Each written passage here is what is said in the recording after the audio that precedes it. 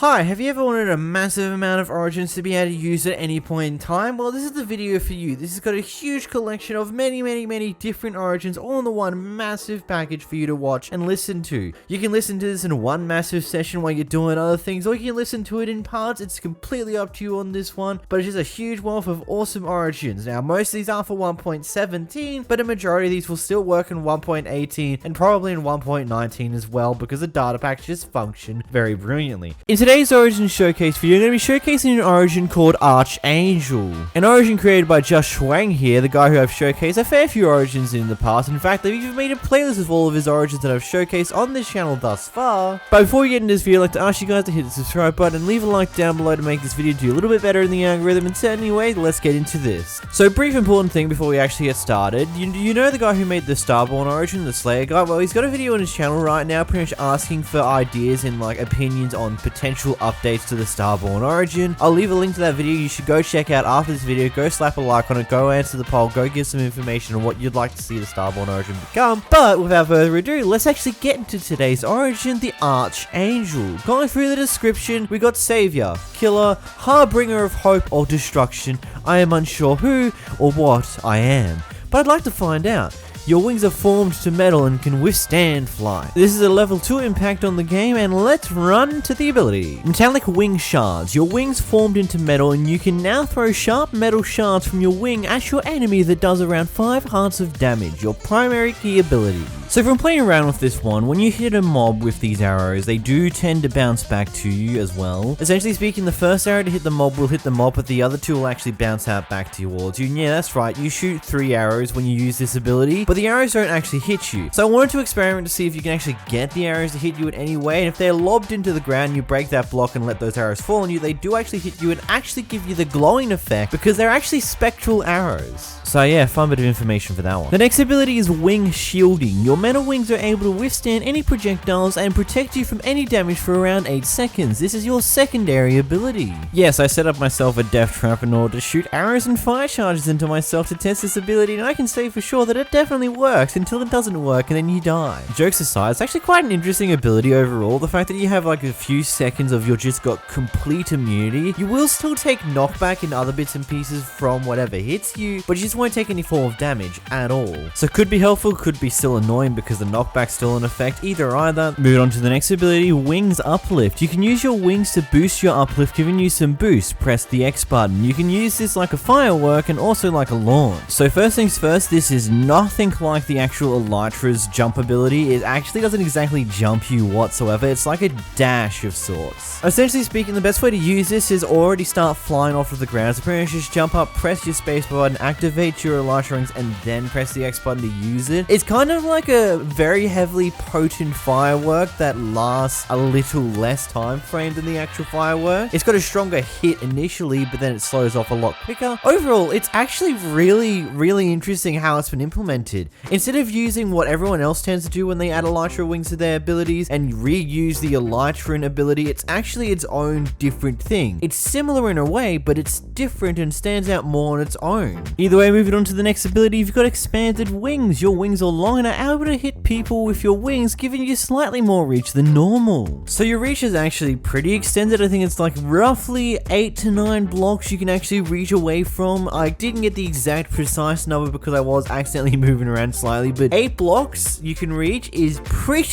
really long of a reach, as you can see in the gameplay here. Like, I'm over on the water and I can break half of the part of the mountain off. Moving into the next ability, you've got Archangel's Vengeance. The Dark of the Night provides you the ability with more gifts. These gifts seem to be a nice healthy dosing of regeneration and night vision too. Moving on to the cons now for the Origin, we got low altitude level. In low altitude levels, you get sickened since you're used to the fresh air. You get slowness and weakness under Y64. Yep, it is exactly what it says in the tin. Essentially speaking, around the spawn points, like unless you're on mountains when you spawn, like you're going to have it by default a majority of the time. It just means you have to build higher up in the air, I guess. Next con, energy consumption. Having wings uses up more of your energy, thus you need more food to provide said energy. So from what I was able to gather, essentially me speaking, it just means your hunger decreases far faster than normal. It doesn't really mean anything much else. Every other bit of food gives a normal amount of hunger bars, you just lose it quicker.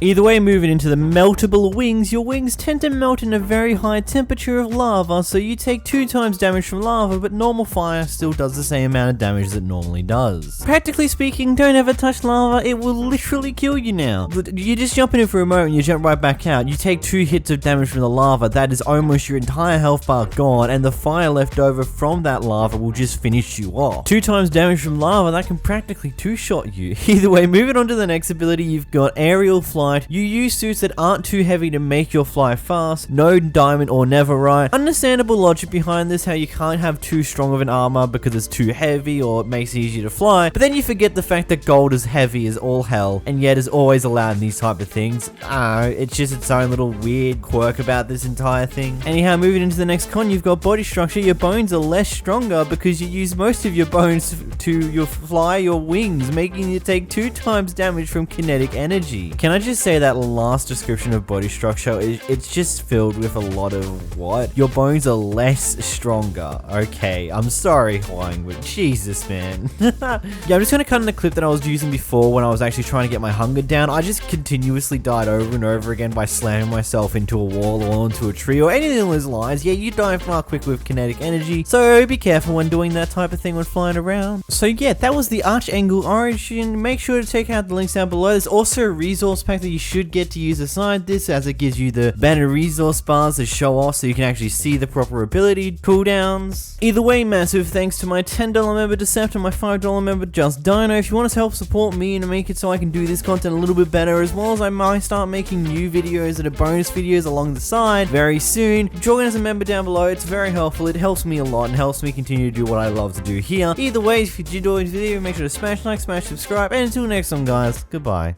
In today's Origin Showcase video, I'm going to be showcasing an Origin called Ares. This Origin is created by the Discord user Just Huang here, the resource bar dude. Now this Origin is one that I've had countless amount of requests for me to make a video on by you guys in the comment section down below, and I'm aware of a few of the other ones that you want me to make as well, and I am working on it.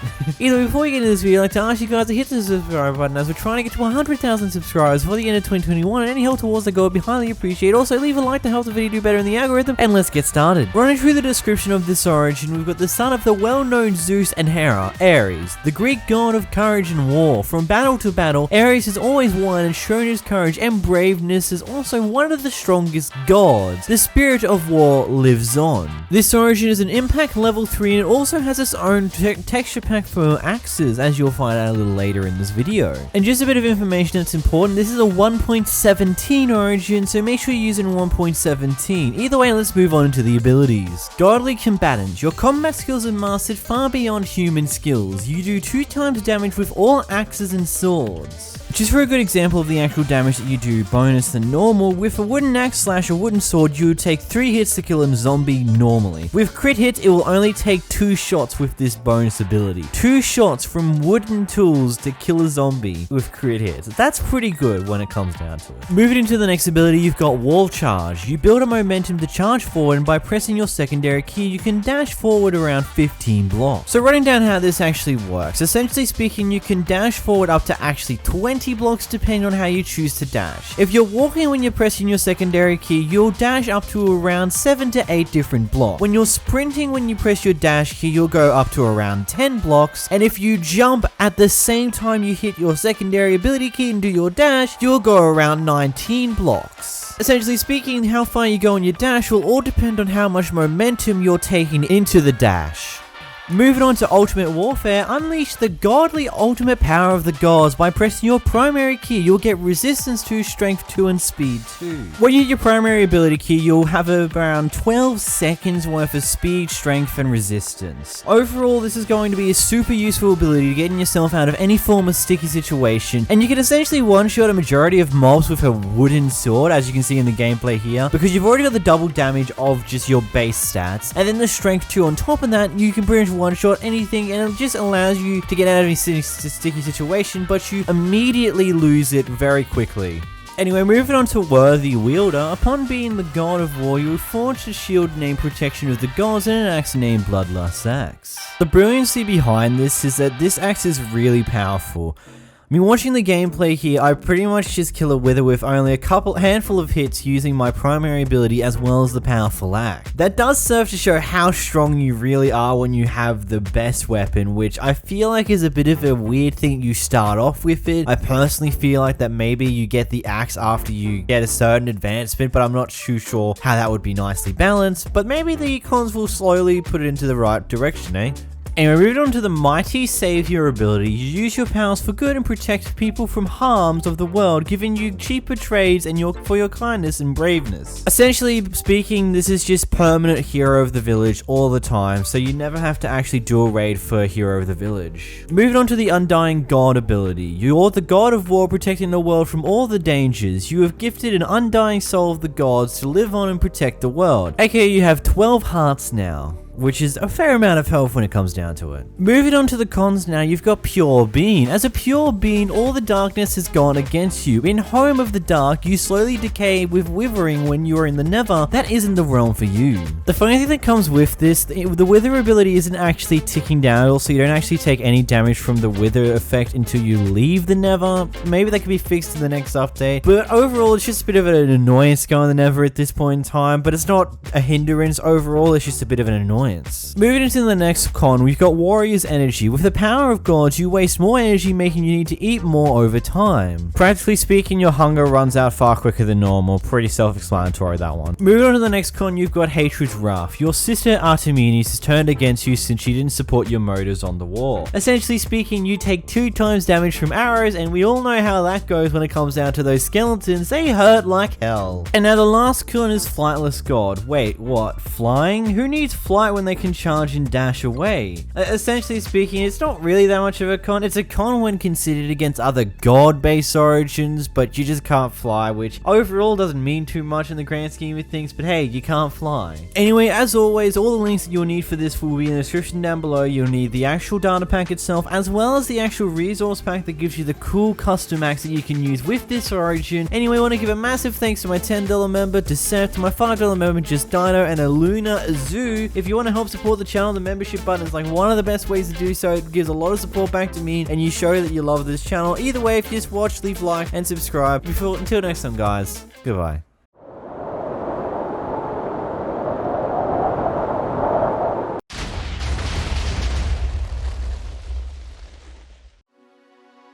Welcome to the Astrologin origin, an origin created by Memphis in the Origins Discord server. This is a 3-impact origin that is based upon a descendant of an unknown cell of beings that venture to the planet Earth. So this origin is for versions 1.17.1, it might work on 1.16, but then some things may also break at the same time, so always be aware of that thing. Always just play it in the most recent version, unless I've specifically said that you shouldn't do that in, so yeah, keep in mind that one. There's also a resource pack that you might want to download in order to actually get the proper resource bars. I forgot to do that originally, so most of this video is a bit cucked because of that reason, but hey, that's just how it goes some days, and that's just what I gotta deal with. Either way, let's get into the actual abilities, and let's roll. First off, we start off with the Moonblast ability. You can shoot a beam of cosmic energy that will harm foes on impact. But hey, if you're on your own special moon beam, make sure to hit that subscribe button down below, and make sure to definitely smash that like button. Okay, let's continue on. Just for a quick FYI before we get into this, I couldn't actually get the actual resource bar that you also can use with this to actually function correctly, so a lot of the visual effects may be missing entirely. Like, I don't know if it's just the actual bar itself that shows the cooldown of your abilities as a part of the actual resource pack, or if there's something more to it, but basically with this ability here, it's linked to your primary ability key, and it's also linked to your cosmic energy, which is for some reason right at the end of the origin list. But basically, cosmic energy, you gain cosmic energy when you're out in the night sky, but you must be in the night sky, and that is when you can use this ability. You'll start the charge up. It has a total of 7 charges total it can have at when you get it to max abilities, and pretty much you can spam it to do damage to mobs, but there's no actual visual bar or anything along those lines. I don't know why that's the case. I don't know if that was the intended part of this actual origin, or whether that's just because the resource pack is not functioning correctly either. I'm not 100% sure what would be the reason behind it, because I can't exactly, like, I don't know. I can't exactly give an answer to that because I don't know what the hell's happening here. It's just as basic as, you know, the ability does a bit of damage to whatever mob you look at when you're pressing the ability. You have no idea if it's going to hit the actual mob or not. You don't know. Like, it's a very weird thing, and I have no idea what in the world to describe about it. It does a bit of damage. It doesn't do a massive amount of damage. It's kind of one of those things where it takes like 5 shots to kill a normal zombie. It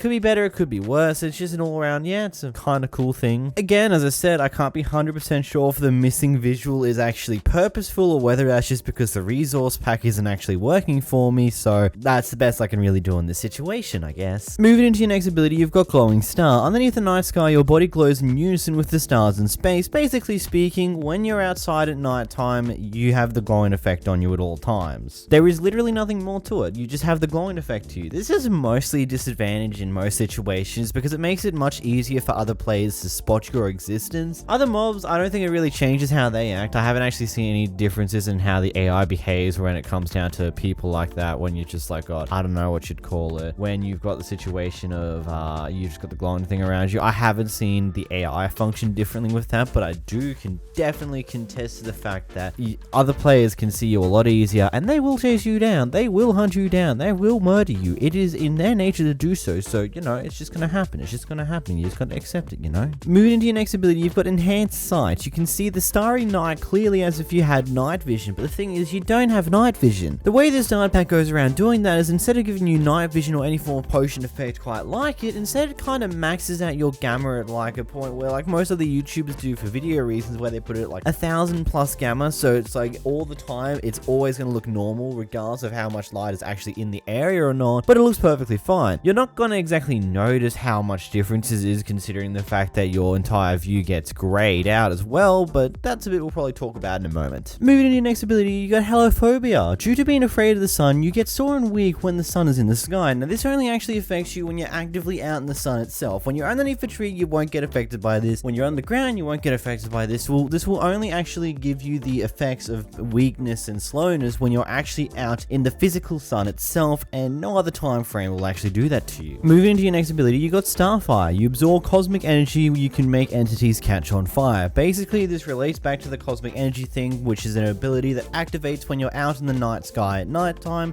Basically, any of your physical attacks will actually cause the enemies to set on fire. This doesn't actually function with your primary ability, so your laser, your moonbeam, which doesn't have any form of visual effect, it will only apply normal damage. It won't actually apply the Starfire damage on top of that. But if you hit them with a physical attack with your bare hands or a sword or any form of weapon, it will give them some fire attack at the same time, which is pretty useful. That can definitely be helpful, especially when getting food in the early game when you don't have any form of easy way to cook massive amounts of like meat and stuff along those lines. It makes it just so that that's immediately cooked food for you and save you the time and coal when it comes down to that, because a lot of people have flame swords for that reason solely at some points. Moving to your next ability, you're a magic user. You mainly use magical attacks, so you haven't really had any experience when it comes to taking physical damage. I just want to point out the fact that they misspelled hasn't. There's an E missing from that word. I'm sorry, I feel bad for pointing that out, because now you're never going to unsee that little bit of an issue there. But this just pretty much means that you take a little bit of extra damage when it comes down to taking physical damage. I'm pretty sure this pretty much just means all forms of damage you take extra damage from, except for spells. I think, like, I'm pretty sure that's how it roughly is it going here. So instant damage, poisons, wither effects, those things still take damage at the regular rate you normally would, unless there's an ability later on telling you that you no longer take damage from those things. But any form of physical attacks such as swords, axes, tools, bare hands, bows, crossbows, fireworks, things along those lines, you'll take more damage than usual from those items and things along those lines. Moving to your next ability, you got Exhausting Being. You require a lot of energies to keep going, so you eat faster. You know this ability by now. You just consume your hunger a little bit faster than normal. Of course, the rate varies depending on the origins, but I think this one's like, it's on one of the lower end of the how quickly it changes how quickly your hunger goes down. It's not too drastic of a change. It's not going to be one you're going to worry about too much. It's just going to be a thing like, oh, okay, I'm just going to have to eat a little bit more often kind of deal.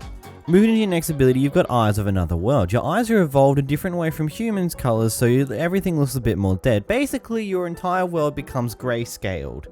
But let me tell you a little bit of a trick with this. If you press the F4 button, if you go Alt F4, okay, jokes aside, if you actually press the F4 button, for some weird reason it deactivates the color. I found out this on accident because my cinematic camera toggle is toggled to F4. So every time I would turn on my cinematic camera, it would automatically activate or remove the decolorization feature of the origin entirely, which was very weird, and I wasn't 100% sure why it does that. I thought maybe it's key to the cinematic camera, but then when I changed game modes by going F3 and F4 at the same time, it also got rid of the grayscale visualization, which I don't know if that was purposeful or not. I don't know what's the point of that. So if you don't like the grayscale and you want color in your Minecraft game, there is F4 there you can use to actually get rid of it. Don't do Alt F4, do just F4. So you can actually avoid the grayscaling if you don't like it at all. So I'm pretty glad that if that was intentional from the creator, I'm pretty glad you've done something like that, because I do know a lot of people that just hate that type of thing. If that was unintentional, leave it where it is. I would personally leave it in, kind of thing. Moving into your next ability, you have the featherweight ability. You fall as gently to the ground as a feather would unless you sneak. Basically, the basic rundown of this, you have the slow falling ability on you at all times, but you can temporarily deactivate it when you're holding down your sneak button, which again, everyone knows that's binded to your shift button. Basically, most people call sneak shifting type thing, but it is your shift button unless you've changed the key of your sneak. But whenever you press your sneak button, it will actually deactivate the slow falling. You'll fall quicker to the ground, but you don't take any fall damage on the side of that, so I guess it's really helpful in that nature. But again, basically, you have slow falling at all times unless you decide to say, no, I don't want it. Moving into your next ability, you've got language barrier. Communicating with villagers is hard due to the fact that you can't understand them. This makes trading difficult. The short and simple of this is it basically just means that your gossip levels with villagers is already on a bad side, meaning that your prices with them are automatically higher than normal, but your gossip levels aren't to the point where iron golems are going to attack you immediately. You still have to kill a villager and do other bits and pieces for them to start doing that, but it just means that by default, your trades with a villager are going to be slightly more expensive, but you can still downgrade them down to a point with zombies and stuff along those lines, because it's still built in with the normal mechanics of a villager. It isn't like the villager's trade is straight up disabled for you. It's just slightly more expensive to begin with. Moving into your next ability, you've got odd gravity. Gravity behaves odd when it comes to you. You can jump very high. You just have jump boost 2 on at all times. Again, as it is with a lot of the other abilities in this origin, it actually isn't giving you the effects. The only time where you're actually giving physical status effects on your character is when you get the weakness and slowness throughout the day and the glowing and speed throughout the night. That is the only time where you actually have physical effects on your Minecraft player. That means you can't add any more higher level, any more that level type thing. But when it comes to the jump boost, you can branch jump up to a maximum of 4 blocks if you have a jump boost potion for yourself. As this ability doesn't actually give you the jump boost 2 as a proper status effect, it's just implemented into your actual physical character stats. You can just jump up 2 blocks by default, no quirks towards that. Moving into your next ability, you've got cosmic energy. When in the night sky, you gain cosmic energy. Again, this is roughly the same as I mentioned earlier with the cosmic energy. This is basically what is required when it comes down to using your primary ability, and when you have cosmic energy, it also allows you to set mobs on fire via your physical attacks. But that's basically all there is to it. So let me know your thoughts as always in the comments down below, and until next time guys, goodbye. Hello and welcome back to another Origin Showcase video. In this Origin Showcase video, we're showcasing the Atomizier version 2.1 created by the Discord user known as Nuggo from the Origins Discord server. This Origin is for Minecraft version 1.17/1.17.1. It may potentially work in 1.16, but it may potentially also break at the same time. Moving into the Origin itself, it's a 2 impact Origin, meaning it has a medium amount of impact upon the game. It's not going to be something that's too drastically changing the game to you, but it's going to change the game at least to some degree in a way, shape or form. Moving into the description, you can shrink yourself down to the size of an atom and back up again. Anyhow, moving into the first ability, we've got the Atomizier. You can shrink yourself to the size of an atom. When you're this small, you are atomically denser and you get a resistance for a short amount of time. Now first off, in order to use this ability, you have to press the shift and your secondary Origin ability key at the same time, and then you'll shrink down. You can also use this to reverse and go back to your normal size, but we'll talk about that a little bit later and the effects that you get with that one. But when you shrink down to a smaller size, you are very tiny. Like, I mean very, very tiny. Like, you're the size of it, let's say a pixel on a Minecraft block. You also, because of being super duper dense, you move extraordinarily slowly when you're in your smaller form. It's honestly a very weird ability to say the least. Going this small and being so damn feels like you're so damn slow. It's very intriguing to say the least. Honestly, I don't know exactly how to describe this because it is quite a different experience playing Minecraft at this like size, but it's like, I don't exactly know what to say about it. Like, you're far tinier. You're far tinier than before. Everything looks massive, but it takes forever to walk towards any block at all. It's really weird. It's a really weird experience that I honestly do recommend you do at least check it out just for this little bit of an experience for yourself. And hey, if you don't want to shrink and become extremely dense, make sure to hit that subscribe button down below, as there's over 100,000 of you guys who actively watch the content who haven't subscribed. Either way, let's continue on. Moving into your next ability, you've got the resize ability, you can grow yourself back to the size of a normal person, but due to your previous smaller size, you become less dense, giving you weakness for a short period of time. So again, you have to do the sneak as well as your secondary ability key in order to grow back to the normal size of a normal Minecraft player. And as it says also here, you get weakness for around 15 seconds after you use this ability. Ultimately, there's not too much more to it. You can just shrink and grow back at any point in time. Like, they have like a very, very short cooldown. Like, by the time you get back to being a big size again, you have the cooldown was pretty much over for going back to the small size, and you can pretty much endlessly cycle it pretty easily. It's a bit weird to do that, but you know, the abilities are interesting to say the least. Anyhow, moving into the next ability, you've got strong legs. After falling off of edges of blocks for all your life, you finally built up a resistance to fall damage. This in essence is just a long explainer for the fact that you don't take any fall damage, which is pretty good. Anyhow, moving into your next ability, you've got the climbing ability. You can grab the spaces in between the atoms to climb up blocks. This ability is only accessible when you're in the atom form, not when you're at your normal size. But when you're at this atom form, you can climb up any surface of blocks regardless of whatever they are. But of course, this is terribly inefficient, so if you have blocks yourself, you can climb up normally as your normal size self by just doing one block towers and stuff like that. But hey, you might potentially find a use for it. It's like, it could be useful for something. Like, let's say trapdoors and stuff along those lines where you go through little tiny holes. Moving into your next ability, you've got micro flight. By the way, that's a misspelling in the title there. When you're in a smaller form, you have the ability to fly. Now, when you go to your smaller form, you'll be gifted a set of elytra wings so you can actually fly around. This is a very weird experience, not gonna lie. Like, as I've said already, this origin thus far is just an interestingly weird experience. Being extremely tiny is already a weird experience. Being a little bit slower than the normal you at a tiny level is very weird. And now flying at this tiny level is so damn weird because it's just so weird. Like, you're barely moving anywhere when you're flying because you're still going around the same pace as you would as you're walking, if not slightly faster than that. But at the same time, you're also getting these wind noises that you would normally get from the elytra. So it is just this weird combination of senses that I really don't know how best to describe it. You know what? I'm just going to play a clip for you here.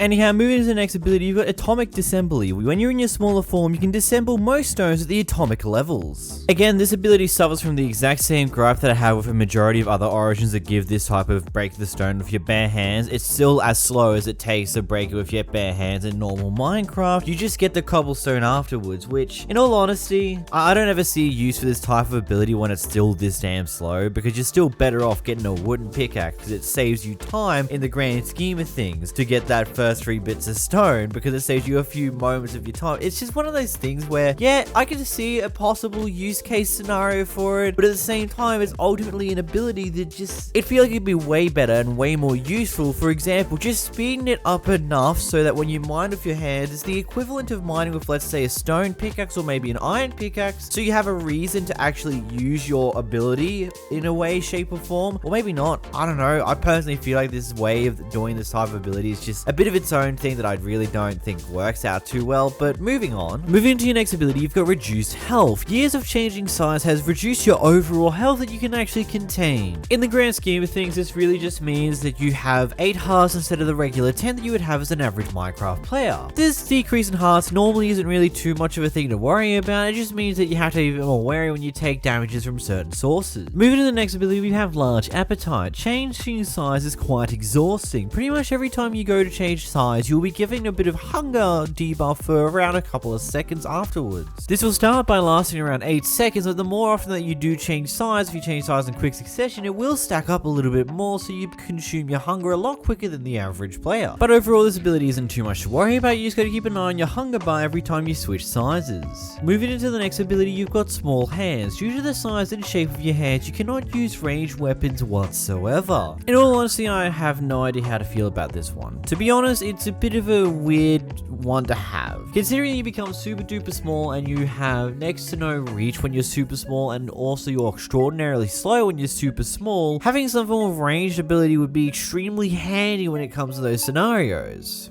But no, this origin flies in the face of having any form of reason to actually go to the smaller origins just as it gets told, hey, nah, that's not happening. What's the point doing that? In all honesty, it makes me feel like that this origin is almost a useless origin to pick, mainly because of a few key factors that make this origin pretty weak and useless for its main ability. For example, when you shrink down to the smaller size, whilst logically speaking it makes sense that you're a lot slower than what you are as a bigger character, it also doesn't make sense gameplay wise. In order for it to be somewhat enjoyable, you want to be at least going at least the same speed that you would be at a bigger player, if not faster of it. Otherwise, what's the point of becoming that small? Because you get 10 times slower, and actually way more than that. You become so damn slow that it really makes the speed small extremely useless in a lot of different scenarios. Yeah, you get an extra light, you get an elytra when you become super small, but then again, that's also pretty much something that's non-existent to care about because of the fact that you move so damn slowly. Honestly, this origin is... it's not terrible, it's got some really cool ideas and concepts behind it, but I just feel like that some of the ideas around it and some of the techniques and like some of the actual debuffs that you get with this origin, I feel like are a bit overbearing in comparison to what you would like from a normal origin. Moving into your final ability, you have Infect. Using your knowledge of DNA, you're able to take out your infected cells and spread them through the air. Be careful though, as you're not immune to this infection. This is your primary ability using your primary origin's ability key, which is normally binded to G, and what this does is it gives players and mobs around you the wither effect as well as yourself for a few seconds. That's about it to it. You get given the wither effect to both yourself as well as the people around you. It will hurt you and you will take a bit of damage from it, but so does everyone else around you. That personally doesn't exactly redeem the origin in my eyes. I still think it's pretty underpowered and ultimately one that I would personally avoid. But hey, let me know your thoughts in the comments down below. Do you think it's overpowered, underpowered? What are your thoughts on this origin? What do you think could be done better? Let me know in the comments as always. I do tend to read them, and so do the creators whenever they find these videos. When the creators find these videos, they tend to read through them, see the ideas and what people say about the origin. But as always, massive thank you to my channel members, especially my $25 channel members Hollow the Void and Saturn, and my $10 channel member Decept. And until next one, guys, goodbye. Hi, welcome back to another Origin Showcase video. In today's video, we're going to be showcasing an Axolotl based Origin created by the Discord user Luna.exe from the Origins Discord server. And I'm surprised it kind of took me this long to actually make the video on this Origin. I've been sitting on this Origin for a fair few weeks now, and I already also realized that this is quite a popular animal slash mob that's been added into Minecraft quite recently, so don't question why it took me forever. The Axolotl is a 3 impact Origin, meaning that it has the maximum impact upon your game. This is for 1.17, which will work in 1.17 and 1.17.1. The Origin might be able to work in 1.16.5, but there are certain things that might potentially break depending on how this Origin was created. As always, just be wary with that. It is preferred to be on 1.17 and 17.1, but that's fine if you want to try and use it on 1.16. Either way, run into the description. You are adorable. You're also highly regenerative predator, but you're still adorable.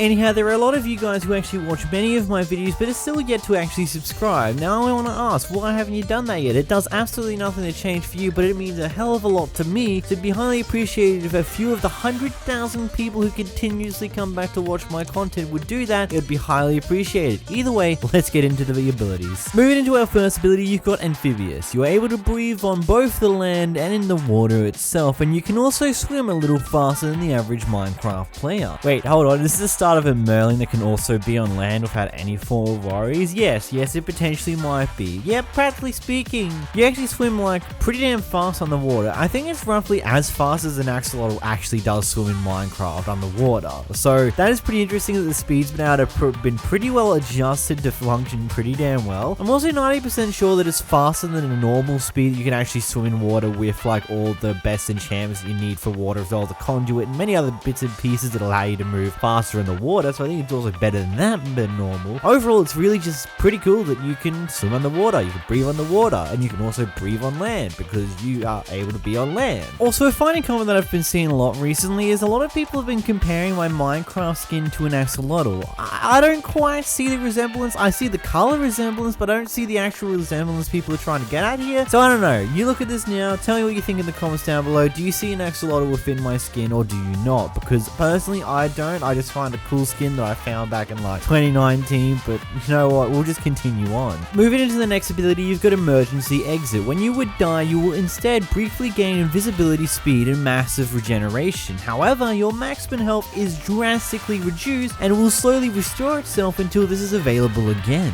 Now, this ability is very interesting on how it functions. As already stated, when you die, when you should die, you'll be decreased your health in total, as well as giving you a very brief moment of invisibility, speed, and massive regeneration. The invisibility and speed will only last with around 4 to 5 seconds, and after that time frame, it is gone. So pretty much you need to get the heck out of there the moment you get given the second you are meant to die, you need to escape. Right at that point, you waste any time whatsoever, you will be cucked because those abilities will not last long whatsoever. And after this ability comes down, once you get out of the area, you'll be reduced down to 3 hearts in total. Now, there's only one way to actually get your full health bar back, and it is by waiting out the timer, which takes several minutes to actually recharge. There is no bar indicating when it does recharge, you just have to wait it out, because even if you do die, you'll still be reset back down to your 3 hearts. Of course, it will look like you have full health, but the moment you take any form of damage, you'll be dropped right back down to the 3 hearts, as that's where you should be at, and it takes a fair amount of time for that to actually recharge. A good estimate is anywhere between like 10 minutes, potentially even more, as I sat around for around 5 minutes after taking that damage for the ability, and I was only up back to 5 hearts instead of the full 10 that the Minecraft player is at. So it takes quite a long time, which ultimately I feel like is a very good way to balance out this type of ability to give you a drastic disadvantage for you, the time frame it takes for this ability to recharge, and make it so that when you use it, you only should use it when you're in the absolute most dire situation. You should avoid death as much as possible. Anyhow, moving to the next ability, you've got Aqua Affinity. You may break blocks underwater as others do on land. Practically speaking, I know I say that a lot in a lot of these videos. Essentially, this gives you the Aqua Affinity, enchantment that you can have on your helmet by default, meaning you don't even need to worry about it whatsoever, and I'm pretty sure you already understand what that means. It makes it so that you can act underwater as others do on land, aka breaking blocks at a normal speed. Anyhow, moving into your next ability, you've got Water Dependency. Your skin loses moisture over time, and as you begin running low on moisture, you begin to lose hunger and more quickly. You can replenish your moisture by fully submerging yourself in water or by drinking bottled waters. So whilst you can actually spend a lot more time out of water and not have to worry about drowning in the air like the Merlin origin does, you still have to worry about water in a sense that's a little bit different, as you need to keep yourself wet, you need to keep yourself moist, and that sounds so wrong if you think about it in the worst way possible. I apologize, but you need to keep your body wet in some form of way by hopping into water or drinking some bottles of water in order to make it so that you don't start to burn your hunger fast. This ability is very interesting in how it works. The more that your bar decreases, the faster your hunger will deplete itself. Now, because a lot of people might just think so, oh, okay, so once the bar reaches 0, your hunger will be depleting itself extraordinarily fast. No, it slowly does that over time, because this bar itself takes a long time to actually deplete. Like, I sat there for around 16 minutes watching the bar go down, and it barely even got to the halfway point. So this bar can take half an hour plus to actually deplete entirely. But by the time you were to the halfway mark, the hunger bars were going down about 1 every like 5 seconds of sprinting. Like, it was really fast and decreasing the hunger rate, so I wouldn't be too surprised to say that once you reach down to almost 0, your hunger is going to just snap out of existence when you start doing anything that requires your hunger. Overall, this ability isn't going to be too annoying, it isn't going to be too intrusive on how your game actually functions. It will just slowly consume more and more of your food over time. You'll have a noticeable increase in how much food you're actively consuming, but it isn't going to be something that becomes the absolute bane of your existence when you're outside of water, and it's very easy to counteract this. But to go along with the fact that it takes forever to actually deplete the bar itself, it also takes a decent amount of time of being completely submerged in water before it actually goes back up again. Going from what I was at, which was roughly about a third of the way down, like 1/3 of the bar left, it took around 1 minute and 30 seconds of recharging the bar back to full again of being fully submerged in water. So my guesstimate on how long the bar actually is, it would probably roughly take you 2 to 2.5 minutes to actually get the bar back to full if you were to somehow deplete it back down to nothing. So it isn't as intense instantaneous refill if you go into water. It takes a fair bit of time for it to recharge. Overall, I don't find that this ability will actually be too intrusive in your gameplay. You'll just have a noticeably quicker hunger need, or your food will noticeably dip too fast once you start staying out of water for a long period of time. Like, let's say when you're end busting or raiding in the Nether, things along those lines. But hey, at least you can do those things, eh? And moving to the next ability, we have Carnivore. Your diet is restricted to meat and you cannot eat any vegetables whatsoever. This is self-explanatory. We already understand this. It's been done many different times. You just can't eat vegetables, including golden apples and golden carrots. So what are your thoughts on this origin? Let me know in the comments down below, as always. And if you did enjoy this video, make sure to hit the like button down below. This is actually going to be the origin that I'll probably pick for the private SMP that will be starting up in the next few weeks or so. So hey, look forward to that, because you know what? It does kind of match my skin. I don't quite see the resemblance, but hey, if you do, let me know in the comments below. Either way, smash like. Massive thank you to my channel members, my $25 member, especially Holly the Void, and my $10 member, Decept, and goodbye. Hi, I'm back. Did you miss me? Anyway, in this video origin showcase video, I'm going to be showcasing the Bedrockean origin. This one is for 1.17, created by Darkstar Eco in the Origins Discord server. Now, this is a very special type of origin to play with, as it gives a lot of beautiful different bits and pieces that you've never probably seen before. Well, you might have. I mean, you might have in an overpowered base origin, but this is actually one of those type of origins that gives you a lot of beautiful things that's actually balanced, or at least somewhat balanced. Essentially speaking, your mutant piece of bedrock. You're a bedrock that is actually alive and can function like a normal Minecraft player. And your description for this origin is just simply bedrock. Nothing more, nothing less. It's absolutely just bedrock. Now, this origin does require everyone's favorite size adjusting mod, the Paku mod, but other than that, you pretty much just need the default origin as well as the Paku origin. Either way, let's get started with the abilities. Anyway, moving into the first ability, we've got Fire Immunity. You are immune to all types of fire damage, including but not limited to lava and normal fire. Actually, I'm 99.9% sure that that is all fire types. But hey, we'll go, oh wait, there's blazes. Yeah, you're immune to them, as well as gas boys as well. Yeah, don't ask me why I'm sitting in this lava for the entire intro, as well as this part here. Just don't question it, it's normal, it's perfectly fine. Moving into the next ability though, we've got Acrobatics. You never take fall damage, no matter what height you actually fall from. So again, another basic ability, pretty understandable. You take no fall damage, and you want to know where you can take no fall damage in real life, make sure to smash that like button on this video. At least I didn't tell you to subscribe, but you should also do that too. What? I've got to slide it in somewhere. Moving into the next ability, you've got Strong Arms. You're strong enough to break natural stone without using a pickaxe whatsoever. Kind of similar in a way to what the Shulk Sail would do, as well as the Cobblestone origin, as well as a collection of other origins that have this ability as well. Practically speaking, you can just break stone with your bare hand. Practically speaking, you're able to break stone at roughly the same pace as what you would normally break with a default diamond pickaxe, if not just a bit faster to that. But it's unable to easily tell that with these, mainly due to the fact that it looks like pickaxes are also boosted via these abilities as well as a few other abilities that of course get shown off in this clip here, which we'll talk about very soon. Either way, moving to the next video, we've got Sturdy Skin. Even without wearing armor, your skin provides natural protection. This is around 8 points of armor, which is roughly 4 chest plates on your actual health bar, essentially speaking, negating the actual armor necessary for at least the early game, making it so you don't need to worry about leather, gold, or chainmail armor, but you might consider going to iron armor in the future.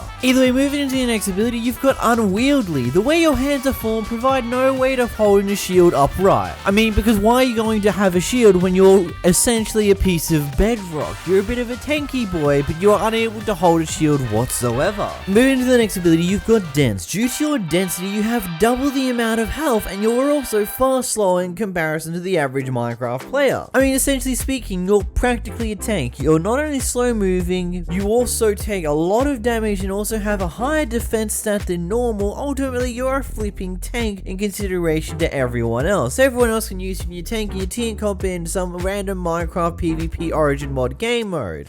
Anyhow, moving into the next ability, you've got Powerful Arms. Due to your great strength, you can launch mobs into the air when you actually hit them. Honestly, this ability is very interesting and weird at the same time. Now, first off, you essentially have the ability to do a powerful knockback that is more powerful than your average knockback. But instead of knocking the mob in the direction that you're facing towards and how you hit them, so instead of knocking them further backwards in comparison to where they are when you hit them, you actually hit them up into the sky. It's only roughly about 4 or 5 blocks up in the sky they actually go, but 4 or 5 blocks is enough into the sky that you can take full damage. Essentially speaking, with this ability, you can two-shot a majority of mobs with your bare hands, because you'll launch them up in the sky, they'll take a bit of extra damage when they hit the ground, and then you can just hit them a second time and finish them off completely. Essentially speaking, extremely useful when fighting against mobs, especially when you have a few of them around you. Anyway, moving to the next ability, you've got Large Appetite. You exhaust much quicker than others, thus requiring you to eat far more often than the normal Minecraft player. I'm pretty sure this ability is pretty self-explanatory for what it is. Your hunger will just decrease far faster than the normal Minecraft player, meaning that you just need to eat more food than normal in order to keep it at full, which overall is just a very common thing, so you're probably used to it by now. Anyhow, moving to the next ability, you've got Heavy Body. Due to your great weight, you can barely jump a block high. Now I know what you're thinking. You're probably looking at this like, oh, you can only jump a block high in the first place in normal Minecraft. What difference is this gonna make? Well, it says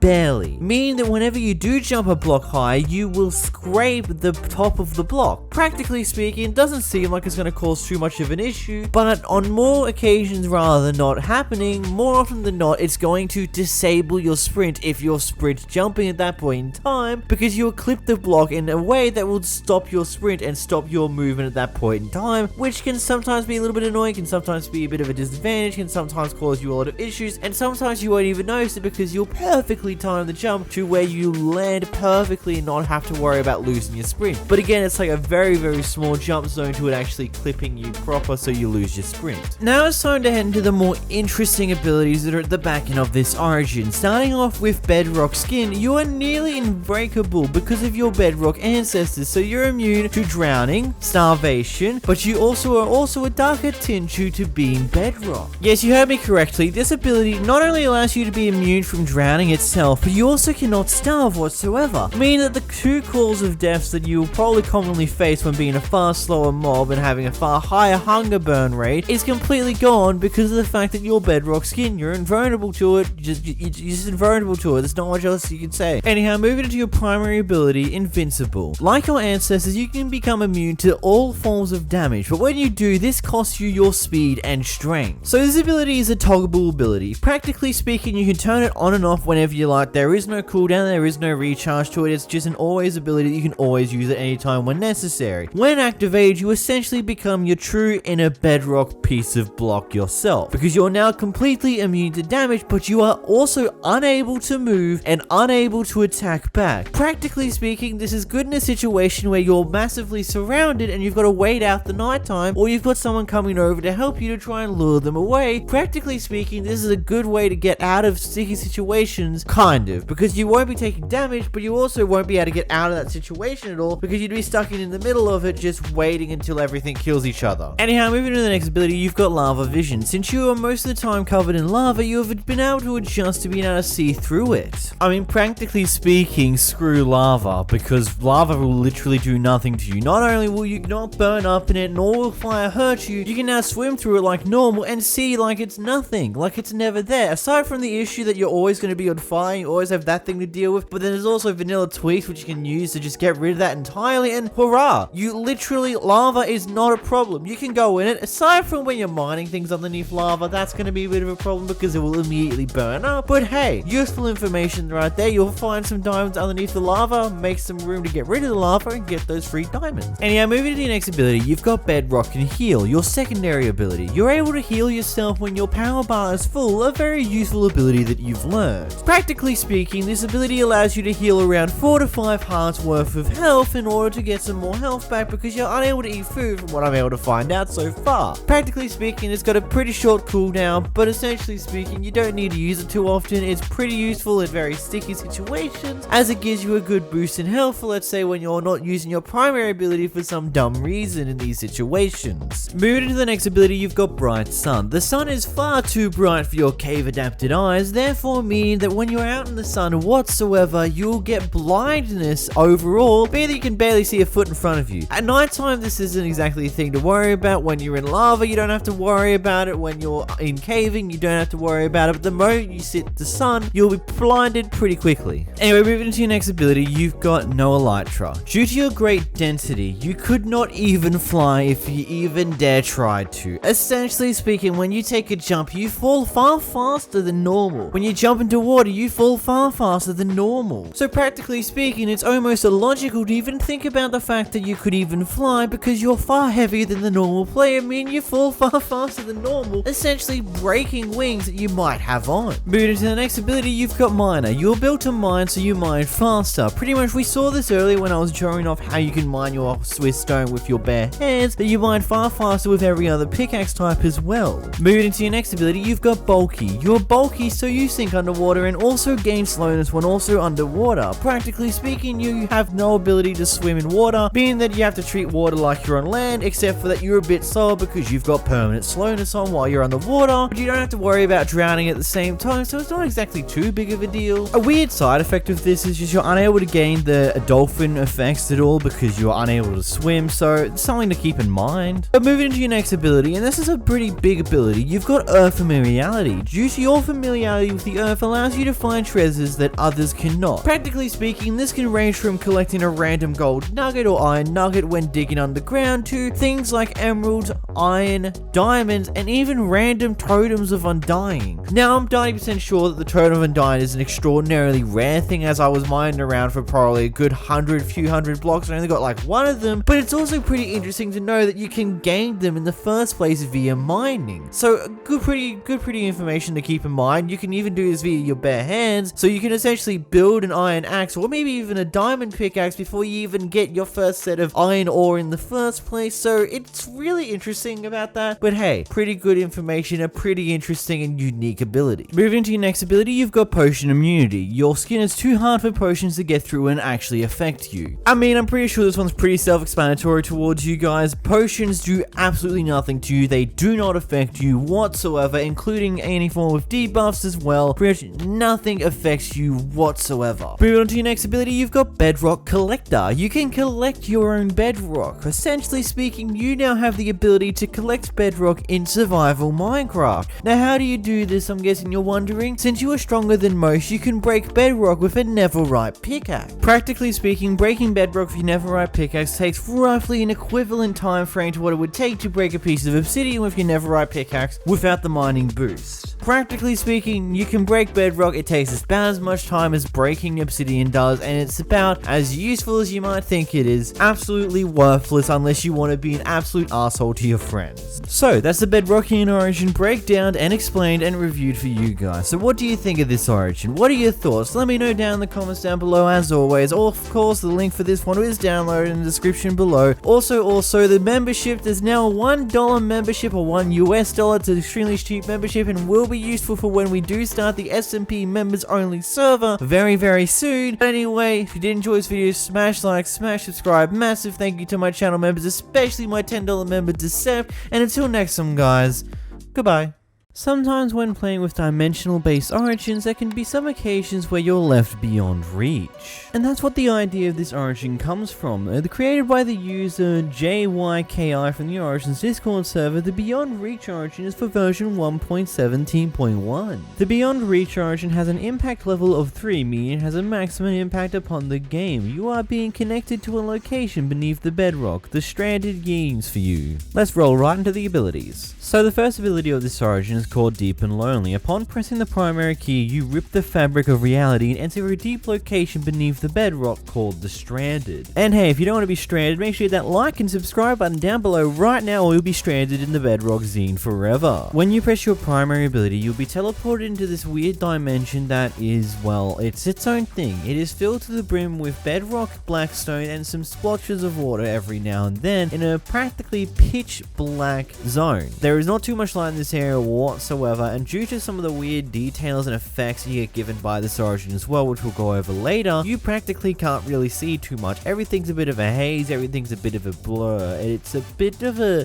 I don't know exactly how to describe this really. Just take a look what's on screen. It is a very weird and enchanting place, but basically from what I can tell from my map, it is all just this dark either black stone and bedrock materialized stuff. There's nothing more to it aside from that, and it's just, I don't know, like, there's no good way to describe what this is, to be honest. It's just its own weird, unique ability. And of course, when you press your primary ability, you will be teleported back to the overworld. Another interesting thing that happens when you teleport in between the two dimensions, the overworld and your stranded dimension, you'll be given 15 seconds of maximum resistance and slow falling in order just to counteract whatever may potentially be waiting for you when you go between dimensions. Moving into your next origin, you've got Between the Rift. You can exist between a plane of reality between your connection of the Stranded and the overworld. Using this ability causes you to lose your vision, but allows you to have flight like in creative mode. This ability seems to be the most useful, useless ability you can probably get. This is key to your secondary ability, and when you do press it, you'll lose all form of vision entirely. You can still look at your F3 menu, look at your coordinates and stuff along those lines, but you cannot see whatsoever. But you do get given the ability to fly around. I'm not sure how to think about this one. One of the plus sides about this though is this will disable your ability to take fall damage whilst you're in this mode. So let's say you're about to fall to your death and you don't have anything to save, you can just quickly press your secondary ability to stop yourself from taking the fall damage that will kill you. But if you do press your secondary ability whilst you're in the air flying around, you will fall down and die potentially. So it's very, I don't know, it's very up in the air with that one. This ability seems to be the most useful, useless ability you can get, because yeah, you get the ability to fly, but you're entirely blind. So does it really help? Like, does it really help you at all? I don't know. I have no idea what's going to happen here, because it's just one of those things where there are more questions than there are answers, and there's a lot less uses for this just because of the fact that you're entirely blind. Moving on, we've got the Banish ability. Hinting an entity will banish them to the Stranded forever.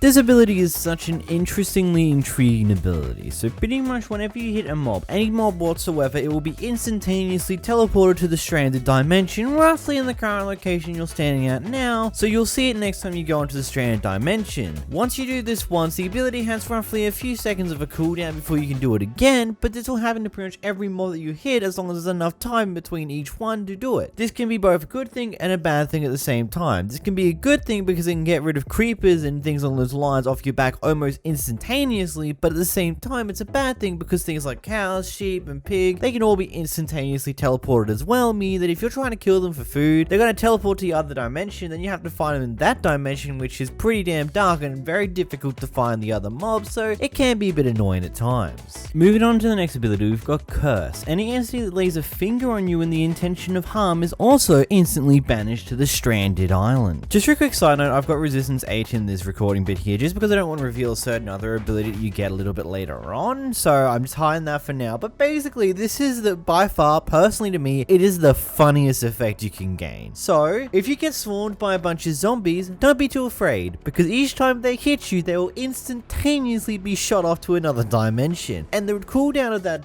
ability is so short that any mob in between every single hit, every single time a mob hits you, it will get teleported. Creepers, on the other hand, will instantly explode and murder you, so beware of that one. They really can't teleport after they're already dead. But the coolest effect about this is when you go to your Stranded dimension and you just see all of those mobs that have hit you over the time span of God knows how long float down towards your current position and start chasing after you. That was the funniest thing to me when I went over to the other dimension after spawning 64 husks. After letting them all hit me and be TP'd to the Stranded dimension, going into the Stranded dimension afterwards gave me the funniest laugh ever, because you just see 64 of them falling down from the sky, then all of a sudden they're all starting to chase you, but it's just beautifully hilarious. This really can give you some brilliant effects if you just want to have a bit of fun with it. Anyhow, moving on from that ability, we've got Comforting Oblivion. The Stranded grants you strength, making you deal an additional 5 damage whilst in there. This does not give you the actual strength potion effect, meaning that you can still stack this potion effect on top of the strength boost you get whilst in the Oblivion. This is going to be super good and super handy when it comes to the example that I stated just before with the last ability, when there's just a huge swarm of mobs that have teleported into the Stranded dimension because of the fact they keep trying to hit you. So you have the ability to pretty easily kill them off when they start to chase you, because you God know already that they're going to start running after you the moment you get in that dimension. So you gotta be careful. So this bonus strength is kind of handy and very, very useful at the same time. Moving into the next ability, you've got Unfortunate State. The Stranded has taken a toll on your physical capabilities, causing you to take twice as much damage when elsewhere from the Stranded. This is the main reason why I had the maximum resistance on earlier in the video when I was playing around with the ability that causes mobs to go to the Stranded dimension when they hit you, just to make sure that this doesn't get leaked out too early. But basically, yeah, you take twice the amount of damage than normal. So basically, even though you got this beautiful ability that teleports mobs away from you whenever they try to hit you, they can still hit you at least once, so they can still deal you damage, and because they do twice the amount of damage than normal, it's going to hurt a lot more than normal, especially when it comes down to creepers. Do not mess with creepers. They will pretty much one-shot you 9 times out of 10 unless you've got max Nether Heir gear with blast protection on. That's probably one of the few ways you can avoid dying to a creeper, because creepers do a lot of damage regardless, let alone when they do twice the amount of damage they normally do towards you, so just be careful, you know? I swear this origin makes you feel like you're trying to play dodging with mobs. You're running around because it's like one of those things, if they do hit you, you will take double damage. Granted, the second they hit you, they get teleported away, so you don't have to worry about that mod anymore, but for something like a skeleton that can sharpshoot you from a mile away and you won't even notice it, he could just come up, take your final bit of health just because he does double damage, and it's like he's gone. You will never know where the hell that skeleton came from or where he is now, because he's gone. He's moved into the next dimension because he hit you. It is the funniest thing with this origin. Like, honestly, if you don't care for how easy or hard it is to play with survival, this is just kind of funny. This entire Origin's ability set is just hilariously stupid to play around with, because it's just all the weird things that can happen with it, the shenanigans you can happen with it. Basically, in the overworld at nighttime, you want to be the one who hits first. You want to make sure you hit first and don't get hit back, because you will take a lot of damage. Granted, again, those mobs will get teleported away, but you still take the damage, so it's pretty funny. Moving into our next origin though, we have dark eyes. Within the Stranded, your eyes struggle to visualize anything. This is the biggest reason why it's pitch black in the Stranded, almost pitch black anyhow. It's just because you can't visualize anything too well. So if you weren't in the actual origin itself and you got put in here by a guy with the Beyond Reach origin, then you'll just see everything as it is. It's just normal, bright, normal world type scenarios and things along those lines. Even maxed out Gamma doesn't get around this ability that well either. Moving on, we've got use of the depths. Your eyes have gotten confused, frequently going to the strand that has caused anywhere with sunlight to blur your vision. This honestly produces such a simple effect that's really cool. All this ability truly does is just pixelate your screen, pixelate all the blocks, pixelate your character, and pretty much pixelize anything around you when you're in the sunlight. The moment you leave the sunlight, there will be a noticeable change as that effect disappears, because it's very noticeable when it does disappear, because all of a sudden everything's no longer as pixelated. I think the pixelated effect is actually really cool overall. I think it's a really well done effect and works really well. But a weird way to get around it, if you do press F1, it kind of disables that effect entirely, as it seems to be an overlay effect, kind of the likes of which is the pumpkin head type thing, where you can disable it by pressing F1, removing your entire HUD details. So I don't know. I don't think you can really do much about that. It's just a really cool effect that kind of gets easily avoided by those little things. But hey, it's really cool nevertheless. Then again, after further testing, the F1 thing only seems to work in creative mode, so I don't know, maybe the effect doesn't exactly work in the exact way I say it is. Practically, the best way to describe it is like every single little pixel was given its own little outline. It's very small of an outline, but it's enough that it's noticeable to give like some form of a grid pattern to a lot of different objects and things along those lines. Moving into the next ability, you've got missing. After spending so long in the Stranded, you feel a part of you missing. That's not exactly obvious on what this thing is that you're missing, as it doesn't exactly describe anything in detail, and from a little bit of experimentation, it doesn't exactly show up too easily. So I guess the important question to ask is, what are you missing? Hello everybody, welcome back to another Origin Showcase. In this Origin Showcase, we're going to be going through an Origin called the Crowfather. Now this Origin was created by the Discord user known as BHL, in brackets, Monstrosity Constructor, from the Origin's Discord server. Now of course, some important things, this is of course themed after Phil's little persona on the Origin's SMP, being the Crowfather, and essentially the idea behind this was to build and improve upon what the Elytran Origin already had, and make it more suited towards the style and character that Phil's was trying to be the Crowfather. Some more important information, when you're taking a day break, there's going to be no video tomorrow, sorry about that, I'm kind of caught up and a bit busy, but I'll try to have a video out on the Monday, might stream that day instead, either one of the two will happen, but either way, let's get started with the video. Now first off, this Origin was created for 1.16.5, as it is one of the older ones. You might be able to get it to work in 1.17, but I'm not 100% sure on that one. It's made for 1.16.5. Either way, moving into the description, you have been fated to wander the lands with only your loyal crows by your side. Moving into the abilities, we've got Winged. You have Elytra wings without needing to ever equip anything from the start. I mean, did you expect anything less? First off, this is meant to be a Crowfather, so essentially speaking, you gotta have some wings of sorts. Secondly speaking, this is being built off of the Origin that Phil has already picked, which is the Elytra Ashen One, so of course it's gonna have wings. Almost the most logical thing you can do.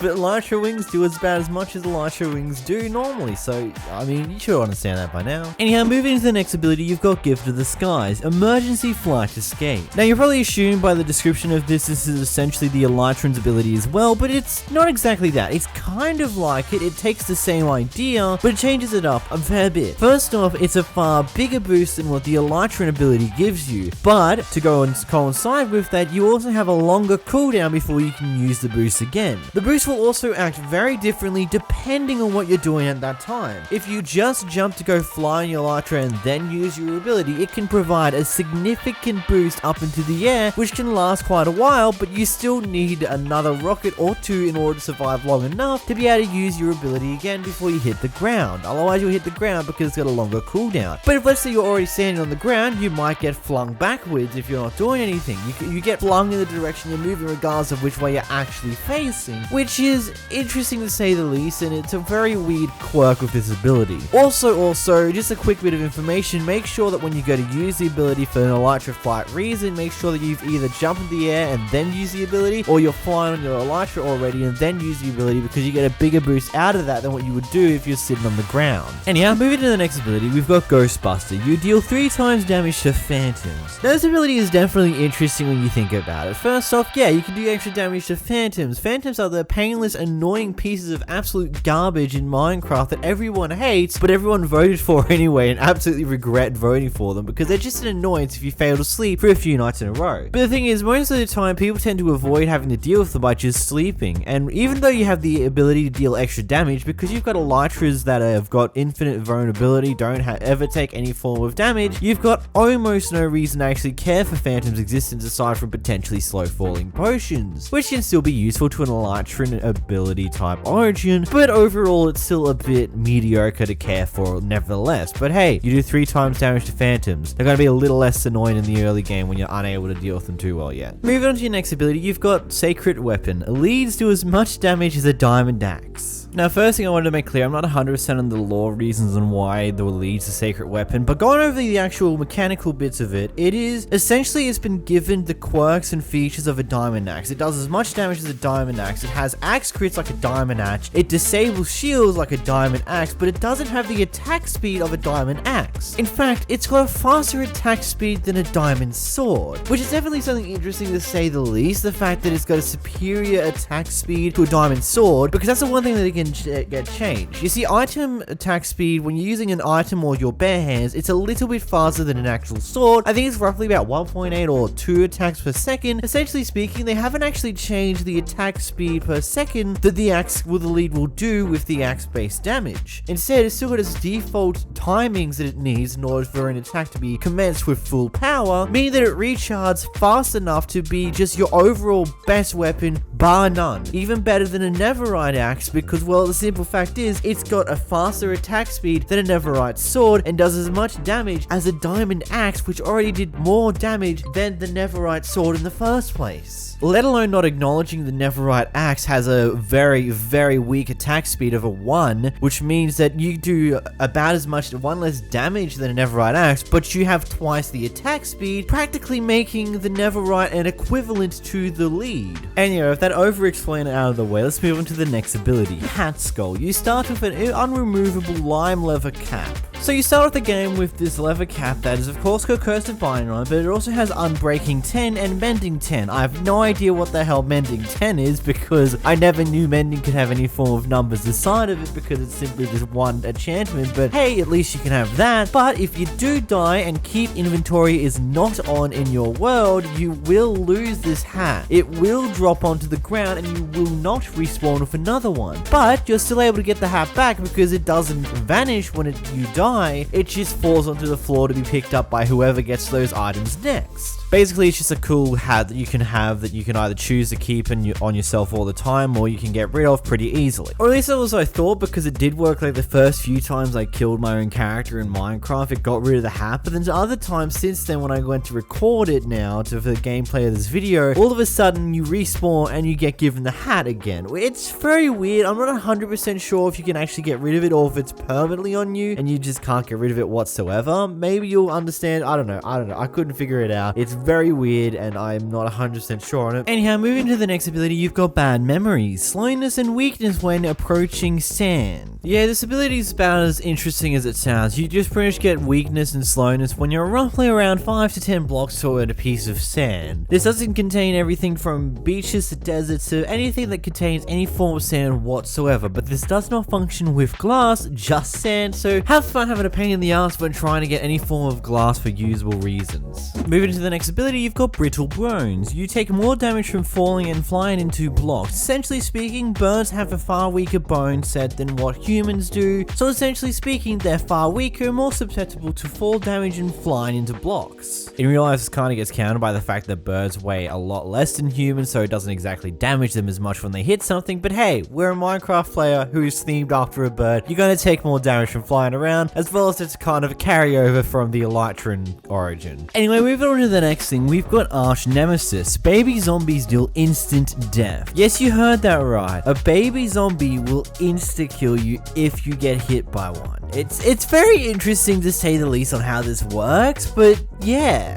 Interesting thing, I have no idea how this one's meant to work. I spawned a baby zombie at some point by just spam spawning zombies, and one of them eventually spawned as a baby zombie, and it dealt normal damage as a normal zombie would. So I'm not 100% sure on what this ability was meant to do, but hey, you at least know the intention. And moving to the next ability, you've got Old Friend. Cannot kill pigs or eat pork whatsoever. Of course, this ability here is connected with the fact that Filcher is a good old friend of Technoblade. They've known each other for eons type nonsense. That's how it goes. That's how the story is with their characters are, blah, blah, blah. You get that by now. That this ability just approaches that in another way, making it so that Filcher is unable to kill pigs when he's using this origin. So hey, let me know what you think of this origin. What are your thoughts on it? Let me know in the comments down below. I always like reading through them, as well as what ideas you want to see next done. Also, I might be doing a Let's Play series kind of thing sometime soon. It should be like within the next few weeks. I'll start working on it, as well as the 100 days video that's meant to be on my side channel. I am still working on it. It's just taking time because things get busy. Massive thank you to my channel member Decept, as well as all my other channel members, and until next time guys,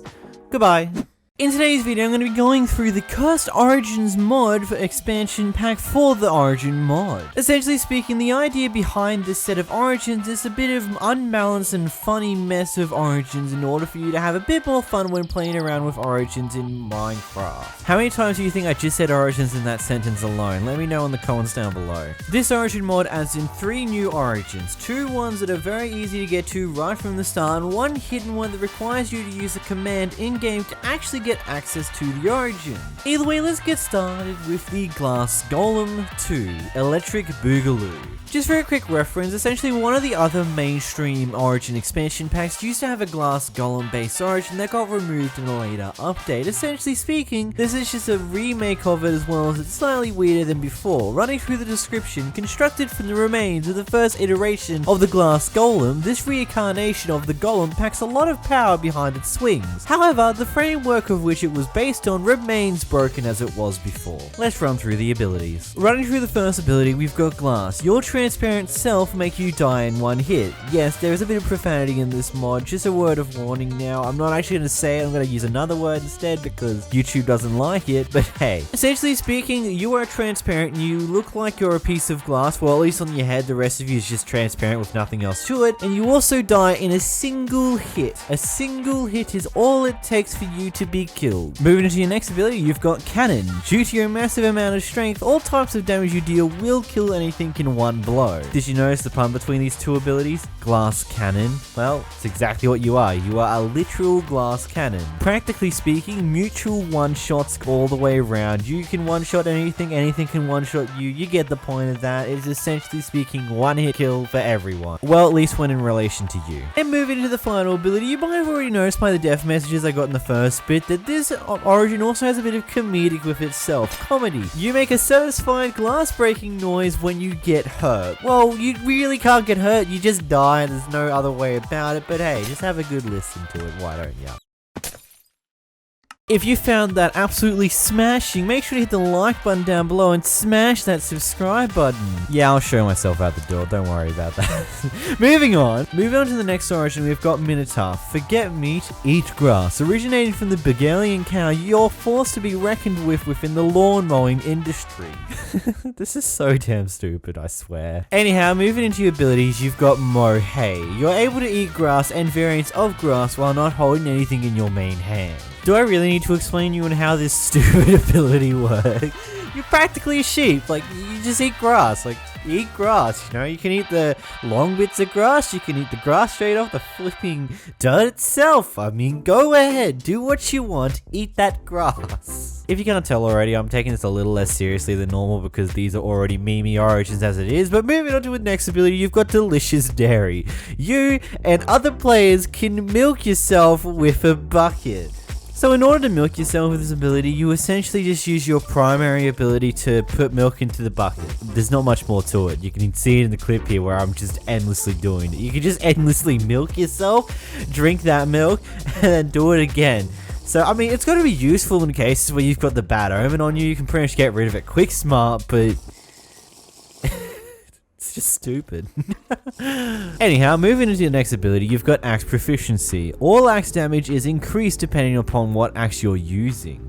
Okay, to break this down for you a little bit, when it comes down to weaker health mobs, let's say for example I use here a husk. All your axes when you use crit hits will 2-shot them aside from your netherite axe which will 1-shot him. Your wooden, stone and golden axe will 3-shot the husk, while your iron and diamond and netherite will 2-shot the husk when you're not doing crit attacks. Another bit of interesting information is that the wooden axe also does as much damage as the netherite sword, just it has half the swing time it takes to actually go do it. Essentially speaking, you can use your netherite sword twice as often as your wooden axe, but the wooden axe does twice the amount of damage as a netherite sword. Practically speaking, a wooden axe is about as useful as the netherite sword with this proficiency.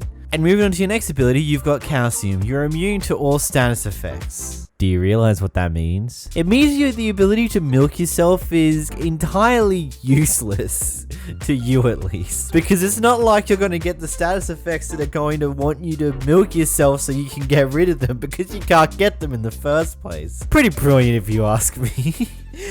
I'm sorry, I'm just like, can't take it seriously when these are the type of things, but this is a fun video to make, by the way. It's just like, I'm laughing a bit more because it's so stupid. Moving on to the final ability for the Minotaur, you've got the Cake is a Lie. You cannot digest normal sources of food. I mean, you can eat grass, that's all you need to do in life. Eat grass, nothing else, nothing more. Moving into the items that lead you to the secret origin and lead you to its existence. Again, you're just going to have to put in the command of /origin set and then just find it in there. But there's also a music disc that comes with this mod that also relates to the fact of what you're going to be when you find out the secret origin. I'm a creeper, Minecraft Grim Reaper, blowing up blocks like Al-Qaeda. I'm not a creature that'll eat you, but I'll leave you petrified. Peach of my mind, peace of mind, sweeper. Take it on a break and you die in a deep. I'll find your mind and my mind. Reading on the mind is finders, keepers. Anyway, moving on, we've got the literal creeper origin. I'm a creeper, Minecraft Grim Reaper, blowing up blocks like ALQ. You are so good at blowing up blocks that you spread your influence to other living organisms. And yes, you get a music disc with Dan Bull's Creeper song. You get the gist of it. I mean, I probably play it for a few moments unless it's going to get me copyrighted, then I didn't. But hey, we'll find out, eh? Moving into your next ability, you've got Explosion.gif. You have the ability to explode, infecting any players caught in the explosion. Essentially speaking, you explode, kind of like a creeper, just your radius of your explosion is bigger than a normal creeper's explosion radius, but it's smaller than what a charged creeper's explosion radius is. It's kind of like in the middle ground, but leaning more towards the creeper's normal explosion size. And essentially speaking, with the infection part, any player that gets hit with the explosion now have the ability to explode themselves. But this does replace their main ability until they do choose to explode. Essentially speaking, they won't be forced to explode immediately, but if you do want to use your main ability ever again, you're kind of going to have to explode and sacrifice the explosion in order to use your main ability again if you have one. Moving into the next next ability, you've got Allophobia. Being near cats or ocelots weakens you and makes you faster at the same time. Essentially speaking, you're scared of cats. Run away from them or you'll be continuously weak. But also you can take advantage of them to run away faster because you get speed, essentially. Also, another interesting piece of information, if you're near any form of cats as well, you're unable to explode whatsoever. Your main ability of exploding gets completely disabled entirely. If you are near a cat, you cannot explode whatsoever. As well as you get weakness, as well as you get sped up, which you'll realize that it's really good to have that extra speed because you'll realize with this next ability where you have powerful stride, you are unable to sprint whatsoever. Practically speaking, a cat might possibly be helpful for you because you get a speed boost when near them because you're unable to sprint whatsoever, but you also have to think about the downsides where you get weakness as well as the fact that you lose your ability to actually explode as well, meaning that you lose like the main things about this origin, but you also counteract the other con of this origin. It's kind of one of those things where you lose a few things to get a good thing back out of it, but overall, are you going to find it worth to be near a cat just so you can walk a bit faster? Probably not. In fact, you're probably not going to even have a cat near you most of the time because it's just overall annoying to be weakened in general and losing your main ability because you're near a damn cat. Anyhow, some important information I want to talk about before we end this video. I might start covering other origins that other YouTubers have already made videos on, including the ones that they created themselves and made videos on, because I want to make my own spin of these type of videos because I do like talking about origins, but I'm kind of running out of good ones to look through on the actual Origins Discord server itself. So if you have any good ones that you know from the Origins Discord server itself, suggest them to me in the comments down below. I am looking at other ones that I've been asked a lot, and I am going to be making videos on some of those ones soon, but I also might start making videos on other ones that other YouTubers have also made to not only give them an extra push, but also because I want to give my own take on them. Either way, if you did enjoy this video, make sure to hit the like button down below, make sure to smash this subscribe button as well, and a massive thank you to my channel members, especially my $10 member Decept, and until next time guys, goodbye. Ice or fire? There's a question I proposed to you at the start of this video. Ice or fire? Because that's your choices when it comes down to the Dimensional Traveler origin. But you don't exactly get to choose which origin you use, so as you start up and use your ability for the first time, it will randomly pick one of the two choices for you. Either the Scorched Dimensional Traveler or the Glacial Dimensional Traveler. Anyhow, the Dimensional Traveler origin is created by the Discord user known as Exotic. This is for version 1.17.1/version 1.17. It can work in both of those. It might work in 1.16, but as always, something might break. So the Dimension Traveler is a 3 impact origin, meaning it has a maximum change upon your game, and when you first pick this origin, it starts off with a very basic thing, basic ability, Rebirth. As a Dimension Traveler, you have a 50-50 chance of being a Scorched Traveler or Glacier Traveler. Press G to rebirth, or your primary origin ability button. So, let's do that and let's see which origin I get first. But before I reveal what I got, make sure to hit the subscribe button and the like button down below, as it really is appreciated and helps the channel out a lot. Okay, let's get started. Is it just me or does this origin seem a bit cold to you?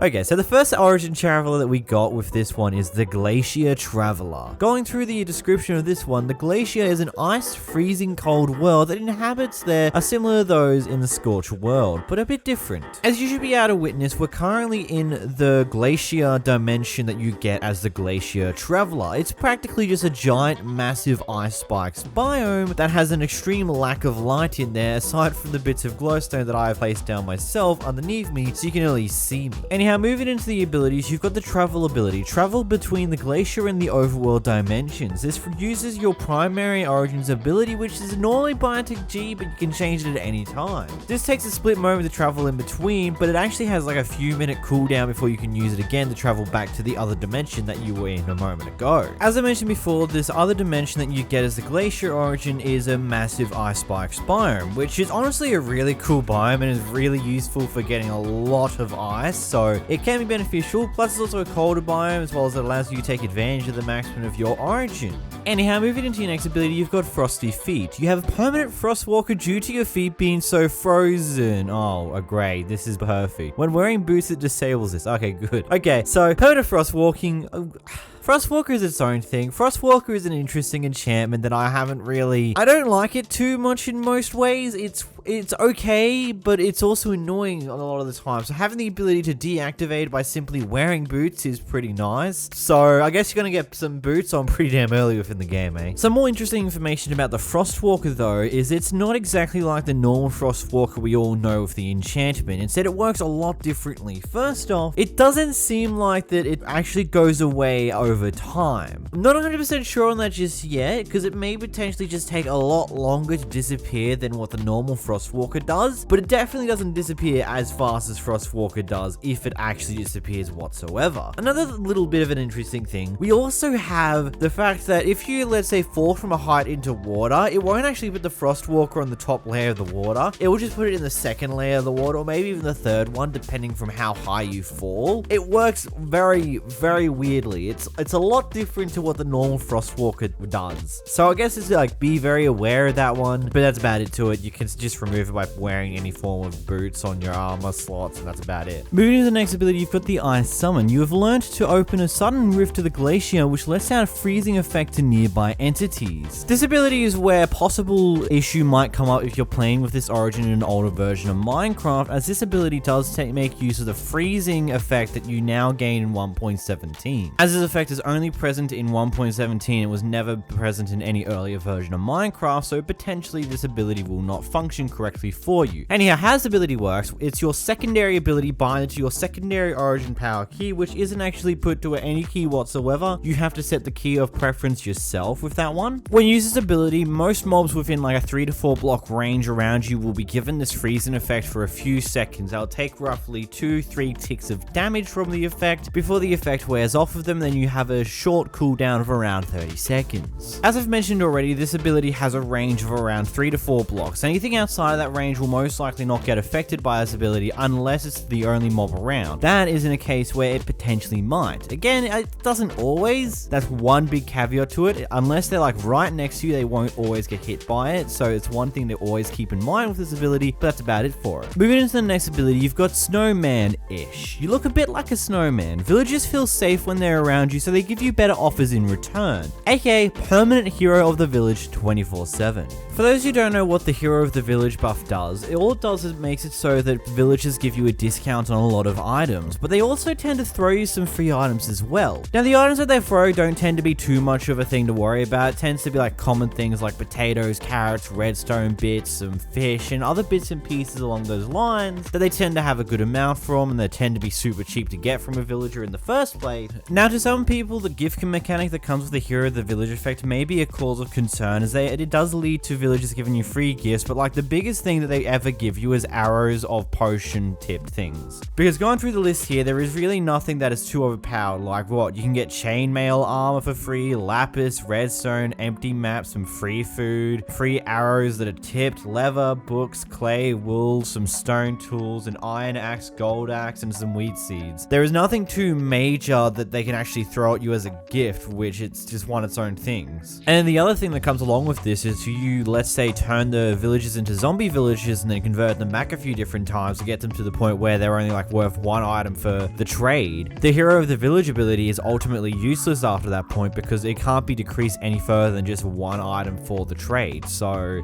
the ability is good in its own way, at least for the early game, but after a while it just becomes an ability that's useless. Moving to the next ability, you've got Frozen Body. Your body has been weakened by the frost that occurs within it. 2 less hearts than the normal Minecraft player. That ability is pretty self-explanatory. You just have 2 less hearts. You have 8 hearts instead of 10. You can pretty much understand from there. Moving to the next one, we've got Melt. You melt into hot biomes and in the Nether. Slowness 2 and a small damage effect over time while in these hot biomes. So the small damage effect over time takes 1 heart each and every time it actually ticks over, but it ticks over at a bit of a random pace. Sometimes it can take like good 10-15 seconds before you take damage, and sometimes it can happen twice in a quick succession of each other. Honestly, you take damage slow enough that you can counter it with food. You're just going to be consuming your food a lot quicker than what you would normally because you do take that damage very occasionally. Moving to your next ability, you've got Hydrophobia. You receive damage over time while in contact with water. Yeah, kind of understandable to be honest, because water is a melted form of ice and you're meant to be a glacial ice type origin, so it kind of makes sense that you take damage when you're in water because water's warm enough to cause you to start melting because, well, well, it's already melted water. Also at the same time, since we're back at the same spot that I made over with Frostwalker about like an hour-ish ago from recording, yeah, I can pretty much say that Frostwalker is kind of permanent with this version of it, so be wary of that. But now it's time to move on to the next variant of the Traveler. Welcome to the Scorched Dimension, the dimension that is home to the Scorched Traveler. Travelers of the Scorched World are humanoid beings living in another dimension called the Scorched World. There is no greenery, everything is entirely scorched. Moving to the first ability, you've got the travel ability, traveling between the Scorched and Overworld dimensions. Of course, this is key to your primary ability, just like it is for the Glacier Traveler. But the Scorched dimension is a lot more different. Instead of taking after a biome that you might find familiar within normal Minecraft, this takes after a biome that is more themed after a form of wasteland, with all form of greenery being entirely removed, with all form of greenery being replaced with the color purple. The purple grass, the purple long grass, as well as other bits and pieces like that, as well as being scattered and populated throughout by a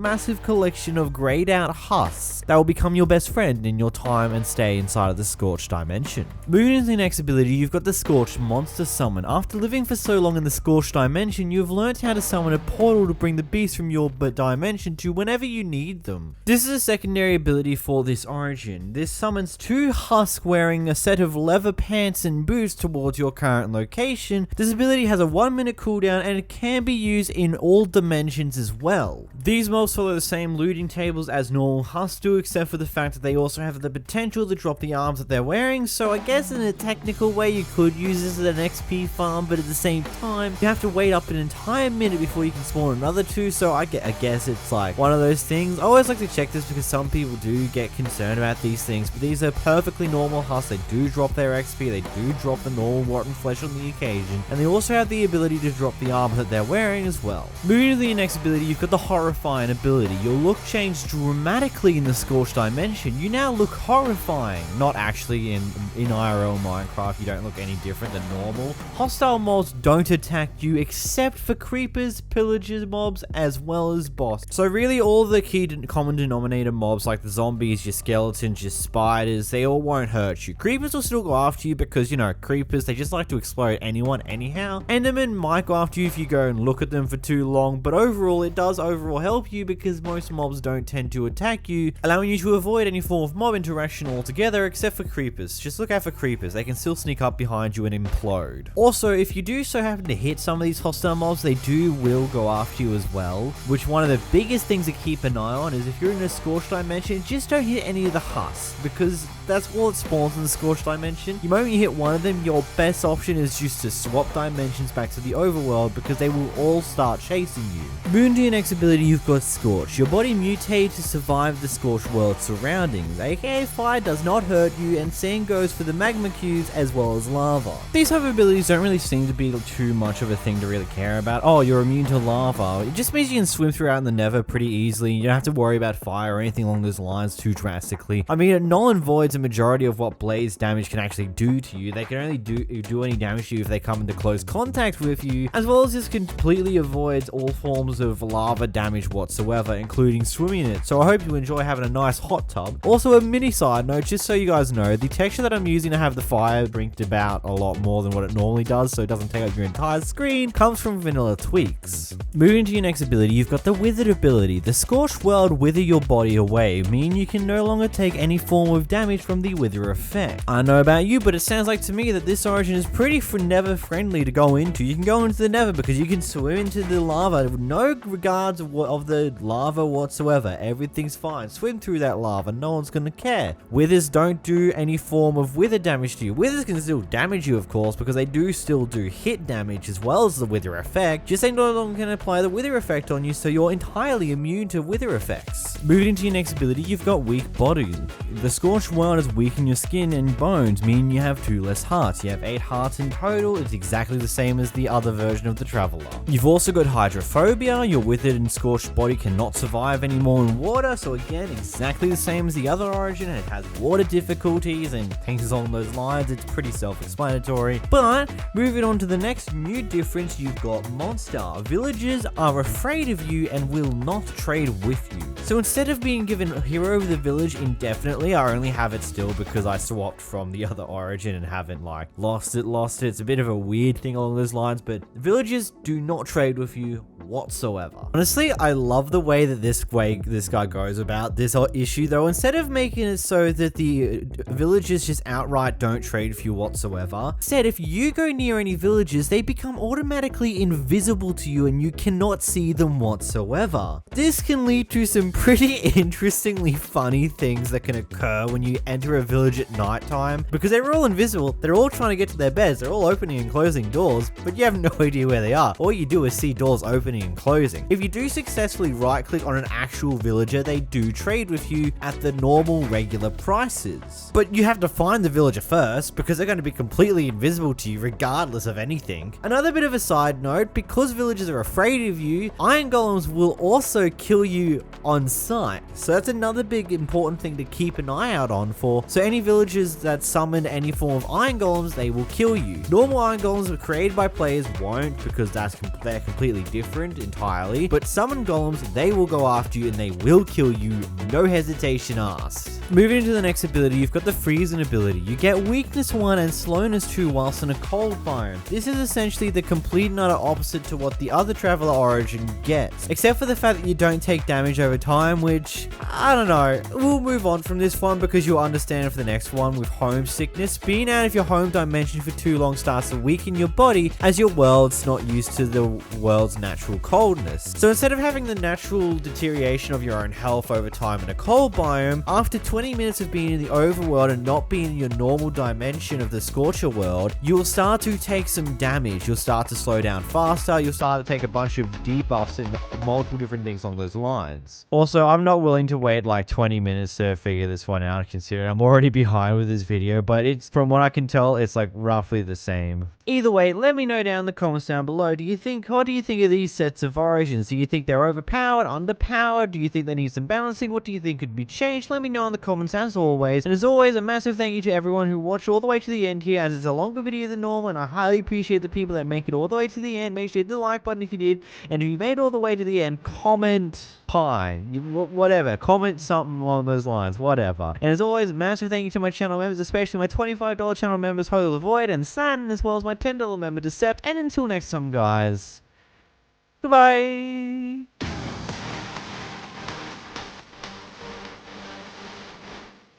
Everyone likes a good origin that is able to warp between different dimensions, whether it be the normal dimensions of the actual Minecraft game itself, or whether it be some new custom dimensions. And today's origin is no different to that, an origin by the name of Warper, created by Mr. Plague, the same guy who created the Filcher origin that I showcased around a month ago. Moving into it, the Warper is a 2-impact origin, meaning it has about a medium impact upon the game, changing a few things but not a drastic amount. Moving through the description, hailing from a distant world, Warpers naturally draw and focus dimensional energy around themselves. But before we begin, I'm going to be live on Twitch tomorrow, starting the next 100-day series live, so if you want to know about the next 100-day series and what I'll be using, go there to make sure you get to know a lot sooner than everyone else. Either way, into the actual abilities themselves. Moving into your first ability, you got Dimension Jumper. You can travel between the Nether and the Overworld. If you have been to the end, it also gets added upon to your dimensional cycle. Upon activation, there is a delay of 10 seconds before you are teleported. During this short time, you are immobilized, infected with blindness, and take increased damage. Press your secondary ability key to change the direction of the cycle, which has a 1-minute cooldown. Now, the overall effect of this ability is really cool. Just everything about it, how it's actually created, is really well made. The sound effects and everything to it is really cool. When you go into the Nether, from what I can tell, maybe it's just my shaders doing it, you don't exactly get to have a proper blindness ability while in the Nether, but when in the Overworld, you're completely and entirely blind. I guess it might potentially be due to the shaders and how they act in the Nether, but moving on beyond that point, there is another big issue that there is to come with this origin ability here. There are occasions when you go into the Nether where you'll be dropped high up in the air and you'll fall to your death, or you'll fall into a pool of lava and die that way. This isn't exactly too good, to be honest. It can definitely screw you over very easily if you're not careful. As well, just by pressing a button, you go into the other dimension, you fall to your death and lose all your stuff, or fall into lava and lose all your stuff, and it's overall just not a fun thing to run through. Overall, the ability can be a bit annoying in that way. Now, of course, the next section of this ability is where you have the ability to also teleport to the end once you've gone to the end yourself. Meaning that you need to be able to go to the end and go back out of the end so meaning you need to beat the Ender Dragon, and this ability will add the end dimension as another dimension you warp to. This is when your secondary ability comes into use. So let's say you go from Overworld Never to the end, you can press your secondary ability key to go from Overworld Never to the end to end Never in the Overworld, so you go backwards in the normal progression that you've been doing the entire time, which can overall be something cool, but also weird at the same time. But as I said, there is one little issue with this. It spawns you at roughly the equivalent coordinates in the other dimension, meaning that there's always a potentiality that you'll just fall to your death. And it's as simple as that. In the end, it's not the same though, as it only puts you at the main spawn point in the end, because there is only one way you go into the end, but hey, that's pretty useful in that mind. But if you go to the Nether, you could fall to your death or fall into lava, so keep that in mind when using this ability. It could kill you. Well, at least that was a thought until it didn't do that, and it put me in the middle of nowhere where it dropped me into the void and killed me. So beware when using this ability, as you may potentially die, but it's a funny as hell ability to use in the first place. Moving into your next ability, you've got the Fluctuation. After a successful dimension jump, you are inflicted with a chance to teleport to a random dimension at a random time, increasing in likelihood each subsequent time you use dimension job with a cap of 5 times. Upon randomly teleporting, you take damage and cannot use dimensional jump for 5 minutes. Damage is dependent on how many times you use that dimensional jump. Chances can go back down over time.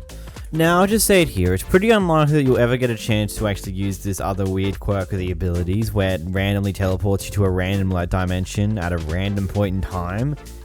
Mainly because of the fact that you're more likely to die throughout one of your early dimensional warps before you can actually get up to a point where this can potentially happen. As I showcased in a couple of different footages, it took me 2-3 different teleports to actually die. In fact, half the time when I teleported to the Nether dimension, I would immediately die, no questions asked, because I'd be dropped into a pit of lava. So hey, it's a cool ability that is there, but it's not exactly going to find a way to get pretty good use out of it, you know? It's just one of those things where it's like one of those out of control things. Disorientated. After teleporting through dimensions, you're inflicted with blindness, weakness, and glowing for 15 seconds. The damage you take during this period is drastically increased. This is what can lead to those deaths that don't seem fair at first, but then once you realize that you do take a crap ton extra damage whenever you finish teleporting a dimension, it kind of makes sense. For example, when you fall to your death, you may have only fallen like 4, 5, 6 blocks, but because you've got a drastically increased damage, it just insta-kills you because, well, of course it does. I mean, why wouldn't it? Why would it make sense for it to do that, you know? Moving to your next ability, you've got the Pull ability. When teleporting through dimensions, 3 nearby entities are brought with you. The homunculus and properties of End Crystal, Shulkers, Withers, Ender Dragons, and sleeping entities conflict with your abilities, preventing them from being teleportable. Practically, you can teleport any mobs that are near you into another dimension, but it disables certain mobs that shouldn't really be transferred out of their current dimension from being that, such as End Crystals, Shulkers, Withers, Ender Dragons, and sleeping entities, which I assume to be villagers, are just unable to be teleported via dimensions, which is fair enough, like completely fair, understandable, have a good day, but everything else is fair game. So have fun taking Endermen to the overworld, or taking zombie hoglins to the end dimensional, stuff along those lines. Some crazy shenanigans you can perform with this type of ability. And of course, when I was trying to record the section for this ability, I actually get the fluctuation thing from earlier, so there it is, I guess. Moving into the next ability, you got Interdimensional. The positions of all nearby players in all 3 dimensions are displayed around you as particle trails. Does not work when you're inflicted with blindness or invisibility. Yes, I'm a lonely man, so I don't exactly have access to this ability and show up properly because I don't have my other computer set up right now because I moved. So yeah. Yeah. Just imagine collection of particles floating in the air. That's roughly how the ability works. Moving on, we've got the Warping Form. Your body distorts and bends under stress, inflicting you with the glowing effect when you deal or take over 4 hearts of damage. The damage you take is additionally increased at the same time as well. So, yes, this is not good in PvP because the more damage you take, the more damage you'll increase. The more damage you take, the more damage you'll take over time. That made no sense. I apologize. Let's try that again. Basically, not good for PvP because as you take more damage, so when you get to a certain point, take a certain amount of damage, each damage you take takes a lot more damage than the last one. It's very weird how it works. Basically, the more damage you take, the more it stacks, the more it hurts. I'm making this more complicated than what it actually is, and you also start glowing, so it makes it harder and more difficult for you to actually run away from the enemy player. Overall, this origin seems to be a bit of a weird, has a lot of weird buggy issues with it. Maybe that's potentially because of the fact that this is actually meant to be a 1.16.5 origin, and I was playing around with it in 1.17. So maybe it's just not friendly to being used in 1.17, which kind of sucks because that's where I want to do these abilities and show them off a little more often, because it does work a lot better in those things, slightly more optimized and etc, other beautiful things on those lines. So that may potentially be the issue of this origin, why it's so many things are broken, mainly because of the fact that I'm playing it in 1.16.5, no, since I'm playing it in 1.17 instead of 1.16.5, which is what the update looks to be up. So I recommend that you test it out in 1.16.5 when you go to play around with it, because it seems to have a lot less issues when you're playing around with it in there. But either way, did you enjoy the video from yesterday, the 100-day video? I do intend to make some more of them since that one did fine. As I said, I'm going to be streaming the next one over on Twitch very, very soon, so go check out over there. There's going to be some things coming over there very, very soon. But either way, if you enjoyed this video, make sure to hit the like button down below, make sure to subscribe if you haven't already. Until next time, guys, massive thank you to my channel members, my $25 member Hollow the Void, my $10 member Deception. Until next time, guys, goodbye. Today's Monday, right? Just want to quickly address something from yesterday's video. If you don't care, look at the timestamp on screen, skip to that. I'm just going to briefly go over it. Essentially speaking, I'm going to keep daily uploading till the end of July. Once July ends, I'll move to that new schedule, going to Monday, Wednesday, and Friday, with an extra video on the weekend being probably the SCP server once it starts. Either way, let's get into the video. In today's Origins mod showcase video, I'm going to be covering the Doctor Strange based origin created by the user known as Spectre from the Origins Discord server. Of course, this is based off of Doctor Strange from the Marvel Universe and the movies, the comics, and everywhere else that he's been seen. So most of these abilities are kind of based off of what he's been shown off in the movies, and that's where it's mostly based upon, but there are some little bits and pieces that come from everything else too. This data pack is for 1.17, and it might work on 1.16, but it might also break a lot of things, and maybe certain things that are exclusive to 1.17. You kind of know the gist of this by now. Practically speaking, it's made for 1.17. You might get it to work in 1.16, but things might break. This does work for 1.17.1, don't worry about that either. But before we get started, I'd just like to ask you guys to hit the subscribe button down below, as well as hit the like button, as there's over 100,000 of you guys who actively watch more than a couple of my videos, and it'd be appreciated if just a few of you guys hit the subscribe button down below. Either way, let's get started. Let's roll into the description of this origin. Doctor Strange, formerly renowned surgeon Dr. Stephen Strange, now serves as the Sorcerer Supreme, Earth's foremost protector against magical and mystical threats. Moving into the abilities, you've got Master Sorcerer. You're able to shape and manipulate eldritch magic, which is your primary ability. So there are two variants when it comes down to this primary ability. First off, you've got the Shield of Sarum, which will create a magic shield that will protect you from all types of damages when you use your right click button whilst you press your primary button. And your secondary ability with your primary ability, you've got the Seven Sons of Sinnabis. This deadly spell is able to generate an enormous blast of fiery energy. Essentially speaking, pressing your G button, your primary ability key, and then hitting left click. So let's go through and how this actually functions. When you press your primary ability button, you'll have the ability to use one of the two abilities. What happens is that the Doctor Strange magic circle appears around your right hand on your Minecraft character, and then you either press left or right click in order to use one of your two abilities. This will keep you in magic mode still, so in order to get out of it, you just have to press your primary key button again, and then you'll be put back to a normal Minecraft character instead of being in the magic mode. So starting off with your primary attack ability, with this ability, when you use your left click button, you'll shoot a few fireballs towards whatever you're facing towards. Quick bit of warning here, if you have fire tick on, be careful on what direction you shoot it at, because if you shoot at anything wooden or anything that can burn, this will spread and light up whatever's around it. This ability does a fair amount of damage in comparison to what most things do. Can one-shot a cow, didn't try it with other mobs just yet, but his ability at the same time, once you use your attack ability, you will be blind and given nausea for a few seconds, and you'll also be given max slowness, pretty much disabling your ability to move for a short amount of time. Practically speaking, this ability will make it so it's a bit more painful for you. When you use your attack ability, you'll be slowed and your movement will be stopped overall. This ability has a very short cooldown of roughly 10 to 15 seconds. Another quick piece of information, this ability is also ineffective if your target is in water. It will pretty much make most of the effects of this ability null and void. Moving into your defensive ability, this one is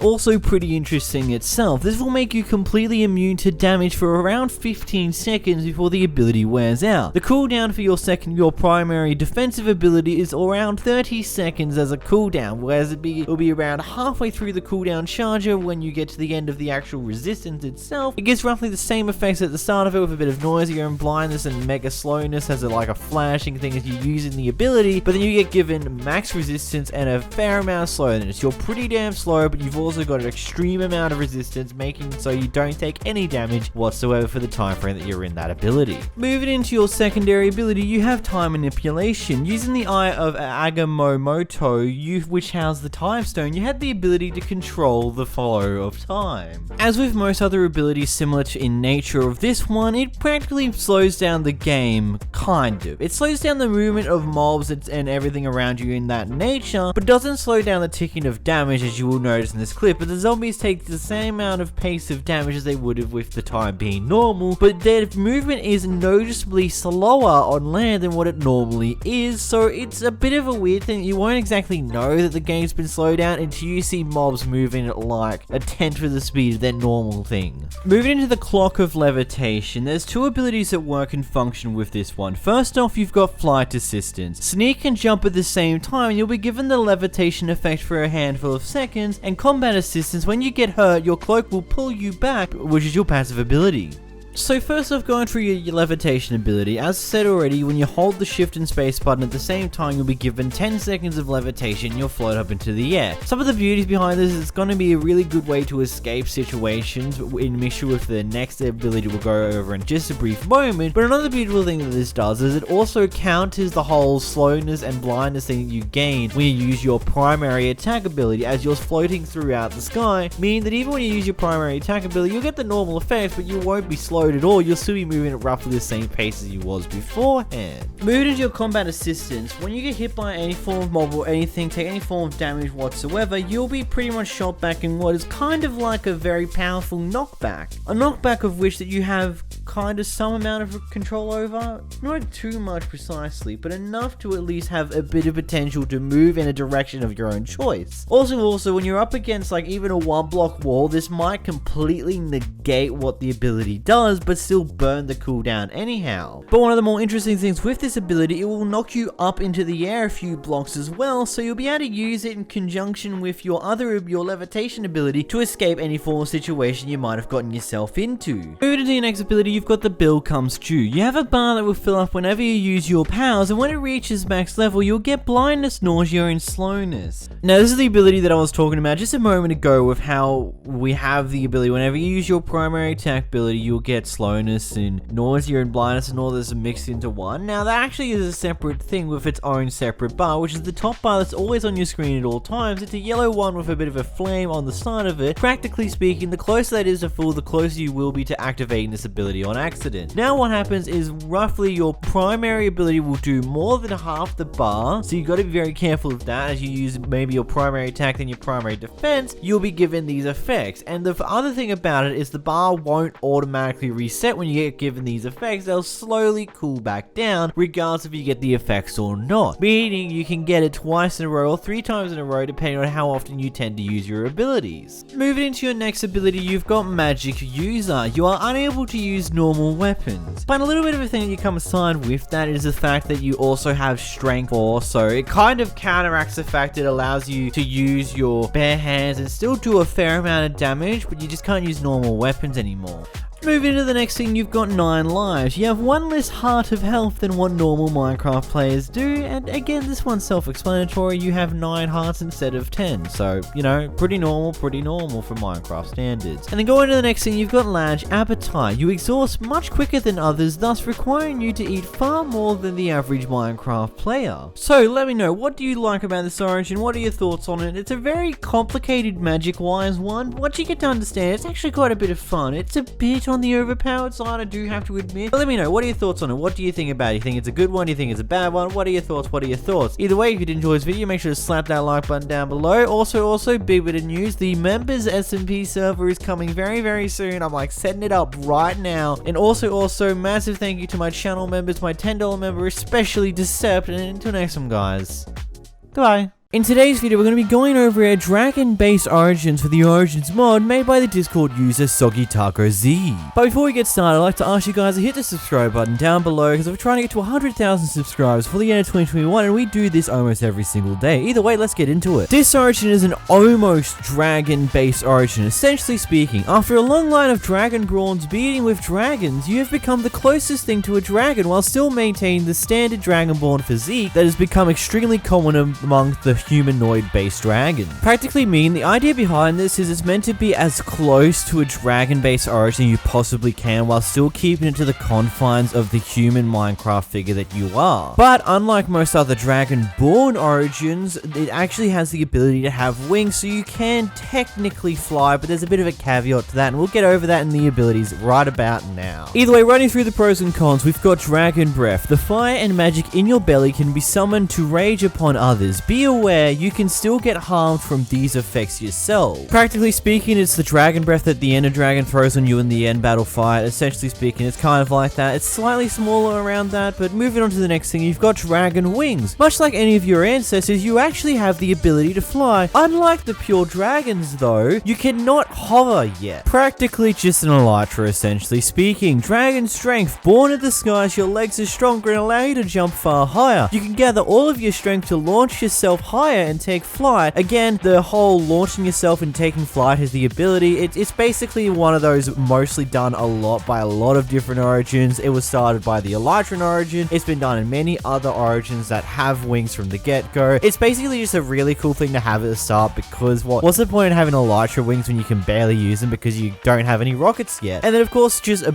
better jump overall. Like that's pretty good. Going on to Dragon's Resilience, surpassing the Dragonborn ancestors, you have come closer to anything to being a dragon, making your scales and hide stronger than any others before you. Full extra bar of both armor and health. Intent was to survive the earlier stages of fighting dragons. Essentially speaking, you get a massive boost in not only armor, but in health as well. And then last out of the pros, you've got Dragon's Vision. I wonder what those eyes can see. Essentially speaking, you've got night vision by default as a dragon, meaning you don't need those potions and you don't need actual torches in order to see things. So hey, that just makes it a little bit easier for you in your life. Either way, moving on into the cons, there's only actually two of them, which you might think is a bad thing considering all the good pros and stuff along those lines, but let's roll through them. First off, you're a carnivore. Nearly a dragon, your body cannot sustain any food except for meat, which is kind of just an understandable thing. It happens a lot with a lot of these origins that are based off of real life things or things that have been in fantasy and stuff along those lines. Only being able to eat meat as a dragon is understandable, and thick hands. Almost attaining the full dragon form means it's difficult to use a shield, so you tend not to use one. Essentially speaking, you can't use a shield whatsoever. An added piece of information that the creator added into this origin is a lot of this stuff is basic to being a dragonborn. The intent behind this was to make a playing dragonborn a bit more safe while playing the medieval Minecraft mod pack. I tend to avoid adding cons, but if there's any that are needed, let me know with some suggestions if any. Again, this is intended for usage inside of the medieval Minecraft mod pack. One of the weirder things to be aware of when playing around with this origin is it's definitely, it's got its own little weird quirks and bits and pieces to go with it. First off, when you're playing around with your Dragon's Breath, there are very often occasions where when you throw the Dragon's Breath, if it doesn't hit something immediately after you throw it, the Dragon Breath effect will actually spawn right on top of you, dealing damage to you. And I'm not 100% sure about this one because it doesn't say so in any form of cons list, but there seems to be that fall damage has been turned up by a good notch, as well as the magic damage you get from the Dragon's Breath also hurts a lot more than what it normally would, considering you're meant to have near full armor from the very get-go. So I feel like from just playing around with this, it definitely does seem like it's on the level of maybe it's a bit overpowered when you consider the fact that there's only two actual known cons in there. But when you go through all the other bits and pieces around it, and being the fact that it really doesn't have too many good things about it in the overall grand scheme of things, it may seem like that those abilities and those pros are really, really good. They need to have something overkill to balance it out in the con section, but from just playing around with it, I feel like it'd just be another average playthrough like an Elytran, because you have the ability to shoot fireballs and you have armor immediately. Yeah, you have a bit few more abilities in comparison to normal, but overall I feel like that there's definitely a heightened increase on fall damage because that fall damage hurt in the many different times where I accidentally disabled my Elytra or hit the ground wrong when flying around with the Elytra and many other different things along those lines. I'd definitely say this is definitely one to go check out for yourselves. As always, I'll leave a download link for the data pack in the description down below. This one should work in 1.17. I was playing around with it in 1.17, but I'm not 100% sure if it was working correctly or not. But until next time, guys, make sure to hit the subscribe button, hit the like button. Goodbye. In today's video, we're going to be taking a look at an evolving penguin origin known as the Penguino, made by the Discord user Taran Look, aka Buggy04. Essentially, the idea behind this origin is it's meant to be inspired by other penguin origins, but has a lot of its own differences to make it somewhat unique to it. And of course, there's also the evolving aspect of it, which we'll get to later on in the video. Now, this is a 1.17 base origin. It does not exactly work too well in 1.16. You also require the Pacoob mod, which honestly, in most situations, you're best off also making sure you have the extra origins mod, as that most of the time is what these mods rely on to actually get the small part to function. So you're with me so far with this information? Cool, make sure to slam that like button if you are.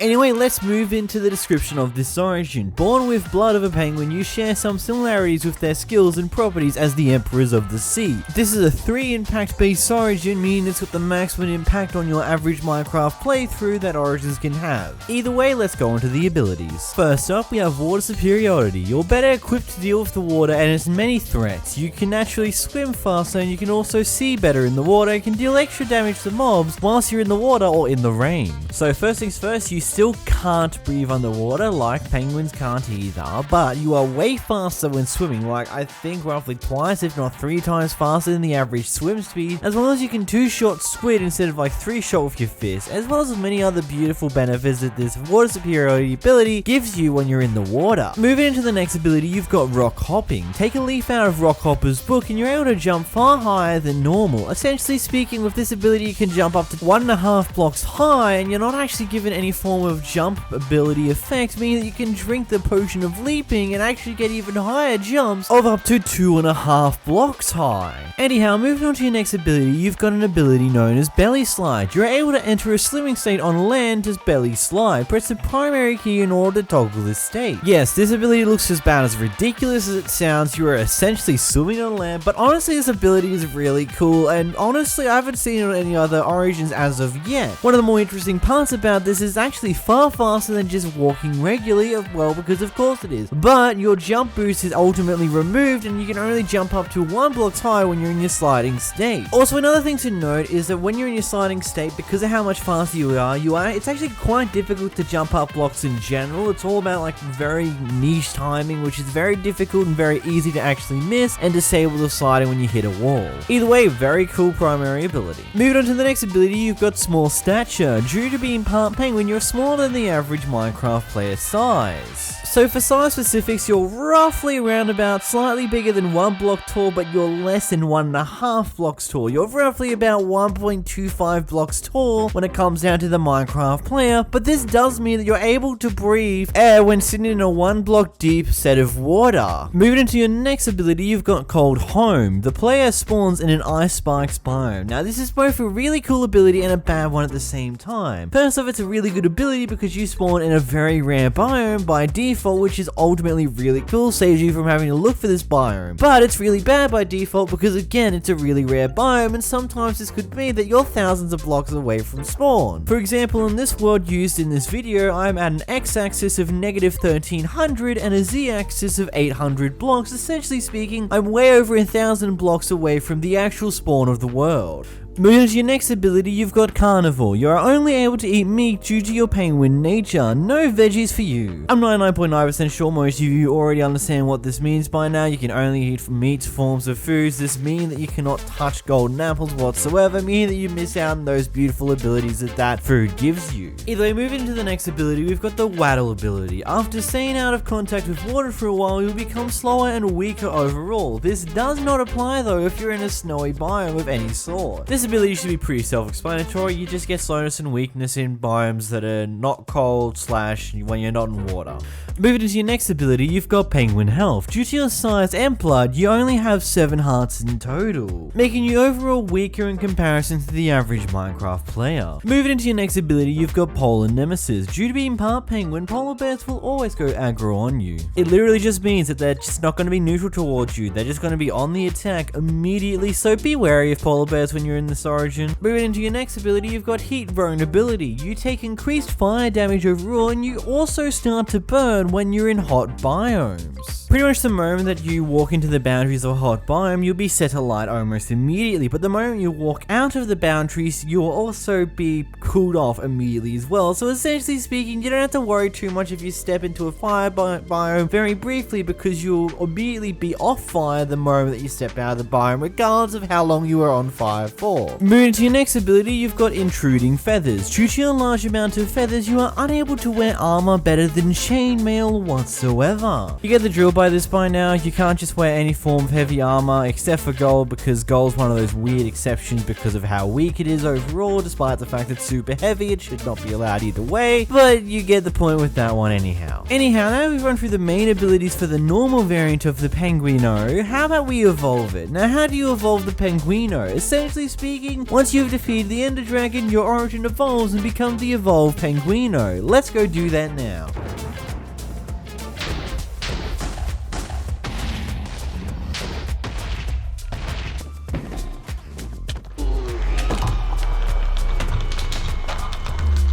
Did you enjoy that little edit there? Make sure to subscribe if you did, as well as if you like more content like this. Either way, let's move on to the now evolved Penguino origin. Starting off with your new description, after eliminating the evil Ender Dragon, the spirits of your young lost ancestors speak to you and pass their ancient knowledge for your disposal, making you an evolved Penguino. So let's go through your new abilities. First off, we've got Large Breaths. The knowledge of your ancestors' breaths allow you to actually breathe underwater. Overall, really cool boost for an origin that is already really good underwater. Moving into your next ability, you've got Flightless No More. Your ancestors have passed down their knowledge on you how to use wings for both land and sea. You are now able to glide. Essentially speaking, after you beat the Ender Dragon, you get gifted a free set of Elytra wings that are permanently attached to your body and don't have any form of durability. I mean, practically most people will pretty much get Elytras not long after they beat the Ender Dragon. This just saves the process of doing that, plus removes durability as a factor.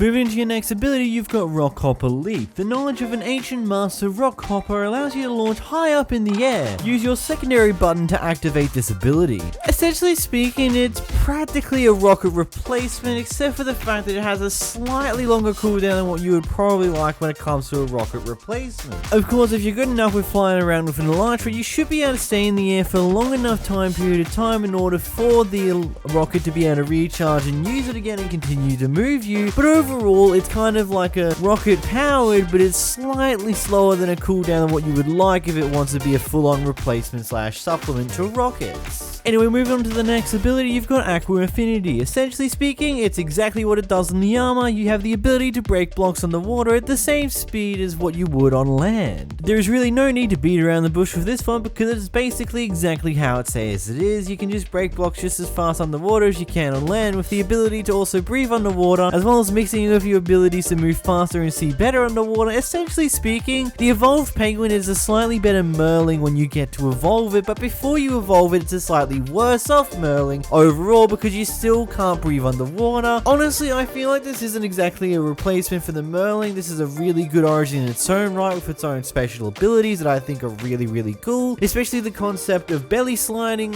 in the game as your main ability, which is just really cool, and I've actually not seen it used on other origins before. Either way, if you did enjoy this video, make sure you hit the like button down below, make sure you hit the subscribe button if you're new around here, and a massive thank you to my channel members, especially my $10 member, Decept, and until next time guys, goodbye. Hello everybody, welcome back to another Origins Showcase video. In this Origins Showcase, I'm going to be showcasing the Extra Origins expansion mod for the Origin mod. Essentially speaking, Extra Origins adds 3 new Origins to the Origins mod that require the use of the Baku mod that allows you to have shrink different sized mods. And because I don't want to clutter up my community tab too much with polls, go follow my Twitter if you want to help influence what video gets made next. I've got a poll up right now asking you what expanded pack do you want to see next on this channel. Either way, before we get started, I'd like to ask you guys to hit the subscribe button god, now I was trying to get to 100,000 subscribers for the end of 2021 and help any help towards that goal would be absolutely amazing. Either way, timestamps will be in the description for all 3 origins. Let's get started. Starting off with the Floran origin, a species of plant people that obtain their nutrients from the sun and gain strength from water, a 2 impact based origin. Running through the abilities, running through your pros, green thumb. You can grow plants at the cost of some of your hunger.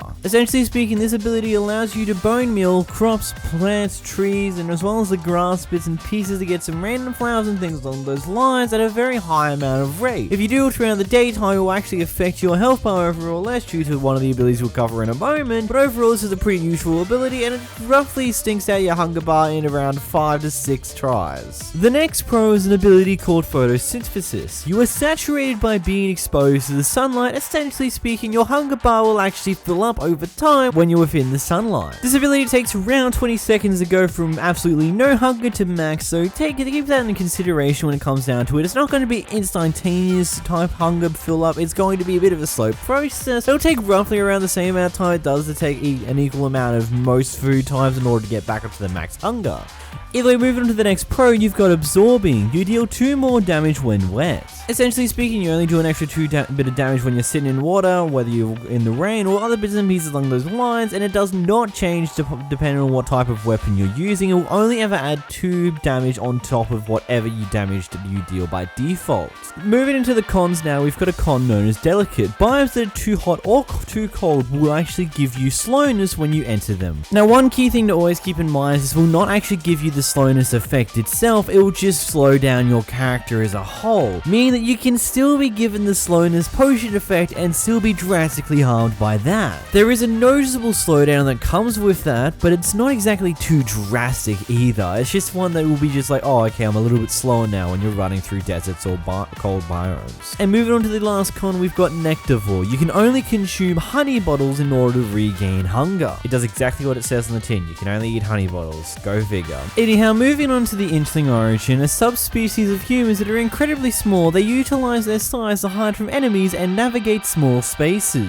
Moving into the abilities, bite size, you are 4 times smaller than a regular person, you also have 5 less hearts, 0.5% more attack speed, 0.25 less attack range, as well as 1 less build range. Essentially speaking, you become a little speedy boy. Mainly because of you being far smaller, you are obviously a little bit faster, you're also far more annoying to hit when it comes down to it, so it kinda counteracts your 5 less hearts. But of course you can't exactly get as far of a range as what you would when you're the normal sized Minecraft player, just so it's not exactly too overkill. Like, you're still going to be the annoying ankle hitter that you are because you're like so tiny, but you're still going to be easy to get if people are smart enough. Moving to the next ability, you've got Nimble. You are immune to thorns as well as velocity based damage types. Essentially speaking, because you were shrunk, you are far more mobile, meaning you're far more susceptible to taking any form of thorn damage, any form of falling damage. So what the guys have done here, they've pretty much made it so you're immune to that because you're so damn fast. Moving into the next ability, you've got Small Appetite. You require less food to keep going. Essentially speaking, it takes far longer to burn down your hunger bar, which really is just going to be overall helpful considering you're going to be moving a lot more faster than normal as well. Moving to your next ability, you've got the ability known as climbing. You're able to climb any kind of wall, not just ladders. Essentially speaking, this one also says what it does in the tin. You can just climb up anything. Absolutely anything. As long as you can touch it, you can climb up it, no problems asked. Climbing up a cactus, you can do that. Climb up a tree, you can do that as well. Many other different bits and pieces. This just allows you to move so much better around the area, mainly because of the fact that due to you being smaller, your jumps are also a lot smaller. Overall, the Inchling doesn't exactly have that many actual cons, the biggest one being just the sheer fact that you're shrunk in size and therefore everything else about your Minecraft play has been shrunk at the same time. Either way, moving to the final origin of this mod pack, we have the Piglin origin. This one is by far the most detailed one out of the lot. Running through the description, natures of the Nether, Piglins are very fond of gold and are experts at utilizing it. Moving on to the abilities, we've got All That Glitters. Golden tools deal extra damage and golden armor has additional protection. Golden equipment also lasts much longer than normal, but non-gold and non-netherite equipment will also break far faster. Netherite armor gives a small speed boost when wearing a full set. Essentially speaking, for just a very brief breakdown, each tool will take roughly 2 bits of durability damage for every single use when it's not the golden or the netherite tools instead of a single durability of use. Golden tools will also take around 20 blocks of breaking before they actually start taking any form of durability damage whatsoever.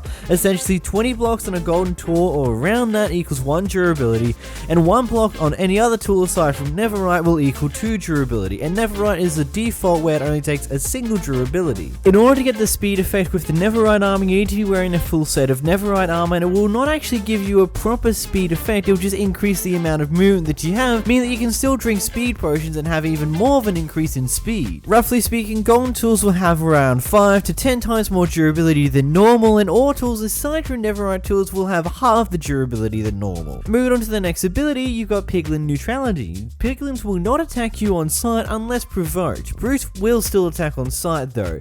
Essentially speaking, this is kind of like the situation where you're already wearing gold armor, except for the fact that you're not actually wearing gold armor anymore, they're just defaulted to being passive towards you. But of course, if you attack them, they will attack you back, and brutes being brutes, they will still go after you. Moving into your next ability, you've got Crossbow Master. You deal 75% more damage with crossbows. Essentially speaking, you deal 1.75 damage when you hit someone with a crossbow. It's a little bit more of a complication to understand, and I can't exactly show it off either because it doesn't exactly show too well, because it's very inconsistent on how it looks, because it doesn't exactly deal twice the amount of damage, and it means that you don't exactly kill things twice as quickly, but you do kill things slightly quicker than before with your crossbow. Hope that's a bit understandable there. This damage increase also allows you to one-shot a few more mobs than what you were able to before, some of them including the piglins themselves you can now one-shot directly, but overall doesn't it provide too significant of a difference. Anyway, moving to your next ability, you have Nether Inhabitant. Your natural spawn will be in the Nether, so whenever you die or get killed, unless you've already slept in a bed, you will respawn in the Nether. Moving into your cons, you've got Homesick. When outside of the Nether, you zombify, becoming undead and immune to fire, but you will also become slower. Essentially speaking, to break it down, poison potions will do no effect to you, regeneration potions will also not affect you, instant damage potions will heal you, and instant health potions will damage you. As well as another little bit of a noticeable side effect is that your character is going to be overall very jittery when it comes down to it when it's out in the overworld, which you can see on screen now. Also, unlike the slowness from the previous origins, this one will actually give you a slowness debuff on your character instead of it just affecting your character overall. Moving to the next ability, Carnivore. Your diet is restricted into meat and you are unable to eat vegetables whatsoever. This also includes golden apples, meaning that you're unable to use golden apples whatsoever. Essentially speaking, this ability is pretty self-explanatory. Moving to the next con, you've got Flabby. You have 2 less hearts than the health of most Minecraft players. This one is quite self-explanatory, you just have less health. Moving to the next ability, you've got Soul Spoot. You are afraid of soul fire, becoming weak whenever near it. This applies to all forms of soul fire, not only normal soul fire, but also soul torches, soul lanterns, and soul campfires. Before you leave this video, I'd like to ask you guys to go check out the Twitter, go vote on the poll. At this current point in time, Mob Origins is reading for the chances to be the next video, but until next time guys, if you did enjoy, make sure to slap that like button, slap the subscribe button, and as always, a massive shout out to my channel members, my $10 member Deceptor, my $5 member Just Dino, and Alina Zoo. If you want to help the channel and help support me do what I love to do here, make sure to hit the join button down below. It's highly appreciated, but you don't have to. Either way, until next time guys, goodbye, and I'll see you again tomorrow. There are a huge collection of origins that I did not correctly cover back when I originally did make anything on them. Mainly a lot of the ones from ages ago, I didn't actually give any proper reviews or any proper content around them, so I thought that I would start to revisit some of the older ones and actually make a video that serves them justice. So in today's video, we're going to be going through the Fallen Angel Remastered origin created by the Discord user known as Snail from the Origins Discord server. This origin was originally made for version 1.16.5. According to the creator themselves, it doesn't actually quite function in 1.17.1, but I am attempting to use it in that version anyhow to see what exactly happens. So word of warning, if there's any weird bugs or issues when it comes to the abilities or things along those lines, it's most likely because I'm not in the original version intended for this origin. So let's get started and move into the actual origin itself. The Fallen Angel is a 3 impact origin, meaning it has a maximum impact upon the game. After spending an eternity in hell, you finally escaped and are craving some revenge. So let's move into the abilities. Moving into the first ability, we got Hydrophobia. You receive damage over time while in contact with water. Okay, we're getting the boring abilities out of the way first, which I quite like. We're going to have the more interesting ones, the back end of the ability list, which I think is pretty nice, but yeah, everyone knows what this ability does by now. You die from water, and if you don't want to die from water, make sure to hit the subscribe button down below, as we're trying to get to 100,000 subscribers for the end of 2021, and help towards that goal would be absolutely amazing.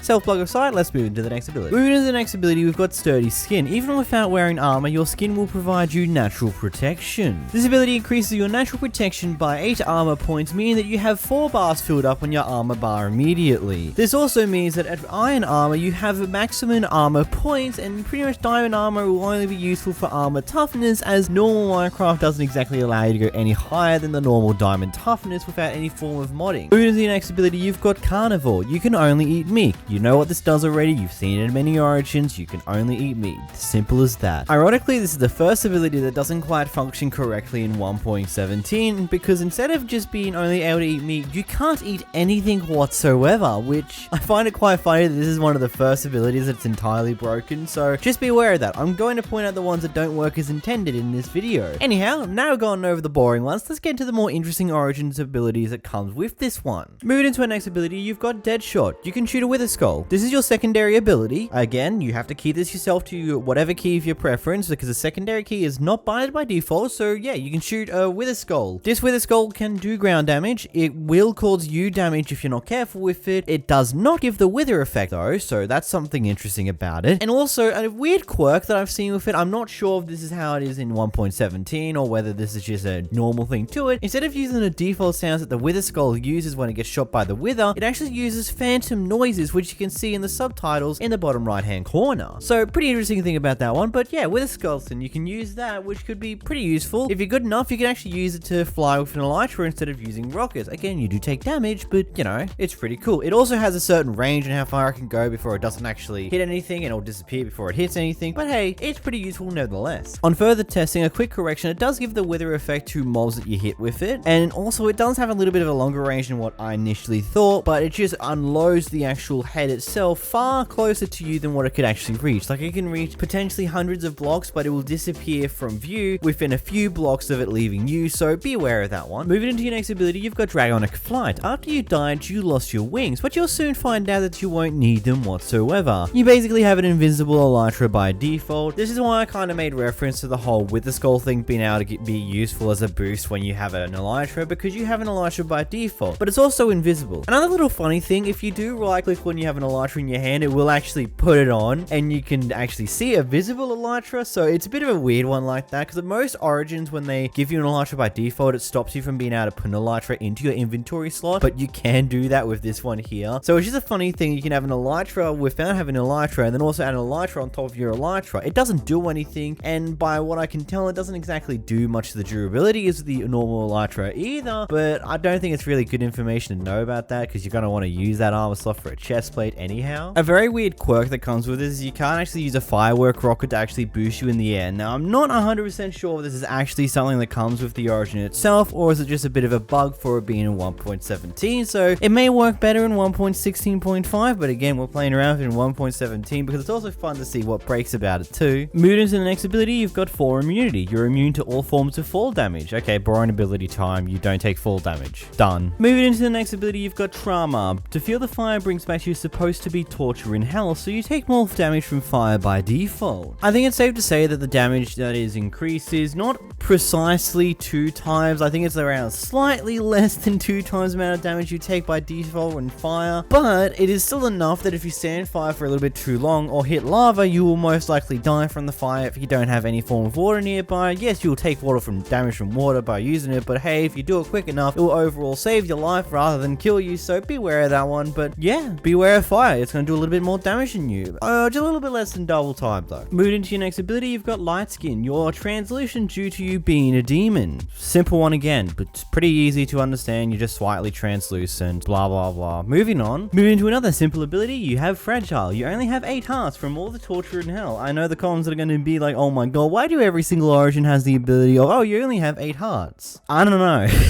It seems to be a thing that everyone just does. 8 hearts, you have 8 hearts, Dunskies. Moving into the next ability, you got Presence. You're glowing due to your immense demonic energy. So not only are you translucent, you will also be glowing. So the translucent makes you hide easier, but then you're also glowing, so I guess it kind of hides it.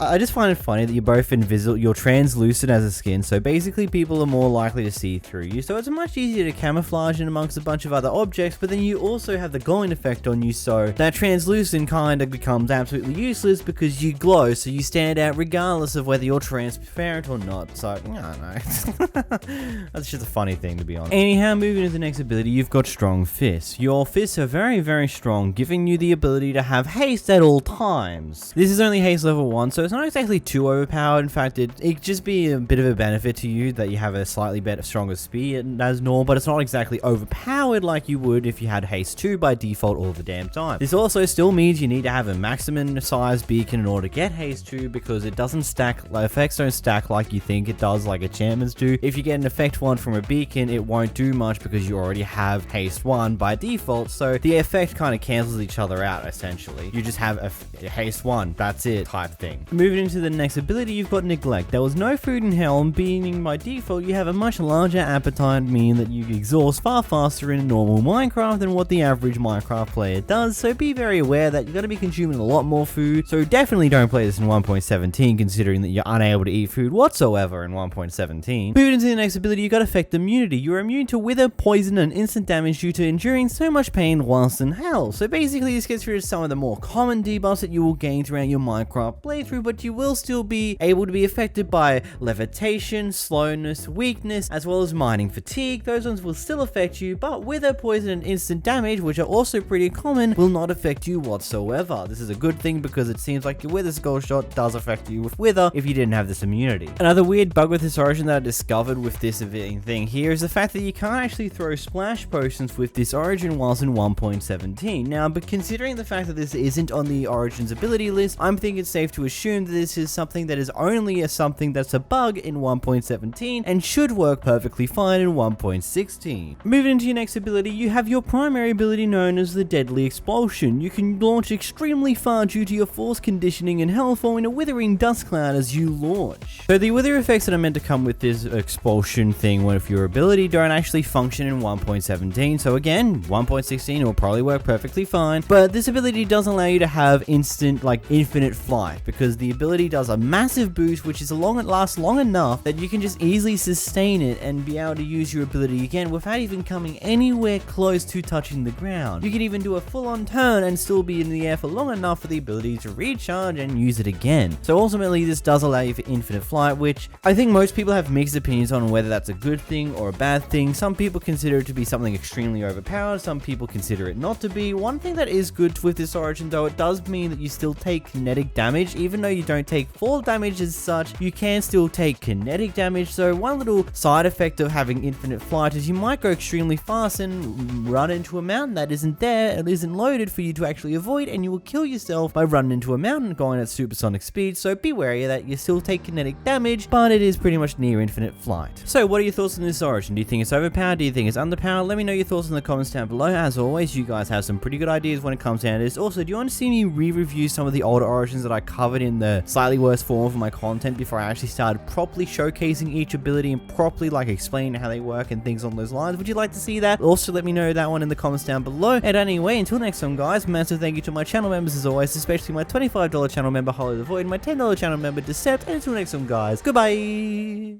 Hello and welcome back to another Origin Showcase video. In this Origin Showcase video, I'm going to be showcasing the Fallen Celestial Origin created by the Discord user known as Whitney from the Origins Discord server. As what is par for the course at this point, this Origin of course was made for 1.17. Now you might be able to get it to work in 1.16 by slightly doing some tweaks to the actual data pack itself, but some things may potentially break as always, so be warned about that one. Either way, moving into the actual Origin, this Origin is a 3 impact Origin, meaning it has the most amount of impact upon the game. Going through the description, once a mighty protector of the Lord, now got banished down to hell and earth. Either way, we're less than 500 subscribers away from being able to get the YouTube rank in the Hypixel server, so I'd highly appreciate that out of the 120,000 of you guys who are active returning viewers of this channel, a few of you would hit the subscribe button down below on this video. Either way, let's get into the actual video. So let's start off with the texture pack that you get given with this Origin. Now, as of course this is its own thing that you will have to download for yourself, it's not a necessity, but it does help give your weapon as well as your elytra the theme to the actual origin itself. This texture pack will change the looks of the elytra to be a more darkened black variant of the wings, and will change your Netherite sword into a more angelic type of sword. Of course, if you're in a multiplayer world, everyone else will need to install this texture pack in order to see the textures in the way that you do, but also at the same time it will change the texture of their own Netherite swords and elytras as well to the same texture. So it's entirely up to you on whether you choose to take this texture pack or not, but I'll leave it linked down below anyhow.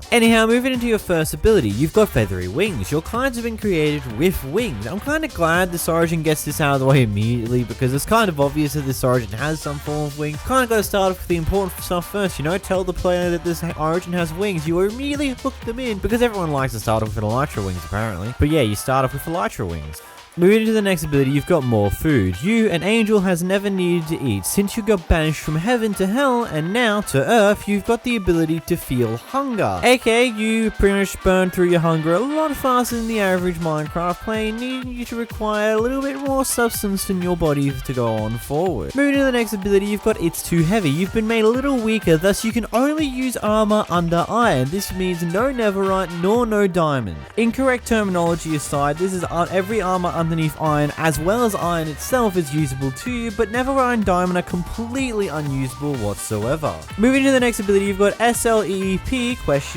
Being an angel unknown to this new world of humans, you don't know what sleeping is. Cough cough, this just means that you can't sleep whatsoever, meaning that phantoms are going to be an absolute pain in your backside. And trust me, when I say this is actually a really big debuff to any origin when you have no ability to sleep, because my friend's currently playing as the Ashen origin inside of one of my SMP servers, and whilst he likes the awesomeness of the actual origin itself, he pretty much cannot go outside at nighttime because he will be swarmed by phantoms, because after a few days of not being sleeping, phantoms start to spawn and they continue to increase as you don't sleep for nights. Moving to the next ability, you've got Ultimate Rage. It unleashes the ultimate power of angels. By pressing your primary key, you get Resistance 3, Strength 3 and Speed 3 for 15 seconds. What with the origin description sometimes doing my job for me? This is not fair. Okay, fair enough, moving on. This ability also has a 30-second cooldown. The cooldown starts the moment that you actually press the ability button anyhow, meaning that you have 15 seconds of the abilities being effective, then you got another 15 seconds of it having no ability before you can actually use it again and get all the powers again. Moving to your next ability, you've got Boost Charge. You build up momentum to boost your flight/charge. By pressing your secondary key, you can dash forward 15 blocks. This is of course attached to your secondary ability key.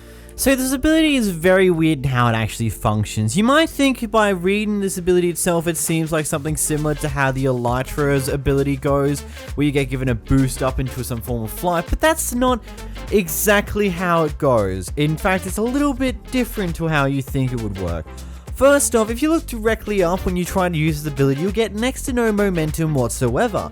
If you're moving forward, you'll get a lot of momentum to shove you forward, but the best way to make use of this ability is to start flying from a height. So let's say you go 2 blocks up, then you activate your elytra and start flying, then you use this ability. You can use it to go up into the air and actually use it for some pretty competent momentum. Now, the good thing about this is the ability recharges quick enough that you do get a chance to use it again before you hit the ground.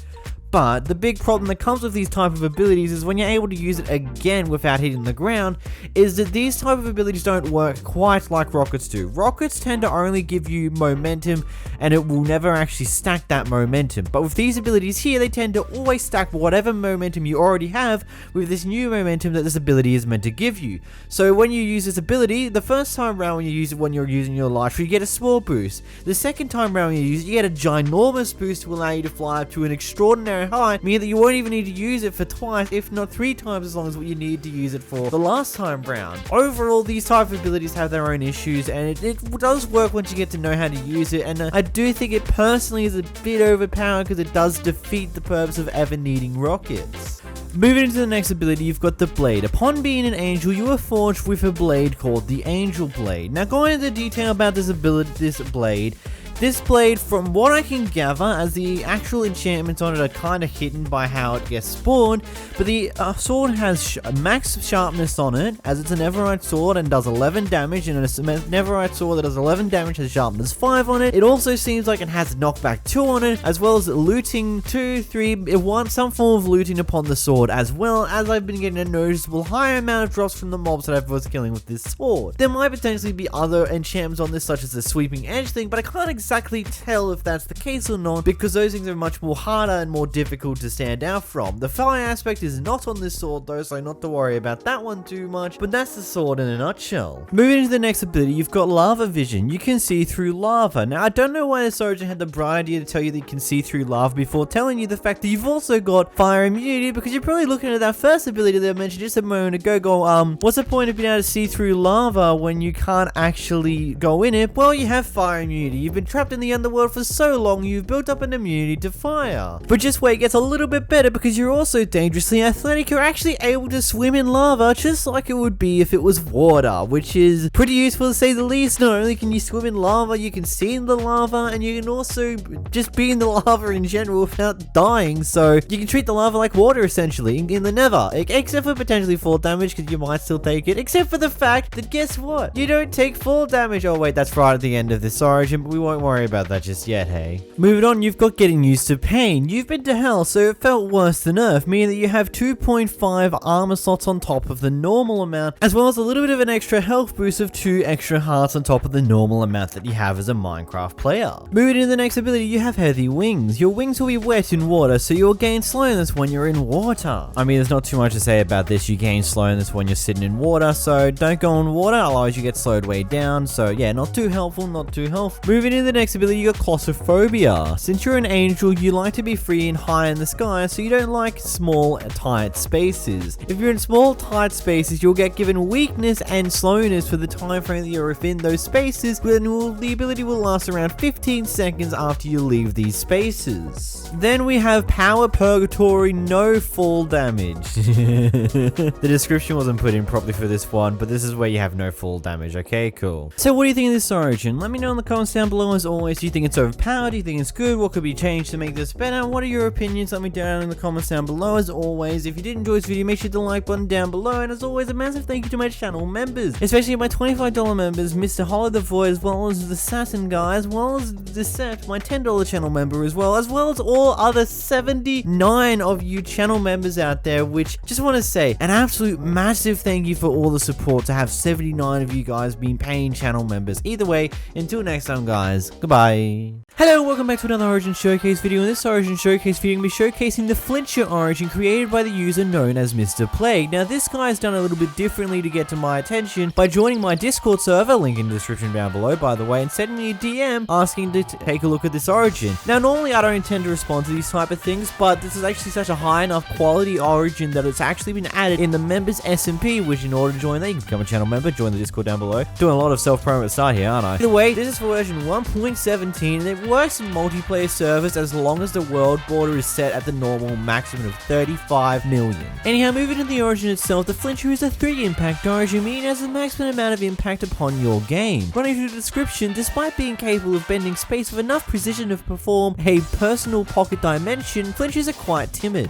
But before we get started, there are over 100,000 of you guys who watch many of my videos, and I just ask you to check to see if you subscribe, because a lot of people binge watch channels and don't even subscribe because, well, YouTube doesn't exactly display that feature that much anymore. But it does a lot for the YouTube, but not much for the viewer anymore. Either way, let's get into the video. Stop dilly-dallying around. Let's get into the abilities, eh? Moving into the first ability, we've got the Pocket Dimension ability. You can access a personal room where blocks and entities can be stored. There's a 3-second charge up time during this ability. Punching entities during the charge up will teleport them into the Pocket Dimension with you. You have a limit of 10 non-player entities inside the Pocket Dimension. Damage taken from enemies during the charge up is increased. So this is your primary ability. When you use your primary ability, it takes a few seconds and you use teleport into this bedrock dimension. It's a 9x9 area that is the floor is made of bedrock. You cannot fall off to the side of it as it's blocked up completely, and this is the main reason why this does not work in a multiplayer world with like a limited world border. If it has a maximum world border, then that's fine, but that's because the Pocket Dimension gets put at a random cohort in a random dimension. I forget the exact precise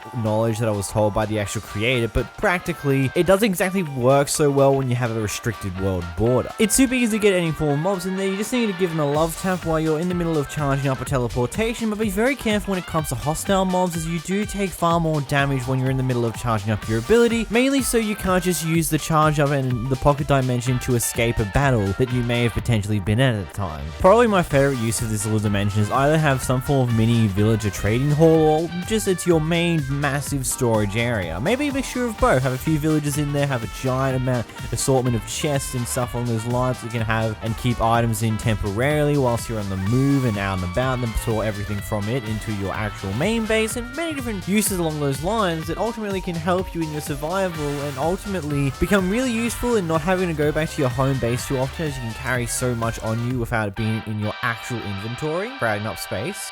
Moving into your next ability, you've got Vacuum. You can vacuum all items in a 15 block radius into your inventory. This has a 2.5 second charge up time. Damage taken from enemies during this charge up is also increased, quite like how it is in your charge up time to go to your pocket dimension.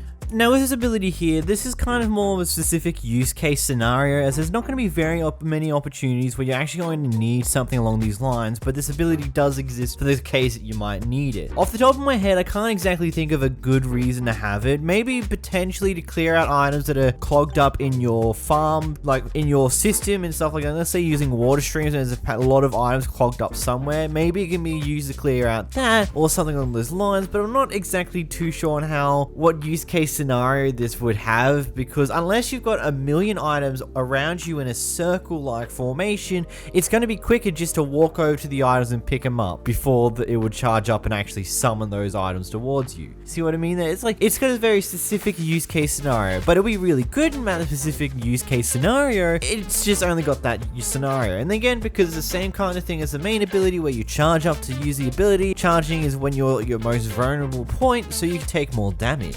Moving to the next ability, you've got non-combative. Fighting is not your strong suit. You cannot use shields, you take increased damage from enemies overall, and also have a decreased attack range, and you get temporarily stunned when attacked by an opponent. Yes, I already know what most of you guys are probably going to say in the comments down below. This is a very heavy nerf when it comes to combat abilities in Minecraft. Now, taking away your shields is quite common within Origins. It's very common, it's very normal, it's kind of something that most people who play a lot of Origin mods have gotten used to at this point because it just happens. But to add in addition the fact that you not only will take increased damage from enemies, but you also have decreased attack range, it ultimately will lead to you just never wanting to get involved in any form of close quarters combat. Now, using your bows and crossbows from a distance, it will still be fine, but you don't want to get up close because there's so many disadvantages for you to do so. The increased amount of damage you take isn't exactly going to be too drastic of an increase. It ultimately will become extremely bad of an increase when you actually get in your charging mode, but it's still there. It's like probably an extra half a heart on damage you take normally. But the more important thing is the fact that you are very likely to get stunned when attacked by an opponent. Now, this stun isn't exactly a freeze, but it just massively gives you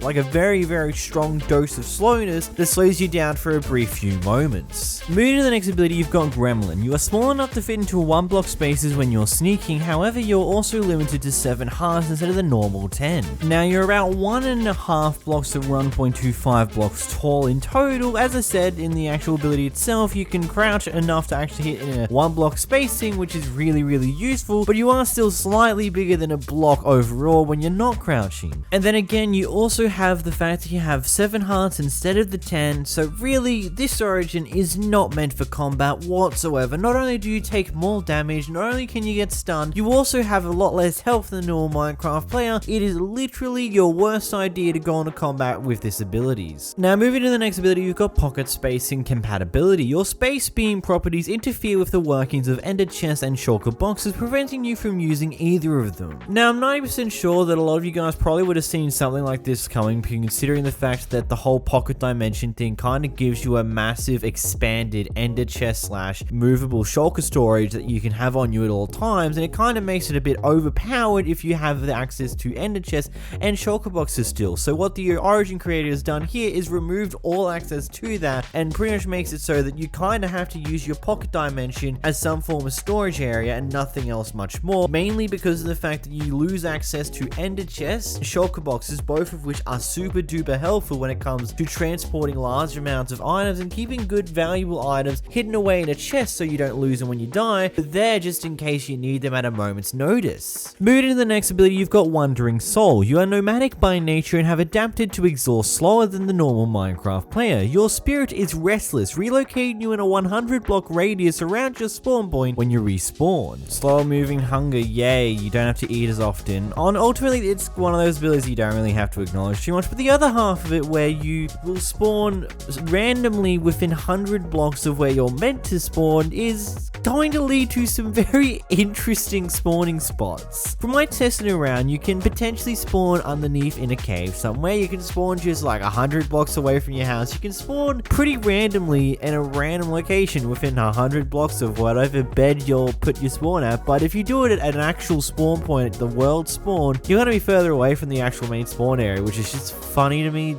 Like, the ability is just interesting overall. Another thing that isn't exactly mentioned by the actual origin itself is that this origin also contains a lot of weird and added sounds that it makes very occasionally, as well as new death sounds, as well as a collection of other things like that, which I'll leave to you to experience for yourself. Now, this origin is in my members SMP server, and the housing area that I was in amongst when I was showcasing this is from the members SMP itself. So hey, if you want to do that, become a channel member down below, join the Discord server. Just join the Discord server anyhow. I'm in there, I talk a bit, I respond to people, all things along those lines. Either way, if you did enjoy this video, make sure you hit the like button down below, hit the subscribe button if you haven't already, and massive thank you to my channel members, especially my $25 channel members, Hollow the Void and Mr. Fletcher, as well as my $10 member, Decept. And until next time, guys, goodbye. Sometimes when it comes down to origins, it's less about making some complicated, very well detailed origins, and more about making some origins that are very overpowered to the point where you question the reality on whether it actually would be fun to play or not. And a lot of origins tend to cross this line, where it becomes more of just an overpowered origin for the sake of being overpowered without actually having any farm towards it. But today's origin, the Godborne origin, you can actually enjoy in a basic survival Minecraft world if you want to. Yes, it is overpowered, but it's definitely one of the ones that you can have fun with. Created by the user known as Izumaza Shadow Phantom from the Origins Discord server, the Godborne is a 3 impact origin, meaning it has a maximum impact upon the game itself. Being born of the wind, you can fly around, dash around like wind, and being a warrior of Olympus, you are stronger, but you are a special one because the gods gave you a gift that no other being has had in centuries. This origin was originally made for version 1.16.5, but I am playing with it on 1.17.1, so some things may potentially be broken. Anyway, moving to the first ability, we've got Warrior's Wrath. By pressing the primary key, you activate the power where you're gifted by the god of combat. So when you hit the primary ability, you'll be gifted with extreme speed,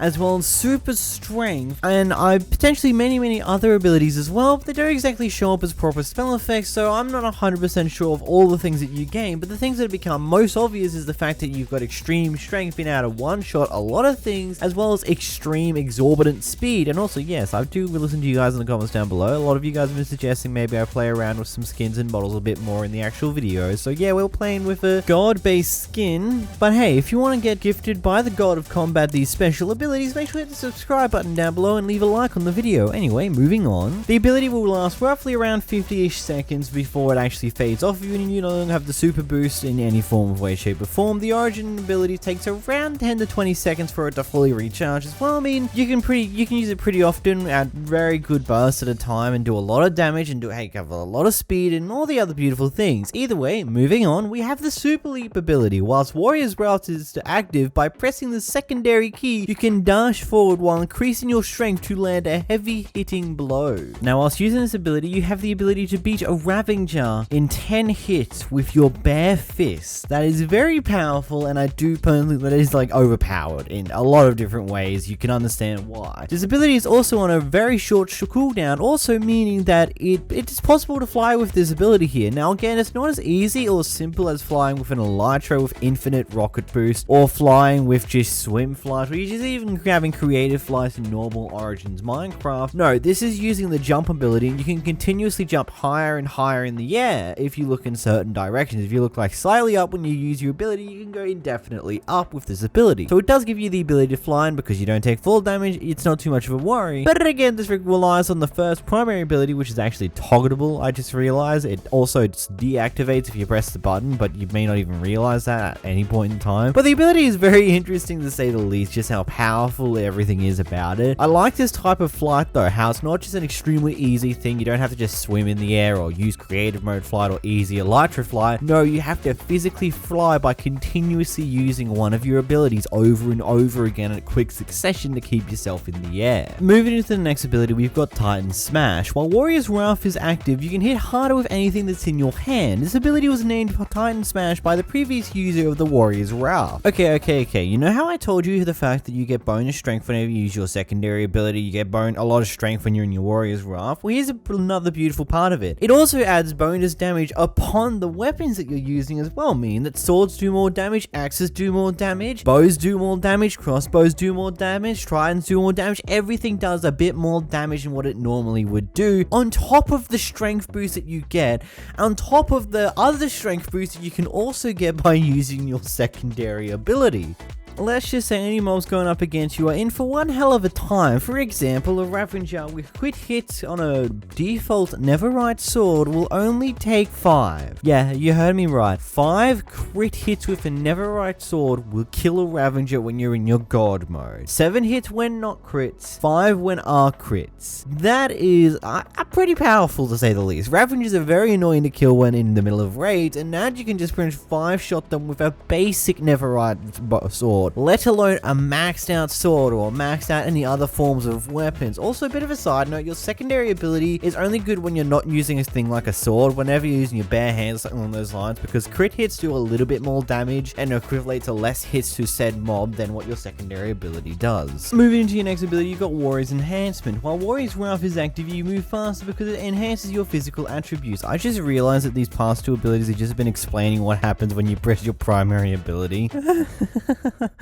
God damn it. Thanks, Origin, for doing my job for me.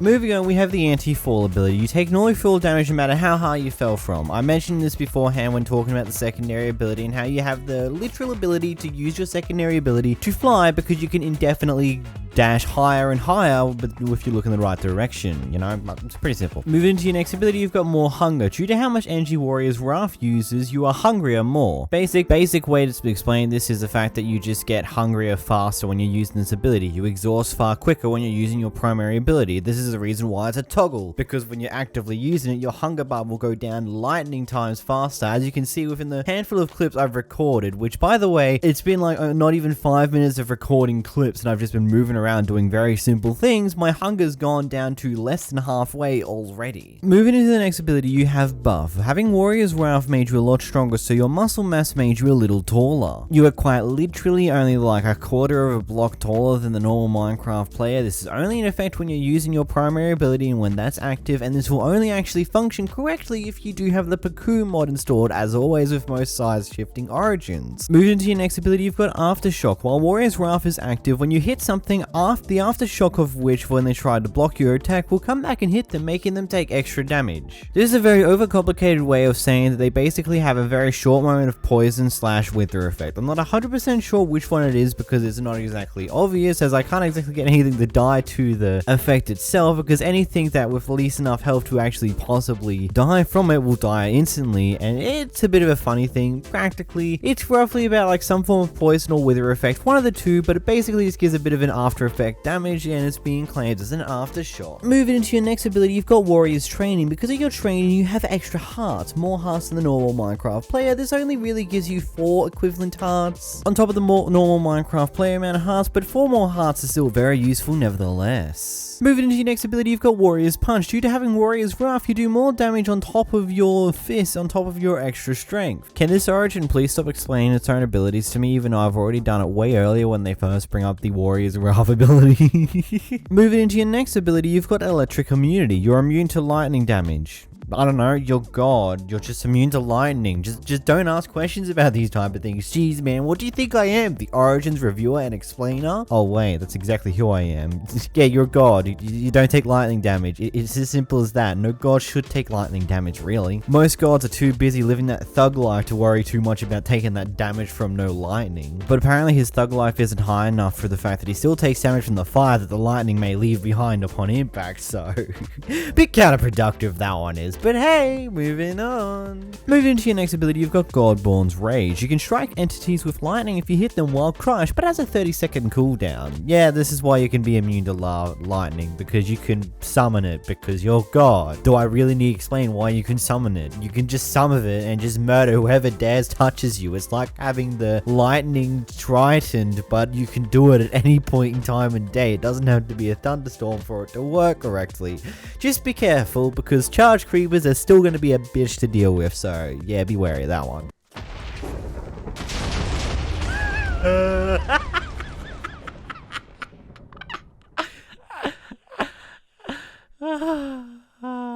So funny. Moving on to your next ability, you've got Warrior's Guard. Due to how you have to train to use Warrior's Wrath, your resolve is higher, making you more resistant to attacks because you have some natural armor. Basically, you have 4 like bonus armor points, which when you have a full set of iron, you have maximum amount of iron armor points, but that ain't gonna help you against that charge creeper you just created and killed yourself with. Yes, I'm referencing back to that beautiful clip of my maniacal laughing after I merged myself and showed off one of the abilities a bit too early, but you'll be fine with that. Moving to your next ability, you've got Lightning Particles. Due to having Warrior's Wrath, your energy level are highly increased to a level that your body cannot contain, so in order to contain it all, it turns into lightning that courses around your bodies and through your veins. Now, this is the thing that doesn't exactly work in 1.17.1, as I never noticed any form of particle effects coming off of my player whatsoever throughout this entire recording session. I do remember noticing them back in my original recording session when I was playing around with this origin back in May in 1.16.5, but they definitely don't seem to exist anymore in the 1.17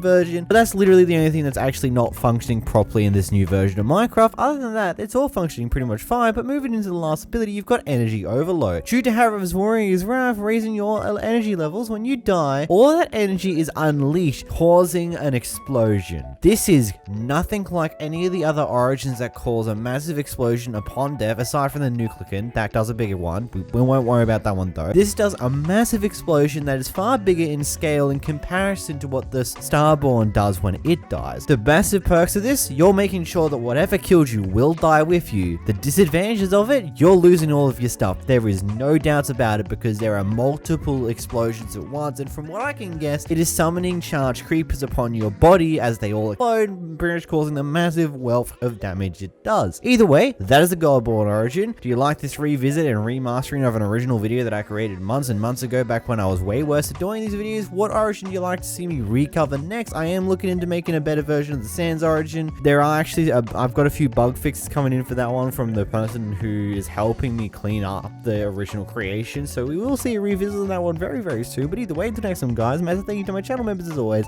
and goodbye. Today, we're going to be taking a look at a Grim Reaper based origin for the Origins mod. And before we get into this video, I'd like to ask you guys to hit the subscribe button down below, as it's always appreciated. We're trying to get to 100,000 subscribers for the end of 2021. Either way, let's actually get started. Now, this is the Grim Reaper version 2 origin made by Just Huang here, the resource bar guy dude who's also actually making a custom origin for me, particularly like an idea that I've sent to his way he's making, so we'll be having a good video to come up in the next like week or so. Either way, this is for version 1.17 of Minecraft. You can change it to 1.16.5 if you change the pack format to pack MC meta to 6. This is a 3 impact on the game, and the description of this one is a spectral entity that is said to be the segment manifestation of death itself. You represent death itself in the most feared thing in human mind. Today's showcase is going to be a little bit different, as you can already tell, because I'm actually going to show off the abilities. Yeah, I don't know why I haven't been doing it from the start. I just play it in the background and then just go, oh yeah, this is good enough. But no, I'm actually going to show off the abilities as I go over them, so let's actually get started. Running through the pros, we've first got Soul Reaper. You manifest your health by stealing others people's souls. You gain health by punching any mob / people/players. And Reaping Scythe. Your scythe itself represents death. You come with a scythe to do all of your soul collecting, as hoes do a lot of more damage than what they averagely would. Okay, you spawn with a Netherite hoe, as you would see in this clip here where we do the Soul Reaper as well, where we're collecting new health by killing mobs and sheep and all these other things with our Netherite hoe.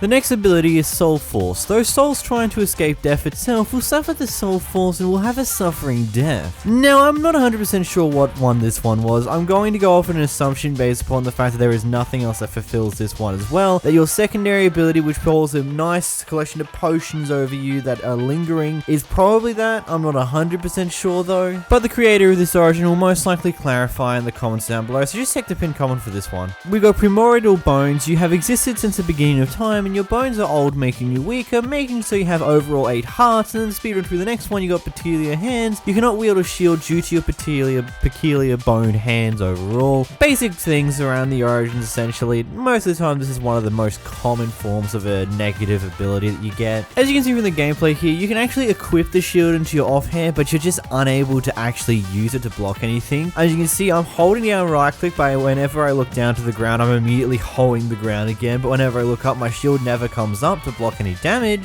So yeah, shields are certified useless. And Corrupted Soul. Those souls that you've taken upon death will actually attack you. Skeleton strays with the skeletons do 2 times more damage than normal. As you can see in that gameplay there, skeletons can 2-shot you. When I was wearing Netherite pants and boots, I was wearing those armor just for the sake of just so I don't die immediately to certain things when I'm trying to take damage from mobs. But yeah, skeletons are a bit more of a pain in the ass, so just be wary of that one. So running through the new features that come in the version 2 of this mod. First off, the Scythe of Death. As I've already gone over, you spawn with a Netherite scythe that has a collection of enchantments. One immediate gripe I have about this is the extreme lack of Curse of Vanishing. You see, the one problem you're going to have with this is the more times you die, the more of these scythes are actually created into this world, meaning that if you're playing in a multiplayer world, you can actually give it to your friends. Now, of course, this is already going to be a thing that you can probably do by giving it to your friends in the first place and then killing yourself to get a new one, but I feel like there needs to be Curse of Vanishing and then maybe code in a way so there's only going to be ever one scythe in the world at any given time. So it's got Curse of Vanishing, so when you die, it disappears when you die, so you get one when you respawn, and also so the fact that your friends can't just take it for themselves and you can just kill yourself and get a new one. Upon death, you take the souls of the deaf, giving those souls blindness and slowness 5 with a 30 seconds cooldown. Your secondary ability key. Yeah, this is the secondary ability that I got confused with earlier. It gives the enemy slowness 5 with a 30-second cooldown, as well as a blindness on them as well. And it lingers there for a couple of seconds as well, so it's pretty useful in the middle of a fight overall. Devil of the Night. You gain buffs at nighttime since you're the Devil's Servant, stealing people's souls at night. Essentially at nighttime you get both knife speed, jump boost, and speed as your bonus abilities throughout the nighttime. It's part of the reason why half of this gameplay has been done at nighttime already, and the other reason you'll find out in a few abilities time where I go over why it's bad to be in the daytime of this origin. You've also got a really cool passive ability that just has these blue fire particles spawn around you just at all times. It's just a really cool effect overall. Moving on to the cons that come with update version 2, you've got Deaf Soul's Curse. You have the Deaf Soul's Curse since you're a Deaf Soul, and now you're cursed to take damage from water. Kind of just a normal thing in Origins at this point. Like a majority of Origins have a con of you take damage from something you don't normally take damage to. It's like a common trope, you get it by now. And then last but not least, Fear of the Day. The Reaper moves during the night, and being his descendant, you are afraid of the sun. You become weaker and nauseac under it. You only get nausea if you're exposed to the sun. You won't get it if there's a block above you, but you will always have weakness on regardless of the other fact. Honestly, this is one of those origins where I just recommend that when you start off the world, you immediately turn it to night, because there's going to be a situation like I had here where you spawn in an area where there is no trees whatsoever, so you have to deal with the full abrupt force of that nausea all the goddamn time. And mind you, as nausea is, it's always goddamn annoying. It's just one of those things that it's just a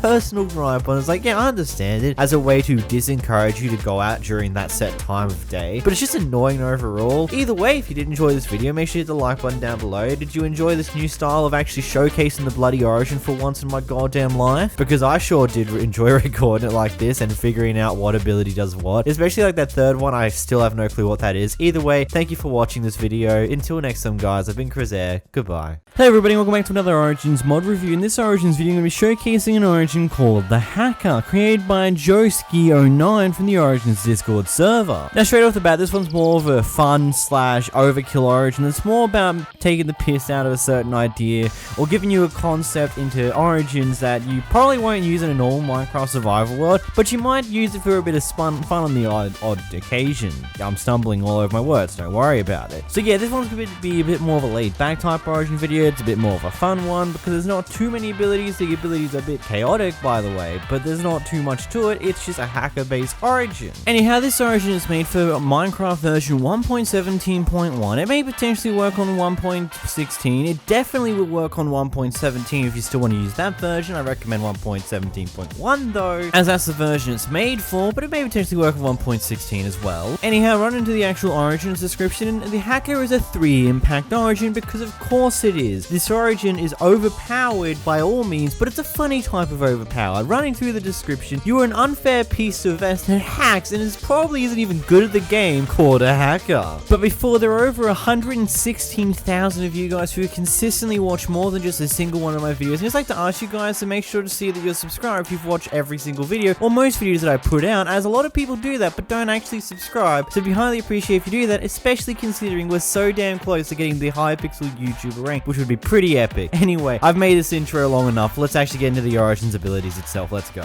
Moving into the first ability, you've got Aimbot. Hacker, you use Aimbot. Yeah, none of these Origins abilities are going to get properly explained by the Origin itself. Let's run through this one.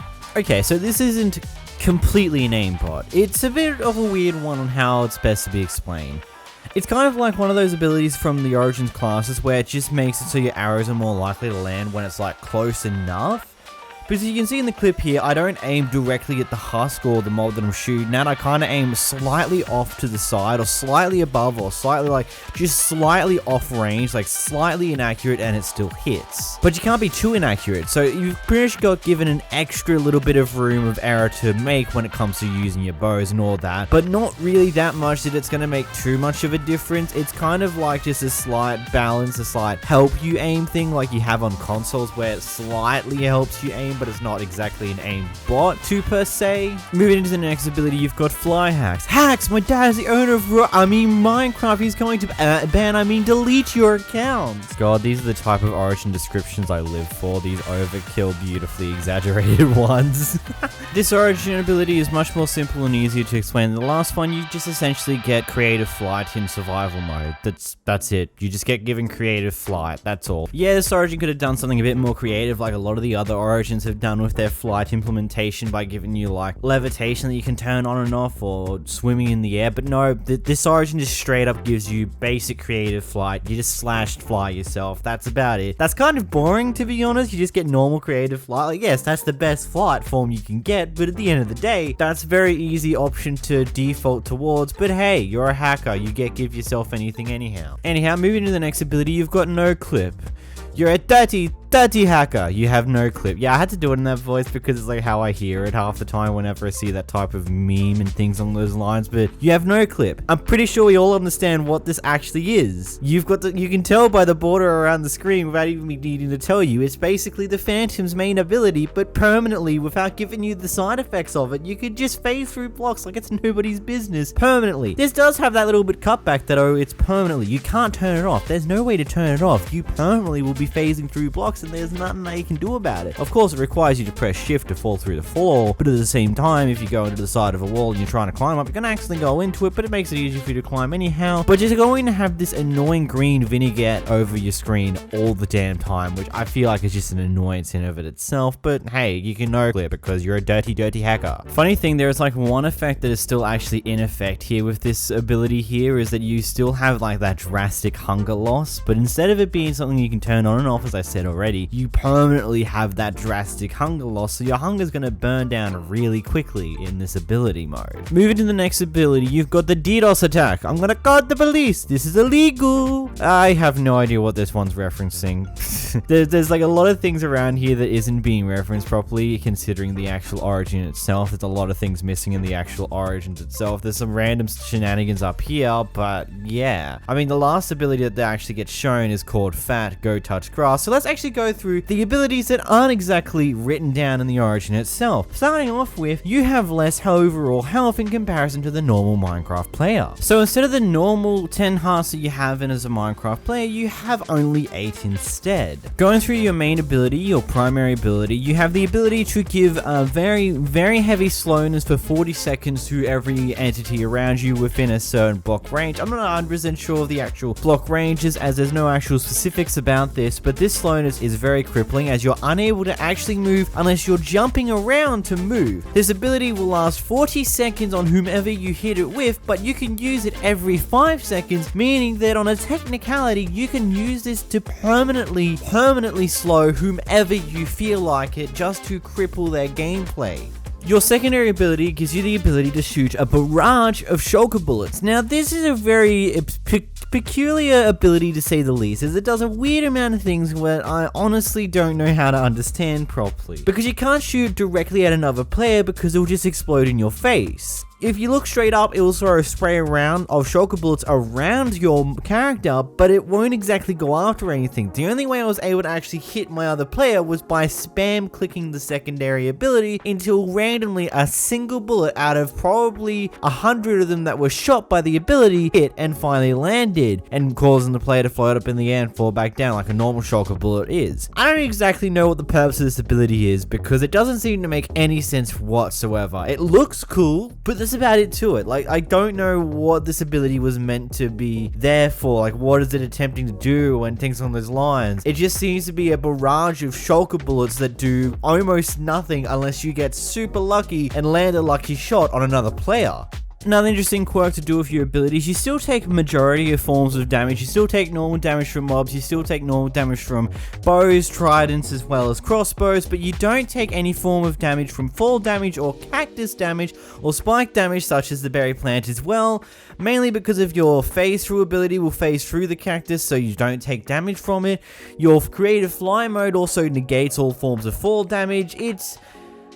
Honestly, I wish this origin explained what you could take and what actually happens with your character a lot more than what it did. All it did was just give you a brief explanation on, hey, these are a few memes to do with hackers. We don't know how to put the other abilities that we gave you into any form of jokes or memes, but they're there anyway, so yeah. Either let me know, what are your thoughts of this origin? Do you think it's a good meme one? Do you think it's a bad meme one? What are your thoughts? Let me know in the comments down below, as always, as well as the fact, like, do you think it's a bit overpowered? Of course it's overpowered. Why am I even asking that question? You know it's overpowered, you know it is. Either way, make sure to hit the like button down below if you haven't already, and make sure to subscribe if you're new around here, as it's always highly appreciated. We're so close to getting the Hypixel YouTuber rank to 30,000 subscribers, so it'd be highly appreciated if you help get us to that. Also making a 100 days video for the Glitcher origin, which should be coming out within the next week or so. Don't hold me to that. I'm an idiot in saying these promises and don't actually get the video done. Either way, massive thank you to my channel members, my $25 members, Holly the Void and Satin, as well as my $10 member Decept, and until next time, guys, goodbye. In today's video, I'm going to be showcasing a haunted armor origin. Now, quick bit of clarification, I have covered a cursed armor origin a few weeks back, but this is different. Whilst it may sound the same by name, this origin is more about each different armor piece slash mob hab slash whatever you can actually wear on your Minecraft character will give you special effects slash curses slash all these other bits and pieces instead of you just being permanently stuck with a set of armor. But before we get into this video, I'd like to ask you guys to hit the subscribe button down below as we're trying to get to 100,000 subscribers for the year 2021. Anyway, let's move on into the video. This origin is made by a guy called Revex in the Origins Discord server. Now, the original version of this was released roughly in the same day as the Cursed Armor origin was dropped. So again, as I said, they're not exactly trying to rip ideas from each other. It just so happened to be a coincidence that they both had super similar naming conventions. Moving into the description of this origin, haunted armor incorporeal souls who are possessed suits of armor. Let's go through the abilities. Buff when not filled, and Elytra does not count as filling the chest slot. Full armor sets also have a unique buff to themselves. We'll go over every single little effect you get from each set of armor at the end of the video because that's where it's all compiled in on the actual list. But to quickly run through it, if you remove your chest plate, you'll be given weakness. If you remove your leggings, you'll get slowness. And if you remove your helmet, you'll be given blindness. And you'll only start with a set of leather boots. There is no debuff for removing these boots aside from losing the armor. Bodiless, your health is 2 times your armor durability durability. With no armor on, you will actually die, hence the reason why you spawn with leather boots. Now you're starting to get the idea on why this is called haunted armor, because you are literally only the armor. There is nothing more to you. Crafted body. You cannot heal. You must consume ingots or resources to heal. Leather, iron, gold, diamond, or netherite, depending on what armor you're using. Briefly going over what you would have seen there, leather gives around 2.5 hearts, gold give around 3.5 hearts, netherite gives around a full 2 health bars worth, iron gives around half a health bar, and diamond gives 1 health bar in total. Essentially speaking, netherite armor is going to be the best way to actually heal yourself up when you're wearing full netherite set of armor, because you don't get given that second health bar worth of health immediately. You actually start off with half a heart when you respawn, so you're going to need to immediately use some resources to heal you. Because you're haunted armor, you don't need to eat or breathe, and you are unable to swim. Essentially speaking, if you hop into water, you're just going to sink to the bottom of the ocean, but because you don't need to breathe, you won't actually drown, so yeah, have fun with that one. I honestly like this overall because you can just traverse through an ocean like you would on land. You just walk down the hills, you'd walk across the ground, and you'd climb back up the hills. It's like really just funny in its own way that you just walk into water and nothing actually changes aside from how far you can actually see in the water. Haunting, when you die, the armor that you're currently wearing is destroyed, so no armor that you actually have in your inventory will be destroyed, only the stuff that is you're wearing. Anyhow, now to run through all the effects that armor will give you overall. Starting off with the ones that I've already talked about in this list, we got the missing a helmet, you get blindness. If you have no chest plate, you've got weakness. If you're missing your leggings, you have slowness. If you're missing your boots, you also have slowness. So essentially speaking, if you're missing both, you just have slowness 2 times over. If you're wearing full leather, you'll get speed 2. If you're wearing full chainmail, you'll be given night vision. If you're wearing full gold, you'll get haste 2. If you're wearing full iron, you'll have strength. If you're wearing full diamond, you have resistance. If you're wearing full netherite, you have resistance, fire resistance, and lava vision. Essentially speaking, being able to actually see in lava a lot better than normal. Skeleton skull will give you entities that will allow you to see glowing entities. Wither skull, you're immune to wither effects, and also your attacks will also inflict wither. Zombie head, zombies are naturally neutral towards you. Creeper head, you're immune to explosion damage. Dragon head provides elytra flight. Wearing an elytra, you will actually get fall and collision damage immunity. Turtle helmet will have equal no slowness underwater, and the pumpkin, well, that one is just for you to find out, because, well, the origin says question mark, so I'm just going to leave it up to you guys to figure that one out. Just a quick side note, you are unable to wear an elytra as well as the dragon head, because, well, the dragon head gives you that elytra flight in the first place, so you can't have the elytra on at the same time. But the elytra gives you fall damage resistance as well as damage from kinetic damage resistance as well, which is also really useful. Either way, it's all upon you on how you decide to do this, because it's up to you on what type of armor combinations you want to make. Do you want to start collecting heads and get those beautiful bonus buffs, or do you want to go full sets of armors and things along those lines? Overall, this origin has a lot of cool possibilities towards it, considering the fact that each set of armor gives you a different set of buffs and debuffs and other bits and pieces along those lines. So I highly recommend that you check out this origin for yourself. I'll leave a link in the description down below for it. Again, thank you to my channel member Decept. If you want to get your name shouted at the end of the video, make sure to hit the member button down below, join as a member. It's really helpful. It helps me continue doing what I love to do and make these beautiful videos for you guys to watch every single day. Either way, if you did enjoy this video, make sure to hit the like button down below. Until next time, guys, thank you very much for watching. Goodbye. Hello everyone, it's Crazy and welcome back to another Origin Showcase video. In this Origin Showcase video, I'm going to be showcasing the Ice Golem based Origin created by the user known as Arctic Bonnie from the Origins Discord server. This mod is for version 1.17.1/1.17 and only requires the normal Origins base mod, so you don't need any of the extra mods that you might need for most other data pack, as this only relies on the mechanics that comes from the original Origins mod. The Ice Golem is an Impact 3 based Origin, meaning it has a maximum amount of impact on your game. The description of this Origin is the Iron Golem made of ice. But before we get into it, there's over 115,000 of you guys who consistently watch a majority of my videos, and I highly appreciate it if you guys just check to see if you subscribe. A lot of people just watch YouTube videos and don't actually ever subscribe to people, and I'd highly appreciate it if you do so, as it means a lot to me. As well as go check out my Twitch account. I've been streaming fairly consistently over there, and don't worry, there's going to be a Members SMP stream later on, like this week. It's coming, don't worry about it, I'm not abandoning streaming here. Either way, let's get into the abilities of this Origin. Moving into the first thing, which is obviously the most obvious thing, your blue transparent skin. Since you're made made of ice, you're blue, and you're also transparent. You already know what this looks like because you just saw it in the intro. We don't need to spend too much time waddling over it. Moving to the next one, you got Snowball Throw. Your primary origin key, which is your primary ability, you can throw snowballs. This ability just throws like normal, ordinary snowballs you all know and love, like the same old things that are almost completely useless aside from getting rid of the end crystals in the end dimension, annoying blazes because, you know, it's snow, it hurts them because they're made of fire, as well as other little bits and pieces along those lines, but at the end of the day, snowballs are almost entirely useless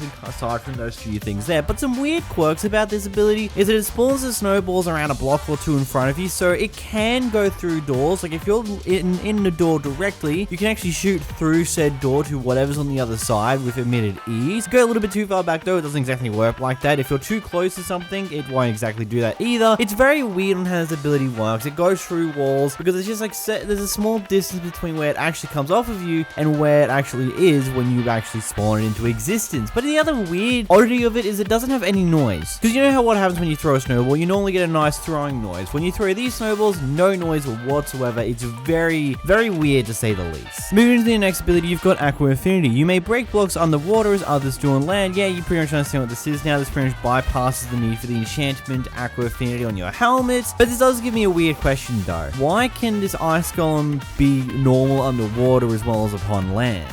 We'll probably understand a little bit more as we go through the abilities, but this is a weird thing to put on very early on in the ability list. But yeah, it does exactly as I said on the tin. You break blocks faster underwater than what you normally would. Moving into your next ability, you've got Wet Eyes. Your vision underwater is perfect. Yeah, this is just night vision underwater. It's what the, the beautiful conduit gives you normally underwater as well. So yeah, I guess this is getting interesting already. Moving into your next ability, you've got Slender Body. You can reach blocks and entities that are further away than you from normal. This ability change allows you to reach up to 7 blocks away from you with either hitting mobs or breaking blocks, and this kind of works in a diagonal pattern where you can go to 4 blocks in a diagonal direction. But if you look at the perfect area of a block in a diagonal direction, you can actually break the block at the top, but you can't break the bottom one. Pretty much you can break anything 7 blocks away from you at an even eye height, but if you have to look down, it's only when it's straight ahead you can break 7 blocks of that away from you. It's very weird how that works, but I hope you understand it there. You've got a 7 block range. Moving to the next ability, you've got Strong Arms. You are strong enough to break natural stones without using a pickaxe whatsoever. These type of abilities always seem to sound cool whenever you read them on paper, but when you actually use them, they're overall just forgettable and not really have a good use to it. First off, you still can't break cobblestone and get the cobblestone from it. You can only do it with stone, which is a very weird quirk. To say the least, you can mine stone and get the cobblestone from it, but you're just unable to mine the cobblestone. Like if you mine the cobblestone and break it, you won't get the item from it, which is interesting to say the least. And even forgetting that issue there, you still mine at the very slow normal speed that you do when mining with your bare hands normally. I feel like that's always a massive issue when it comes down to it. Like people think like, oh my god, let's add the ability to mine your mine stone with hands, but the only ever origin I've seen actually execute this in a way that actually makes sense was the Bedrock origin, the Bedrockean origin, because it speeds up your ability to mine with your bare hands, but this doesn't. So ultimately you're still not going to ever use your hands to mine up stone, because what's the point in doing so when you still mine at the exact same speed as you would have before? Moving into your next ability, you've got Sturdy Skin. Even without wearing armor, your skin provides a natural protection layer that normally isn't there. This is around 4 armor points in the actual bar, which is enough that if you wear iron armor, you can actually have full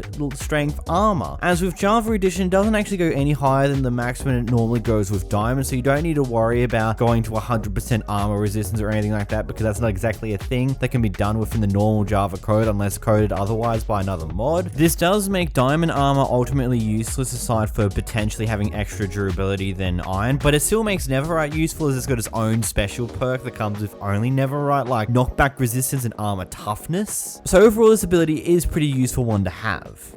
It also gives you max armor points when you have a full set of chainmail armor, but the likelihood of you getting a full set of chainmail armor, unless with villagers, is pretty low, so we pretty much ignore that.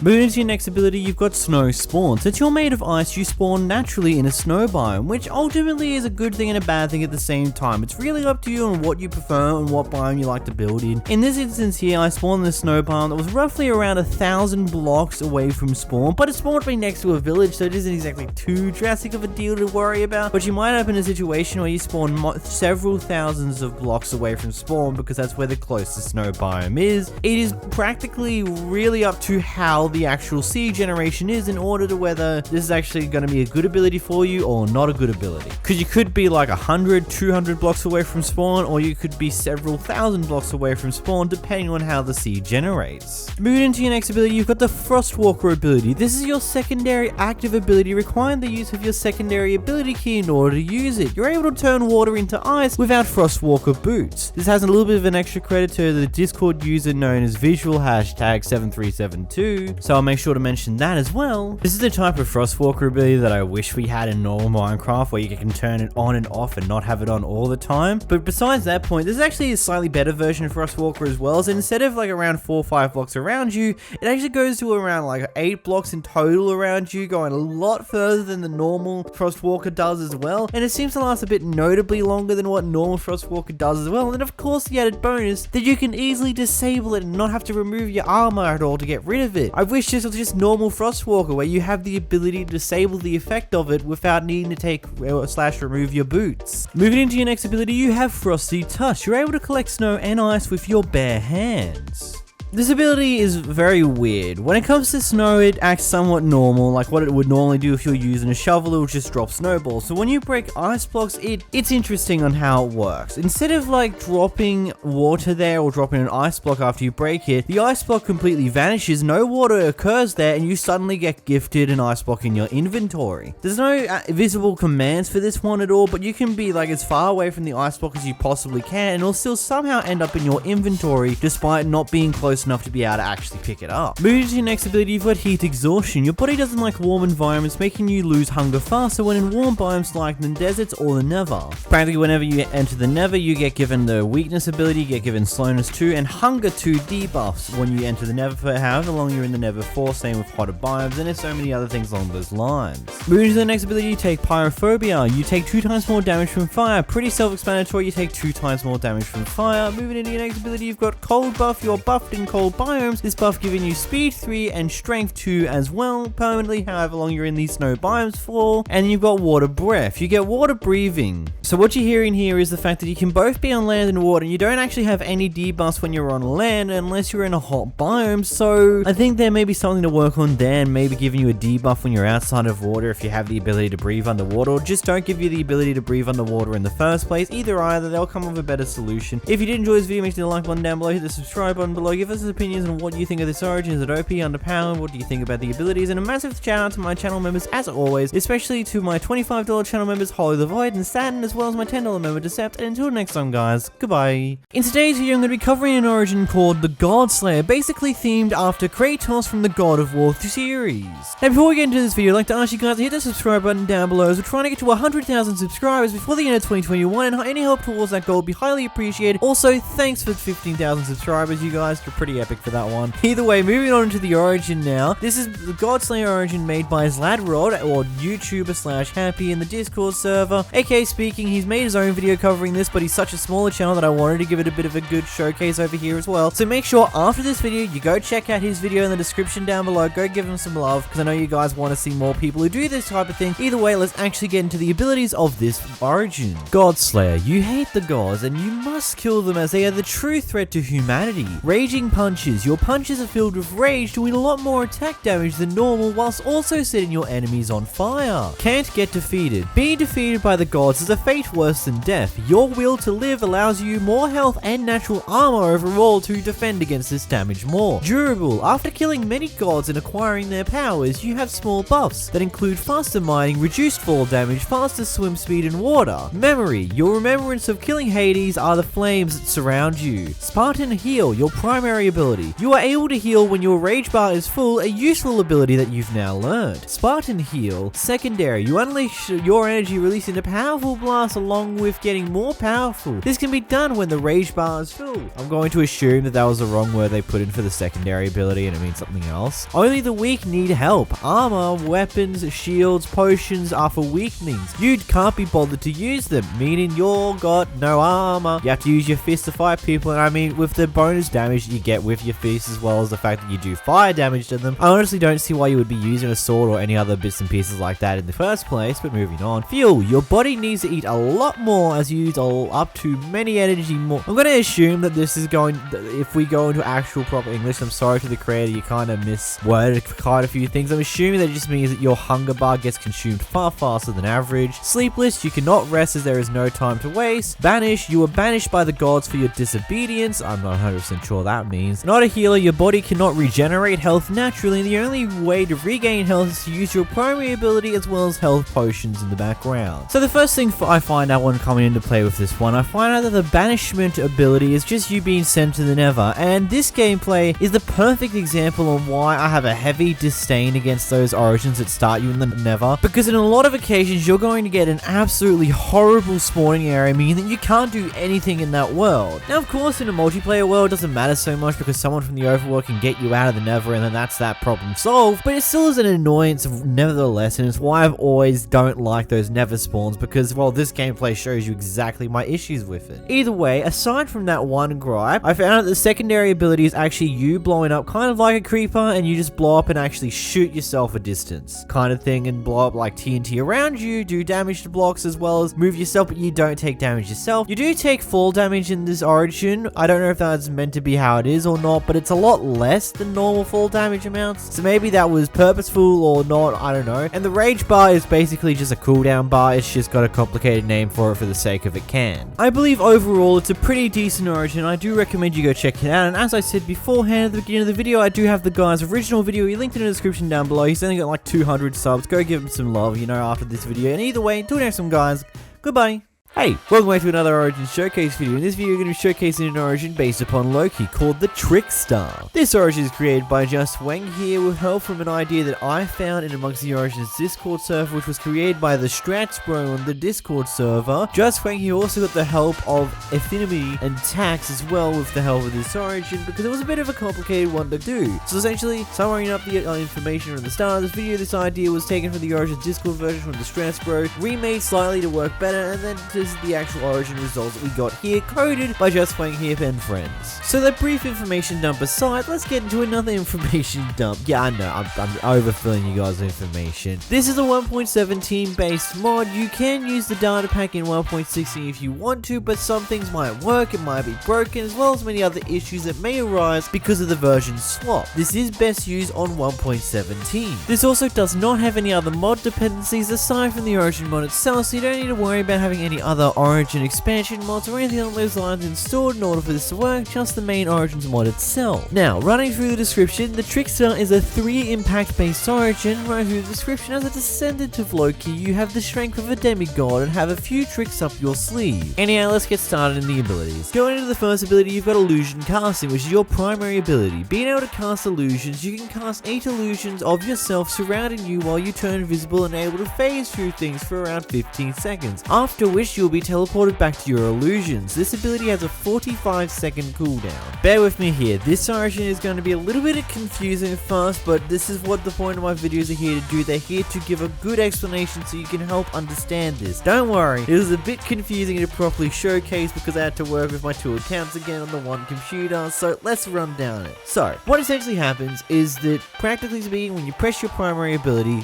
you will disappear. But, for first, you will glow for a few seconds and then you will go invisible completely, and 8 armor stands with armor will spawn around you. Now, people can hit these armor stands once and they'll disappear. You hit all of these armor stands, the person who uses ability, regardless if it's been 15 seconds or not yet, will teleport back to the middle of wherever they use their ability at, and also become visible again. But in those 15 seconds, or however long it takes for the other player or the other person to remove all the armor stands, they can go anywhere or anyhow in that 15-second time frame, as well as phase through blocks and hit other people at the same time as well. But you always got to remember that you'll always be teleported right back to where you started every single time, no matter where you go. You with me so far? Because we've got a little bit more to go through. Again, this ability will immediately start the cooldown process the moment you press the button, meaning that you'll spend 15 seconds of the cooldown in the actual ability itself, and then the final 30 seconds left before you can actually use the ability again. Now, moving into the next ability, you've got Escape Art, your secondary secondary ability. While holding a piece of gunpowder in your hand and or your offhand, you can create a smoke bomb, blinding all nearby mobs and players for 10 seconds, as well as giving you speed 2 for 5 seconds. This ability has a 20-second cooldown, but you always require at least one piece of gunpowder used in every single time. Now, the main beauty of this ability is that you don't lose the gunpowder that you use when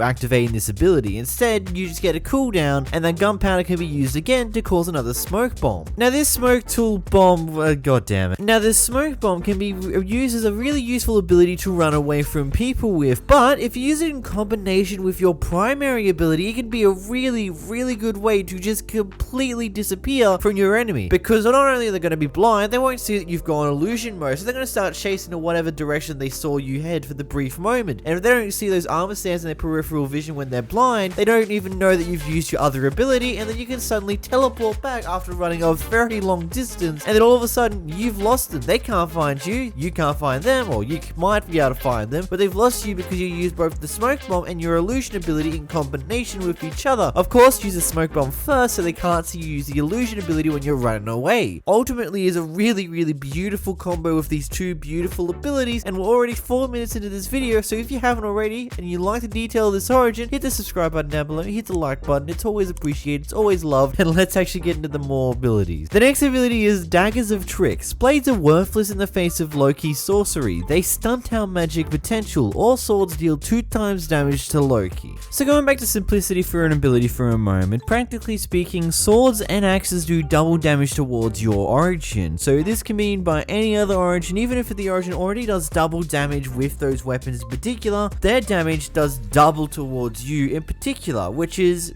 not going to be too helpful when you're up against a certain other origins that do double damage with blades by default. Practically meaning with this ability also that people using wooden swords can crit one-shot you without any other damage bonuses on that wooden sword. A default wooden sword will one-shot you with a critical hit because of your also low health and the double damage from blades. So keep that in mind. But hey, there is kind of a beautiful counter towards this ability as well. The ability known as I'm Not Done Yet. Once every 10 minutes, you'll gain a passive Totem of Undying. This does not stack though, so you can only have one there at a time, and the cooldown can be reduced by eating enchanted golden apples. The cooldown is reduced by 1 minute per enchanted golden apple. Now first off, I do know that this ability seems way overpowered, considering you get a free Totem of Undying every 10 minutes for use. But the problem is, when you go a little further into this ability, which we'll get there in a moment, you do have a lot less health as well, but considering your Loki origin. So this Totem of Undying can just save you in very sticky situations. For example, what I just mentioned before, where you can get one shot by a wooden sword crit from origins that don't even have blade damage boost. Just by a simple other Loki origin that does that hit to you,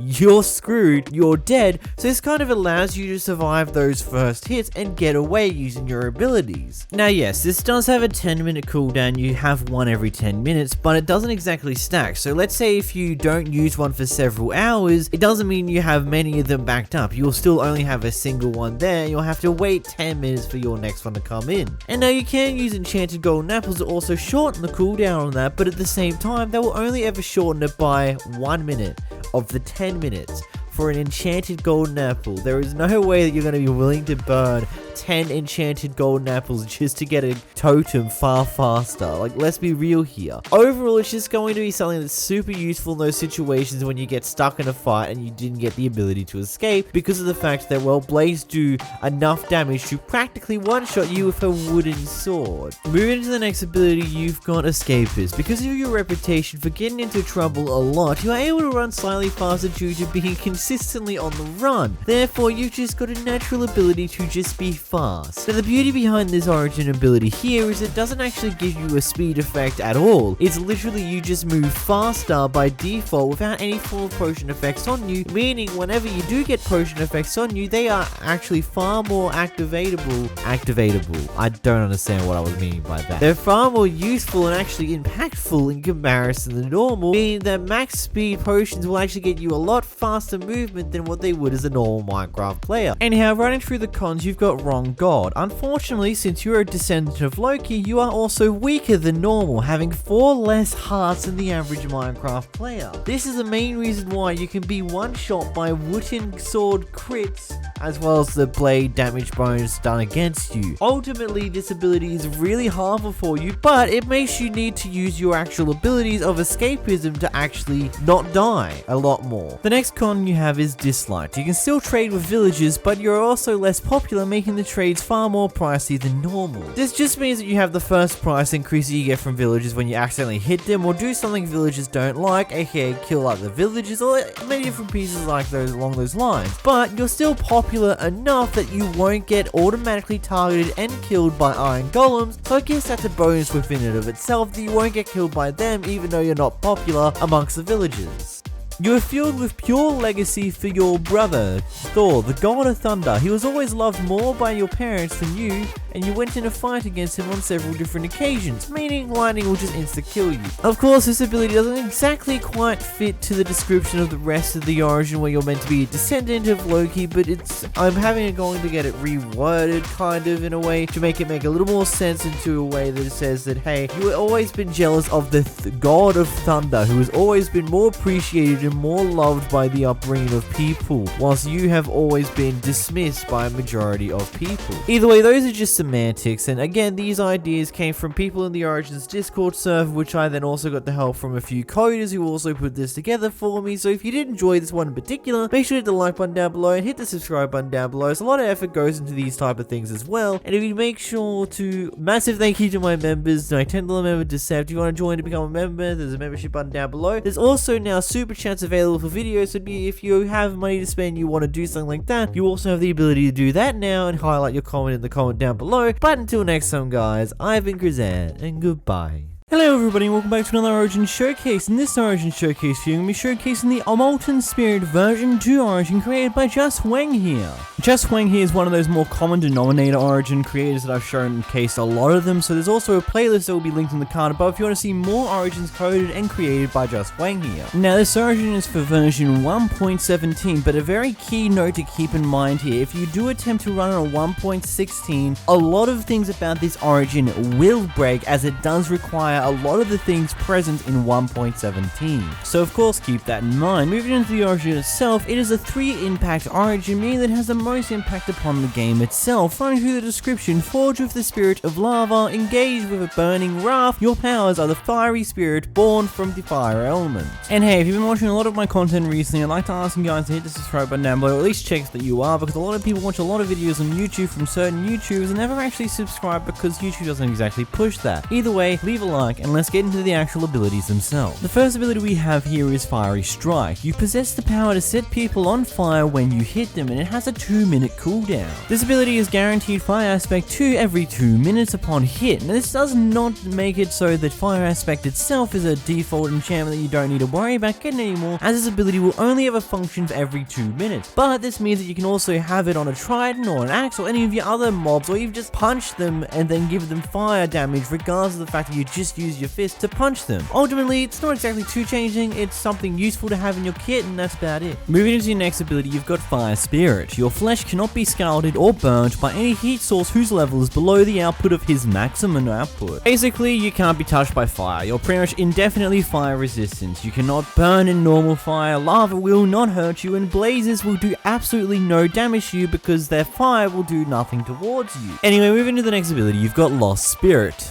You are a lost fire spirit in the Hell Realm. Now this of course is abbreviation for the fact that you spawn the Nether. Now I have expressed my distaste for these type of things where you get forced to spawn in the Nether because it's always annoying to do that. Yes, it provides a cool and fun challenge, but sometimes you'll get a super duper unlucky spawn where you spawn in a very tiny pocket of air surrounded by layers upon layers of netherite, meaning it will take you hours upon hours to get out to any form of air before you can actually start playing Minecraft. There are many different problems with the Nether Netherite spawn, but it fits this origin, so I guess I have to leave it at that. Moving to the next ability, you've got Fiery Nature. You are able to merge together into a pool of fire, giving you the ability to swim and have the sight in fire. You know, these are the type of origins that I like, where they explain the abilities in such a way that you do kind of understand what they mean by the ability, but it's also explained in such a way that you find it intriguing nevertheless. Like, this is simply just the fact that you can actually see and swim in lava far better than what the normal Minecraft player is able to do. In fact, you can see in general, but this does give you like extreme night vision, so if you like half pop your head out for a split moment while you're in lava before you actually get out of the lava proper, everything around you will be ultra bright for no reason for a moment, then it goes back to normal. It's just funny in that nature, but you get the understanding of this ability. You can actually swim in lava, you can see in lava, meaning netherite mining in the nether is going to be a little bit easier because you won't have to worry about those stupid lava pockets that appear everywhere, and you can explode everywhere, look in the lava itself in order to see if there's any netherite that the lava covered, and so many other good things along those lines. Moving to the next ability, you've got Energy Depletion. Your burning metabolism causes you to exhaust faster than the average Minecraft player. Now, one thing I did notice with this is it doesn't actually really do much when it comes down to swimming around in lava, because you don't exactly lose too much hunger when you're swimming around in lava no matter what speed is. I mean, I did for several minutes and my hunger did not move at all, despite the fact that we're in hard mode on difficulty wise, but maybe that's just what happens in lava. But it does have a noticeable and quicker decrease when it comes to healing, as well as other different ideas and things that come with Minecraft and other ways that your hunger will deplete and things along those lines. Moving into your next ability, you've got Fiery Soul. Those souls that you have taken will forever be around you as small fire souls.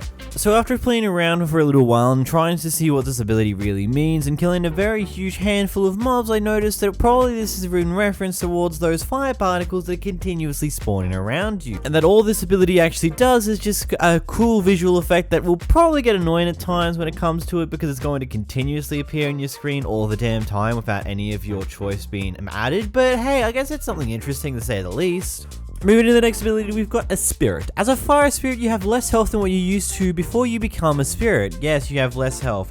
Well, yeah, we pretty much all know at this point, like, you get less health in a majority of origins at this point. Some of them might give you more, but most of the time you just get less health from the origins. This one takes around 4 of your hearts off, and you have a fair bit less than all, but because of the fact that fire no longer damages you, nor lava will, so it kind of balances out there just on those own two regards there. Moving into your next ability, you've got Fire Spirit Unleash. You unleash your fiery spirit, gain you strength, speed, and regeneration for 20 seconds with a cooldown of a single minute. So this ability is pretty useful when it comes down to it, as you get a bit of regeneration, speed, and strength when it comes to battle, but a little bit of a side effect that will occur when you use this ability: you will be given a glowing effect on your character at the same time as well. Meaning at whatever point that you are actually using this ability, if you're close enough to any other players, you can easily be seen and spotted, therefore makes you either an easier target or an easier target to avoid. This glowing effect lasts about just as long as the rest of the abilities do themselves, so you have strength, speed, regeneration, as well as glowing all together for 20 seconds, which is ultimately a really good useful boost. But as I said, you're also glowing, so you're also an easier target to hit as well, so it really just comes down to what you feel like is good about that part. But moving to the next ability, you've got Nova Flame. The Human Torch has the ability to mentally control the ambient heat energy within his immediate environment, making him able to melt everything in his way, toggleable, phantomized with a fire to show if you're not phantomized or not. Again, this is a super similar thing when it comes to the other ability that I just showed off a moment ago, as this one will make you actually go red with your skin, as well as giving you a red glowing effect, meaning that it is clear to see that you're actually in your phantomizing mode, because when you're using your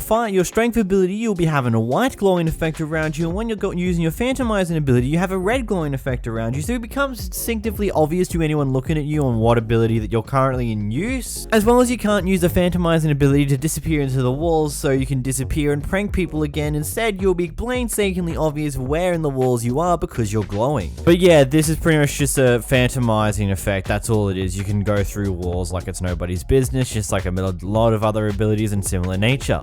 Moving into your next ability, you've got Overcharge. Your body releases a high temperature blast which will explode your surroundings when you die. One thing important about this is it doesn't always happen every time you die, but it happens most of the time. Pretty much if you die within a quick succession of your last death, you won't explode explode again. I think roughly the time is around like 1, 2, 3, 4 minutes, and then after that you might start to explode again, but it has a bit of a cooldown before you can do it again. It's essentially just a charged creeper explosion. Actually, it pretty much is, because it spawns a charged creeper on you when you die, immediately exploding. So if you kill a skeleton, zombie, or creeper near you when you do that, you'll get their heads drop as well. So hey, you could farm some heads with this method. Moving to the next ability, you have Undying Fire. You're unable to actually light up in fire within cold places, making you have slowness and weakness when in cold places. Being in cold biomes such as the cold mountains, frozen oceans, the cold tangas, and all the other cold biomes in the similar nature as that one. Moving into your next ability, you've got Honored Spirit. You're honored for your ability to combat and never using your shield, making you unable to use your shield in regular combat, or at all for that matter. Do I need to explain this ability to you? I'm 90% sure we all understand how this one will work. Doesn't stop you from using the shield as a weapon against other mobs though, so yeah. Moving to your next ability, you've got the Heat Blast. You're able to channel your heat into an edge you can shoot at other people. Now at first, I had no idea what this was, mainly because of the fact that we're not using extra keybinds with this origin, so I was confused on, wait, this is the third ability that you have to use a button for. And after about a bunch of random button pressing, I figured out this is automatically keybinded to your X key. So press your X key to activate this ability. But really what ends up happening is it shoots a thing kind of similar to what the Starborne shoots and what many other mobs do. It's like more of a magical particle effect that does a little bit of damage, just the particles are red in theming for the Molten Spirit. Side note, the particles are really big, so you're not exactly going to be able to see if you hit the target or not, but the best way to know if you hear a firework goes off or not, because a firework will never go off when the ability doesn't hit anyone, but if it does hit anyone, it will go off and you'll hear some firework noises, and you might potentially see the mob get hurt. Moving into your next ability, you've got Burning Soul. Your Burning Soul is able to feed with the burning flames. Really, this is the reason why I wasn't losing any hunger earlier, because I was sitting in lava, but this means that if you're just sitting in lava, you won't lose any hunger no matter how long you swim for, because the flames as well as the fire will actually fuel your hunger. But to go in pair with this one here, your flaming hunger means you're only able to get saturation from flames, and you're also unable to eat anything whatsoever. Anyhow, let me know, what are your thoughts on this origin? Do you think Justwang here did a really good job on this one? Do you think it's an okay one? Or do you think it's overpowered, underpowered? What do you think? Give me your thoughts in the comments down below. I do tend to read through a lot of them. I definitely do try and respond as well as hard as many of them in the first hour as I possibly can. And as always, a massive thank you to my channel members, especially my $25 channel members, Holly the Void and Mr. Fletcher, as well as my $10 member, Decept, as well as every other channel member there are. There are over 60 of you guys currently, and I highly appreciate all of your support. Go check out the video released yesterday, the start of the SMP series that I'm starting.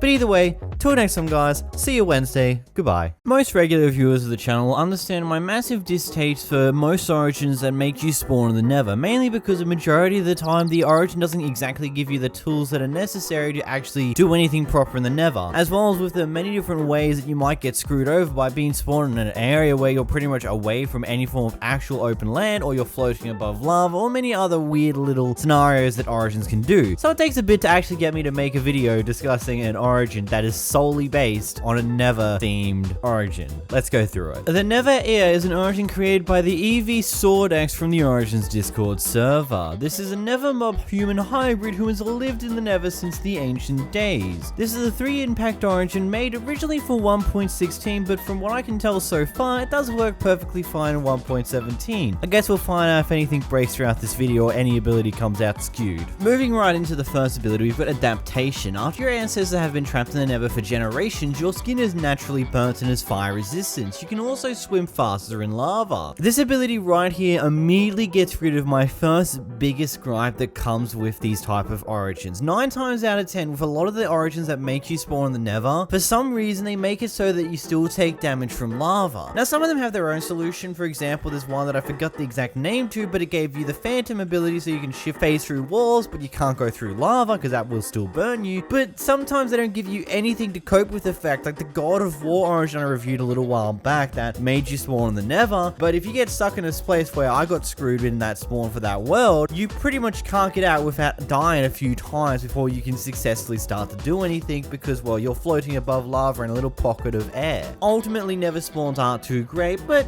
I guess this gives you something to get out of that pickle if you're, let's say, in an area where you have to hit the lava at least a little bit in order to get out of your sticky situation. And hey, if you want the ability to be able to swim in lava, make sure to hit the subscribe button down below, as there's a few 100,000 of you guys who watch my content actively but don't actually subscribe, so it'd be highly appreciated if even a few of you guys would.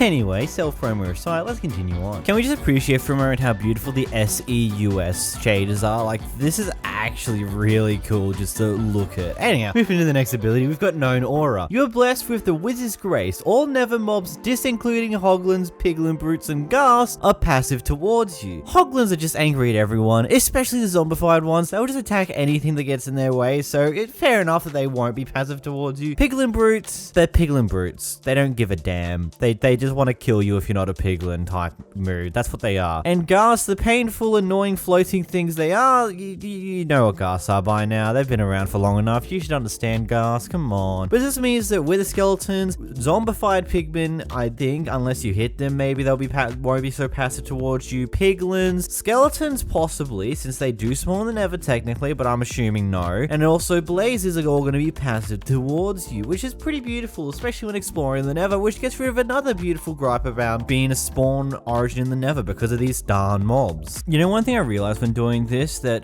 piglins do kill withers skeletons. Did you know that? I didn't know that before this. Sorry, I'm just learning things here. Moving to the next ability, you've got Experienced Rage. By pressing the G button, which is your primary origin ability button, you can access your fiery temper, which gives you 15 seconds of resistance, speed, and strength. So the first note of this ability is this ability does not work when you're not in the Nether. So you can only use this ability when you're in the Nether. If you're in the overworld, this ability just simply won't function for you. It won't activate. When you press your ability button, nothing is going to happen. You have to be in the Nether for this ability to actually function, but you're going to be in the Nether most of the time considering your buffs in the Nether. So yeah, that's a pretty good thing to know anyhow. Moving to the next ability, you've got Battle Plates. Your skin is very tough from being burnt away in the Nether. It gives you natural protection. Probably be a better way to reword this description to the ability is probably say that due to being underneath the intense heat of the Nether 24/7, your skin and body has grown naturally to defend against it, to harden up and be able to give you some extra natural protection when it comes to the heat. Hence why, you know, you can swim in lava and that doesn't affect you because your skin's grown tougher. So you don't need to be all from being burnt away, it got tough. No, by being just underneath that severe heat, your skin grew tougher. But this ability gives you 4 bonus armor points on top of the normal nothing that you have by default. Then, of course, as always, as I've made sure it's clear, unless you have certain mons that remove this limit, you can only go up to the maximum the diamond armor can give you by default. Meaning that if you do wear diamond armor and normal, and as well as your normal armor protection, it doesn't exactly go further than what the diamond armor gives you by default. You see what I mean there? It doesn't go any higher than what diamond armor gives you. Diamond armor will just give you the extra toughness, and Netherite will give you more toughness. But moving on to an ability that actually fits the description of having some form of damaged skin, you have Frail Flesh. Explosions do twice more damage against your burnt, worn away skin. I just had the connotations behind this, the fact that, oh yeah, lava doesn't penetrate through your skin, but you know explosions, they hurt like 2 times more. Even though lava is immune to explosion, apparently lava can't penetrate through your skin, but explosions can. Doesn't make sense, but you know, you gotta balance an origin somehow.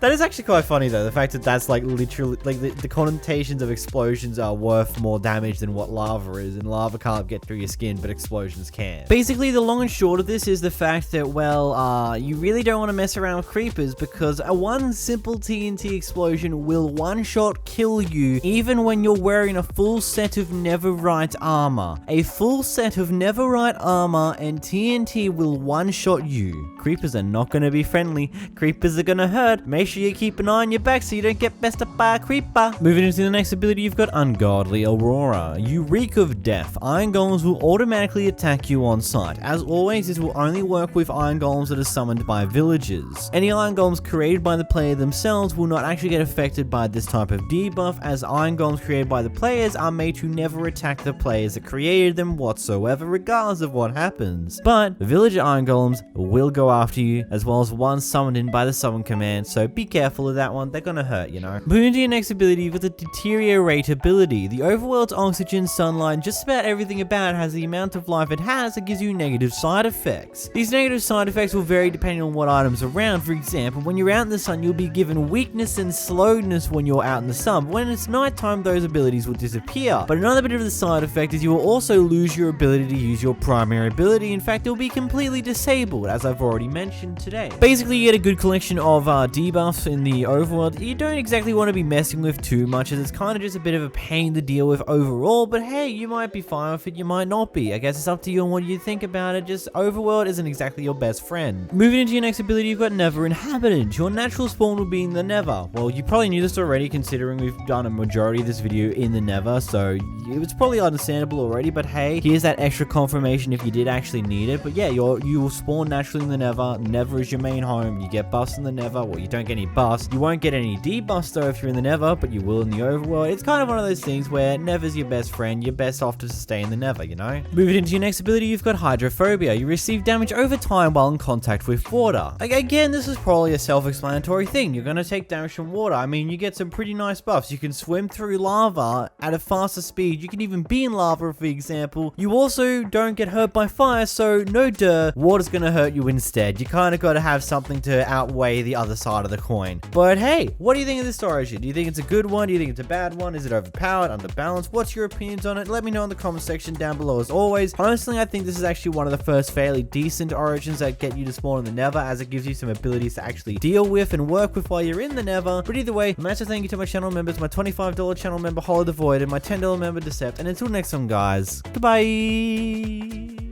With the right inspiration, you can create some pretty cool and funky origins. Sometimes people will go to the lengths of making massive origins that will change everything about the game and evolve it into something brand new. And sometimes they'll do something small, something little, but something enough that you can get a bit of an enjoyment out of the idea and already understand the theme behind it. In today's video, we're going to be going through the One Punch Man origin created by the Discord user known as Stinky from the Origins Discord server. This origin is for 1.17.1, also 1.17, so make sure to use it in either one of those versions of Minecraft. If you want to play around with this origin, it may or may not work in 1.16.5. I haven't tested it. I played this mainly on the 1.17 version of it. But going into it, this is a 3 impact origin, meaning it has a maximum amount of impact upon the game itself. Running through the description, half human, half robot, being a disciple of Samata as mage with Sparta as a fighter and as a helper. But either way, let's roll right into the abilities. Moving into the first ability, we have the ability called Overheat. You will overheat if you use your abilities too much. There isn't too much when it comes down to this ability. Basically speaking, the more often you use your actual abilities, the more you'll heat up. When you reach your maximum heat, you'll just be unable to use your abilities whatsoever. There are no other consequences that comes with overheating yourself. Nothing at all. You just simply can't use your ability for a split second, then you can use it again, but then you'll be back at max heat, and then you can just use it a few seconds later. It's a bit of a weird one. I personally think the overheating feature should have affected you a lot more, aside from just disabling your ability for a split second before it cools back down enough that you can use it again. It should maybe temporarily disable your abilities, or maybe something else potentially as well, but I guess this is how it goes sometimes. Moving into your next ability though, you've got the machine gun. By holding your primary key, you will shoot a flurry of bullets. This pretty much just means you shoot a good collection of arrows. You can shoot it at a pretty fast rate, a lot faster than what you can ever shoot with a bow and arrow or even a crossbow when you have a million crossbows in your hotbar, but they're still very basic arrows. They don't have any form of power behind them. They're just basic arrows shot by, let's say, a basic bow or basic crossbow, an unenchanted one at that, so really doesn't provide any bonus damage of any sort. It's just a flurry of arrows, I guess. You can use it at excessive speed and excessive rate in order to, I don't know, hurt mobs that get too close to you and you've got nothing else to go. I don't know. Taking a rough guess by counting roughly how many arrows were taken out in a single bar of this, basically I think it's roughly around 45 arrows that you can shoot in a quick succession with this ability, but that's as best as I guess I can get because some of the arrows disappear pretty quickly and I branched it off of a small segment of the actual bar itself. So moving on to the next ability, you've got Heavy. You sink when in water. Pretty sure you can understand this one. I don't think it takes a genius to understand what this means. You literally just sink in water. It turns Minecraft into an ability where you swim in the water, so it just basically acts like you're in the overworld when you're outside of water. You're just walking along land like it normally is, which does mean that you will need to make some staircases when you're in the ocean in order to actually get back out if you fall in. It could also be a massive detriment because you may actually drown while you're down there. So hey, it could be a bit of a double-sided sword maybe? I don't know. It makes it easier to traverse water, but at the same time it could kill you quicker. Moving into the next ability, we've got Iron Body. You have as much armor points as you would have when you have iron armor on. In turn with that though, it does mean that you cannot put any other armor on whatsoever. So basically you've got basic iron protection without any form of enchants possible whatsoever. You can't even put any armor on. You can't put leather, can't put chainmail, can't put gold, can't put diamond, can't put iron, can't put netherite. It's all unavailable to you and you just simply have to deal with the fact that you've only got the protection provided by an iron set of armor without without any form of the actual enchantment buffs whatsoever. But don't worry, you can still put an elytra on, so don't worry too much about that one. So you can still use your chest slot for an elytra, but you just can't wear any armor whatsoever. It is completely and entirely disabled to you. But moving to the next ability, you got the Awakening ability. Calls the matter in when you're in a dire situation. This is your secondary ability, and I also definitely possibly butchered the name that I said there just beforehand, so apologies for that one. Unfortunately, I couldn't quite figure out how in the world this ability actually functions, so I can't really tell you what it does. I don't exactly know what the dire situation is. All I can tell you is that it's an ability that would be keyed to your secondary ability key, but it doesn't seem to function whatsoever. And yes, to the creator of it, I do have Fabric Tailor installed, so I don't know what's wrong here. Moving on to the next ability, you got Hydrophobia. You receive damage over time while in contact with water. Now, of course, as I said earlier, the other ability where you sink in water does help you travel a little bit faster or move a little bit quicker whilst going through long perms of water, but of course, according to this ability here, you take damage from water, so you'll possibly die while you're in there. Ultimately, I feel like that ability from earlier where you're heavier and actually sinked in water actually allows you to travel through the water a lot quicker than what you would normally when swimming, as well as taking damage, as well as this damage could boost you up blocks in order to help you to traverse and climb up the little hills and mountains and oceans a lot quicker, helping you getting out of the water far faster than what you would normally. So ultimately, I feel like whilst this is a disadvantage, that sinking in water ultimately becomes a nice advantage to help deal with the fact that you have hydrophobia.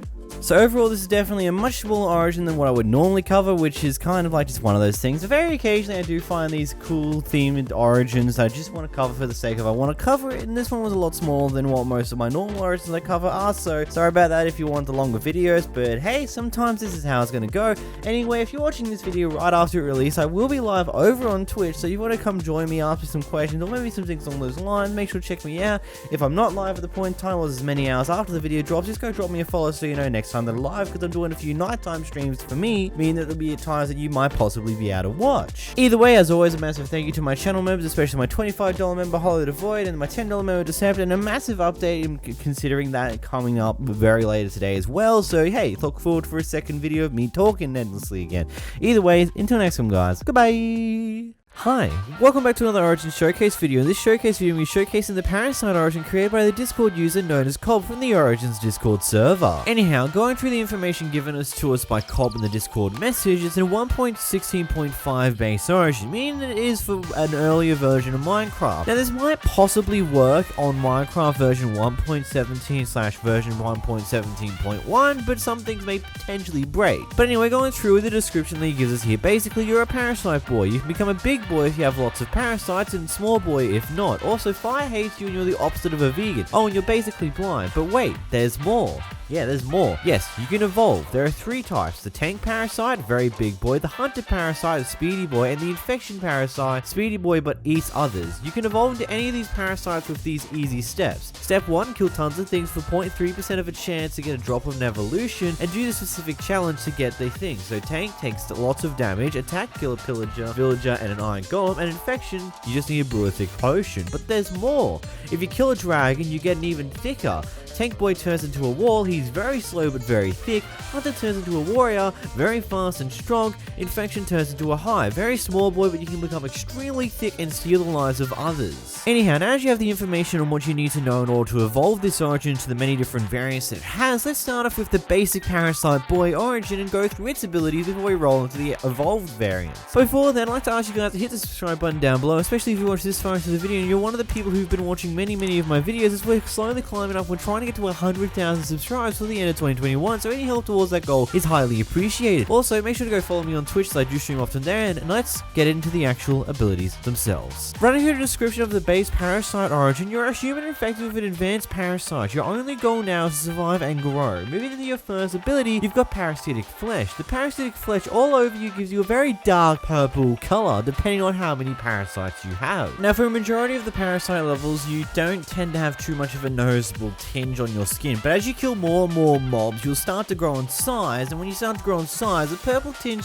starts to become a little bit more noticeable until you reach the 3 blocks of height, which is where the purple becomes extremely noticeable upon your skin. Of course, this will be more noticeable depending on what type of skin you use, as a more brighter skin will have a far more noticeable purple sooner than what a mostly pink and purple skin like my own is going to have a noticeable purple haze on it as well. But the purple haze on it becomes very noticeable at the 3rd stage of growth when you're killing mobs. Also, a brief side note, within that 80 Vindicators that I killed in order to get this effect, I managed to successfully get one of the evolution items. Now, I do remember seeing and reading the actual notes that it's a 0.3% chance to get the item, but you know, you might get it pretty early on if you're lucky too. Moving into the next ability, you have Flammable Parasites. Due to primarily being made out of parasitic flesh, fire does a lot more damage towards you than normal. When the description says much more damage, I truly mean much more damage, as this does not 2 times, not 3 times, maybe not even 4 times damage. If you jump into lava, it will take only 3 ticks of lava to kill you from full health, as you take roughly 4 to 5 hearts per hit when you are in lava. Now, this is kind of countered by the fact that as you upgrade your parasites, you do get some form of strengths, and one of them is a very high potent fire resistance, so you can counteract this by killing a lot of mobs, but this is still a really potent fire damage increase that is going to be very annoying to deal with. So just don't touch lava. Lava doesn't like you at all. Moving to your next ability, you have the Devour ability. Occasionally when hitting something, you will heal, feed yourself, and restore some of your parasites. Now, the best way to explain this ability is whenever you hit a mob, you will be essentially rolling a dice. So if it lands on the number 6, every time it lands on the number 6, you'll be given not only some extra health if you don't have a full health bar, you'll also be given some extra hunger if you don't have a full hunger bar, and you'll also gain some parasites if you don't have a full parasite bar. Practically, that's how it works in like the best way to explain it. This can sometimes means that twice in a row, 2 hits in a row, you'll get the ability bonus, and sometimes if you could kill several mobs and get none of the ability bonuses whatsoever. It varies a lot. Moving into your next ability, Bite. Move your flesh underground and bite whomever is near, dealing some damage. This is your primary key ability. So whenever you use this ability, it spawns an evoker biting thing right in front, around a block in front of you in whichever direction that you're looking at. It doesn't spawn a line of them, it only spawns a single one of those things. So if you know what an evoker spawns up underneath you to try and hit you, it's practically one of those things that will spawn up around a block ahead of you. Now, of course, this can be in any direction that you supposedly look. So if you look straight up, it'll spawn above you. If you look straight down, it'll spawn below you. So you can use it to attack things that are like a block below. Like let's say there's a 2-block gap between where a mob is sitting and where you are. You can actually attack the mob without actually going near the mob, which is going to be a good use about it. It does do a decent amount of damage, but not too much to make you want to use it over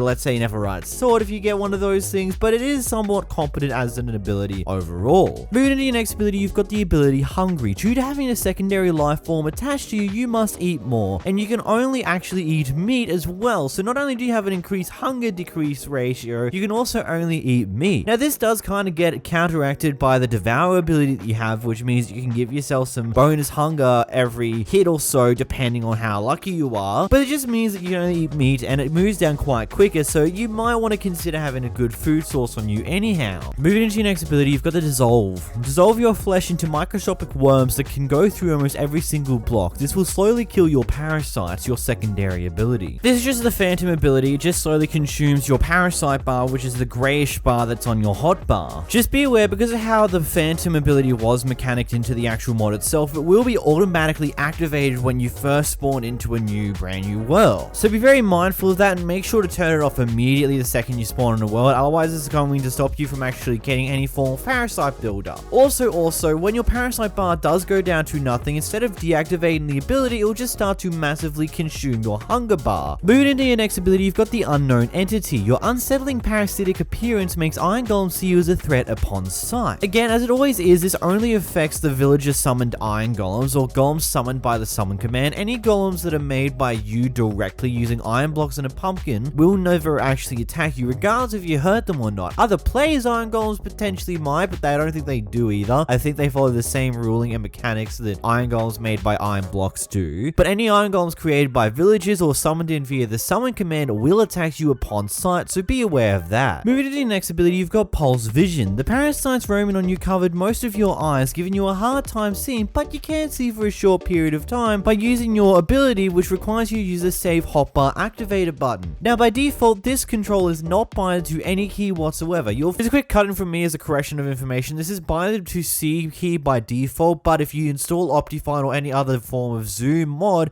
it will debind the ability and make it so you have to bind it yourself. Find it in the control sections underneath the creative buttons. Now the load bar activator is always keyed up to X by default, but you will need to bind this other one yourself in order for it to be usable. This just means that you have permanent blindness 5 to 2 depending on how tall you are. The taller you get, the more the blindness decreases, mainly because of the fact that it makes it harder harder to see the ground as you get taller with this maxed out blindness. But whenever you use your ability here, which is a save hotbar activator button, it does make it so it removes all blindness for only like half a second at most, meaning you can see all your surroundings for a brief moment before they're gone again. I decided to combine the next two abilities together in one, even though the growth one was appearing a little bit earlier. But going into it, growth, when you're on a full stomach, the parasite flesh around you will reproduce, making you stronger. The more flesh there is, the stronger that you will get. Taking damage will kill off the parasites, thus losing your powers, meaning that every time you do get any form of parasite boost, you will grow in size. And then once you mix the maximum amount, you will hit Ravage ability, which you have the maximum parasites, you'll begin to get really strong buffs, which will last longer the longer you stay with the full parasites for. Starting low at the lower tier of the Parasite origin, when you first start off, you'll have no parasites to your name, you'll be 1 block tall, you'll have the slowness debuff, as well as the blindness debuff, as well as the mining fatigue debuff. As you slowly gain more and more parasites, you will increase to a 2 block height, where you'll have a speed increase added towards your buffs. As you continue to grow in size, you'll have regeneration added to your buffs, strength, jump boost, haste, and absorption added to your buffs. At the maximum amount of parasites, you will be 4 blocks tall, you will have 28 extra hearts via absorption, you will have haste 3, you have jump boost 2, you will have speed, you will have strength 6, and regeneration 4. These are some pretty absurdly strong buffs. And of course, the longer you stay with these maxed out buffs, with the maxed out parasite, the more these increases. Because it actually starts off at 10 extra hearts, and a lower base of strength, a lower bit of speed, a lower bit of regeneration, but it just continues to build and build and build the longer you stay at your parasite maximum 4.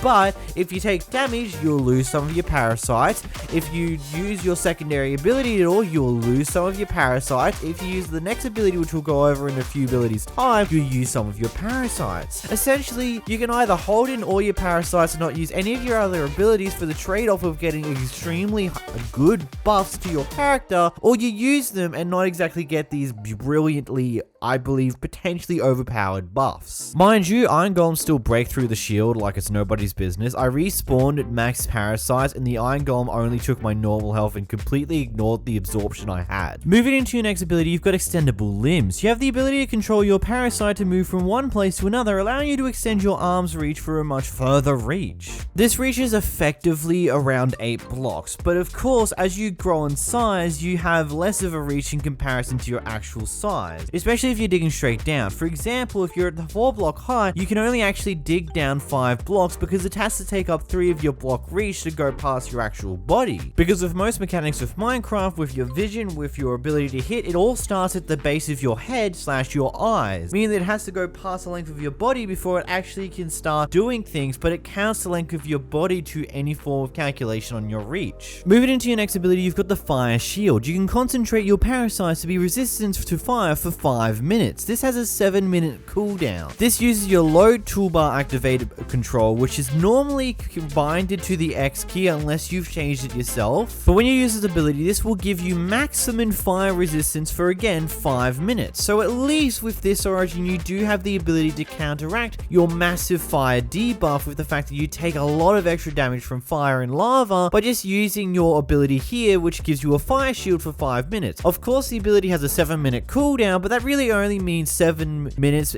in total, as it will also count towards the 5 minutes that you have the ability for, and then only an extra 2 minutes after the fire resistance runs out on you. But the big thing with this ability, it will take half of your parasite bar in order to use this ability, so be aware of that. You will lose a huge chunk of your buffs when you do use this ability, temporarily though, as it does tend to come back up again about a minute-ish afterwards. Now at this point, you can now just evolve your origin in order to go to either of the 3 different types of parasite origin. Now they are very simple and very easy to explain. They were all explained at the start of the video if you want to rehash over that, as basically the explanation that's dropped in the Discord server is all it is. There is no any extra abilities aside from the the tank being a bit stronger, having a lot more health but being slower, and other things along those lines there. As there's no ever extra massive amount of ability changes, you have the same amount of abilities just with different variants on how your character acts based upon which evolution path you take. Either way, let me know what you think of this origin. What are your thoughts about it? Do you think it's overpowered? Do you think it's underpowered? What are your thoughts about it? Let me know in the comments down below. As always, you guys have some pretty good opinions about this one, and have a discussion in the comments down below with other people, and let me know what you think about this origin. Either way, if you did enjoy this video, make sure to hit the like button and the subscribe button down below. Also, go make sure to check out the Cobb's Guide channel, which I will have a link in the description down below. And until next time, guys, massive thank you to my channel members, my $25 channel members Hollow the Void and Saturn, as well as my $10 member Decept. And until next time, guys, goodbye.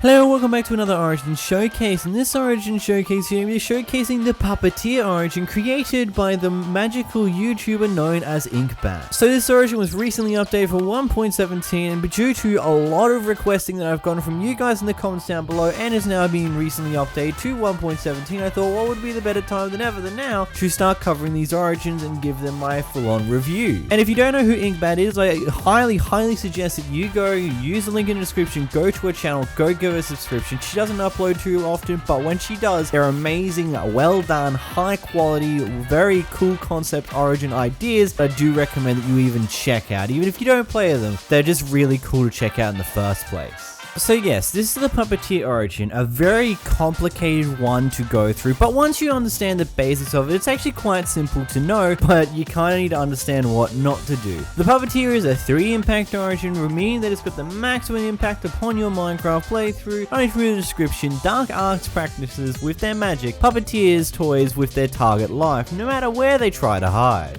Anyhow, before we get into this video, there's always over 100,000 of you guys who are consistently watching content on this channel. I'd like to ask you guys to hit the subscribe, and even just a few of you, and I'll actually stop asking this when we hit 100k, because then I won't care too much about it. And also make sure to smash the like button on this video, as it makes it do better in the algorithm and more people end up watching it. Either way, long intro out of the way, let's get into the abilities. Moving to our first ability, we've got Voodoo Doll. Using your primary Origin ability button to summon a Voodoo Doll at your current location. Right click on the Voodoo Doll to actually give it an item to hold or to take the item back off of it. If the doll is holding an item, hitting the G button will teleport the doll towards you instead of removing the doll. So let's run through the basics. So pressing your primary ability button puts out a small arm stand in front of you. No matter where you are in the world, if the Voodoo Doll is not holding an item, and when you press your G button again to bring it back, it will disappear, and then you can press it again to bring it back out in front of you. You can tell whether it's out or not by whether the brown bar on your hotbar is full or not. If it's full, the Voodoo Doll is out in the world somewhere. If it's not full, it's in your inventory and you can put it right down wherever you please.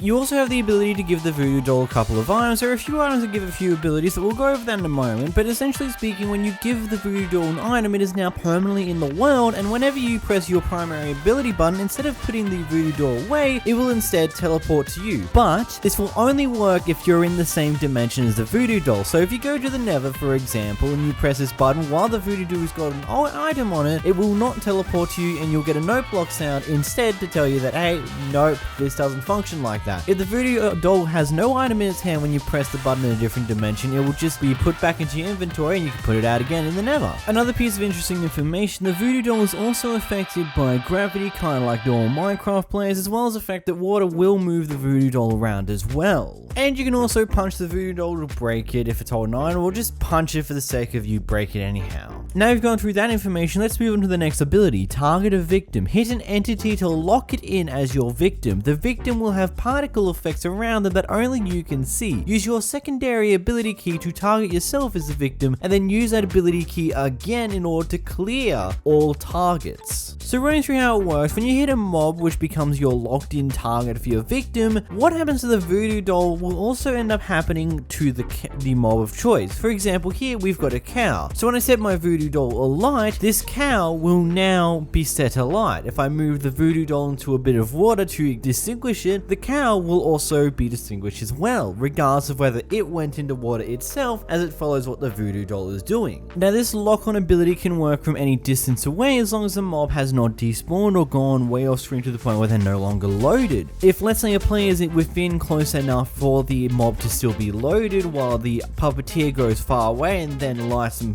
on fire somewhere far away, the mob will still be lit on fire because they're still in a loaded chunk with another player. Also, another piece of information, effectively the Puppeteer serves as a chunk loader, as whatever chunks it is currently sitting in will be always loaded when the puppet is there, because in order to allow for the changes as well as the certain abilities and all that to actually take proper effect. But this works slightly different when it comes to having a second player in the game. When you set a voodoo doll on fire when you have the target locked in as another player, instead of them being set alight, they'll be hit by an arrow which will set them alight, and when you extinguish the voodoo doll, the player will be hit by another arrow that will make sure to remove the fire. But when it comes to another player, it gets even weirder. If this other player is also a puppeteer, how the voodoo doll works between these puppeteers is now entirely different.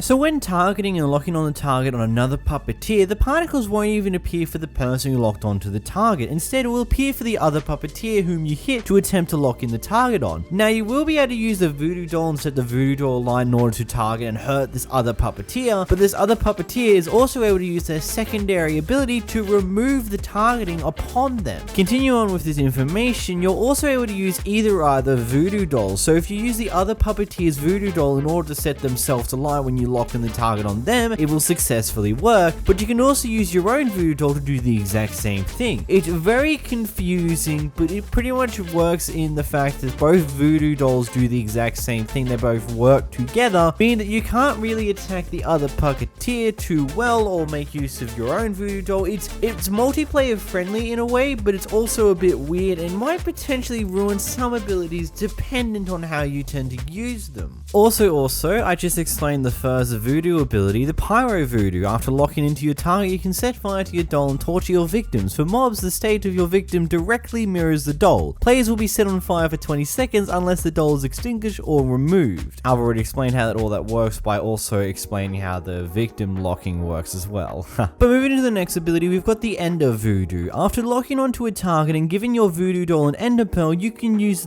your primary ability button to teleport the target towards your doll. This will also work on the target yourself if you're the target. This will also work on great distances. As I've already said, the voodoo doll is essentially a chunk loader, but this will not work across dimensions. Now, just a quick thing I'll explain right off the bat, you are unable to use this ability with your fellow puppeteers, as when you hit them, you don't get the target particles yourself, and even when you use the primary ability to use the Ender Pearl, it will do absolutely nothing, as it requires them to now use their own puppeteers in order to actually use their target. It's very weird how the little section there works, but as I said, doing a puppeteer with another puppeteer, you can't exactly use your abilities against each other too well, so it's a pretty good idea just to not worry about it. But as I said, this allows you to teleport any mob or any object you can target from very far away or even just right around the corner. This will also work on yourself, so for example, instead of using an Ender Stasis chamber, you can just have your voodoo doll set up somewhere and you give it an Ender Pearl, and then you can press the button to escape at any single time instead of having to worry about a timer hopefully activating or something else, or maybe getting someone else to hit it for you. This can also work in helping transfer villages if you don't mind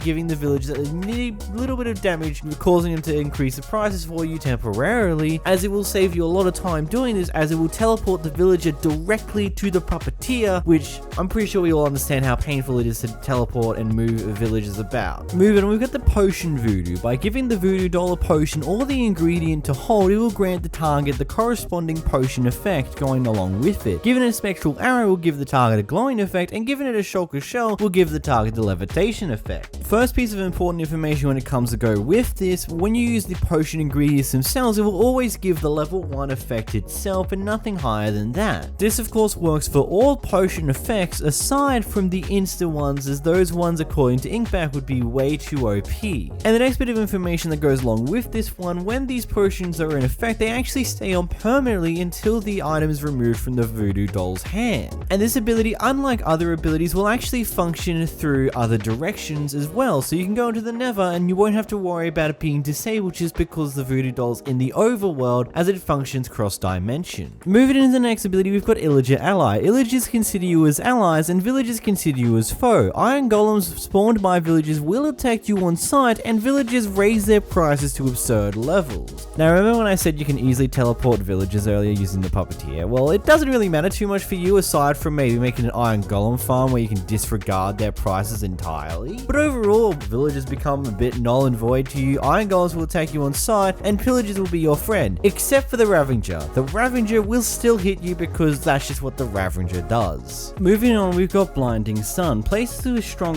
sunlight nearby, 13 plus light levels, slows you down and also exhausts you, meaning that you got the permanent hunger ability, meaning that your hunger will decrease naturally without you even doing anything. So ultimately, get out of the sun, not the greatest place to be. And moving on, we've got picky preferences. You can only eat raw meat. You refuse to consume cooked meat, vegetables, milk, and potions. Now you see why you have to use the Puppeteer to give you potion effects, because you're unable to consume them yourself.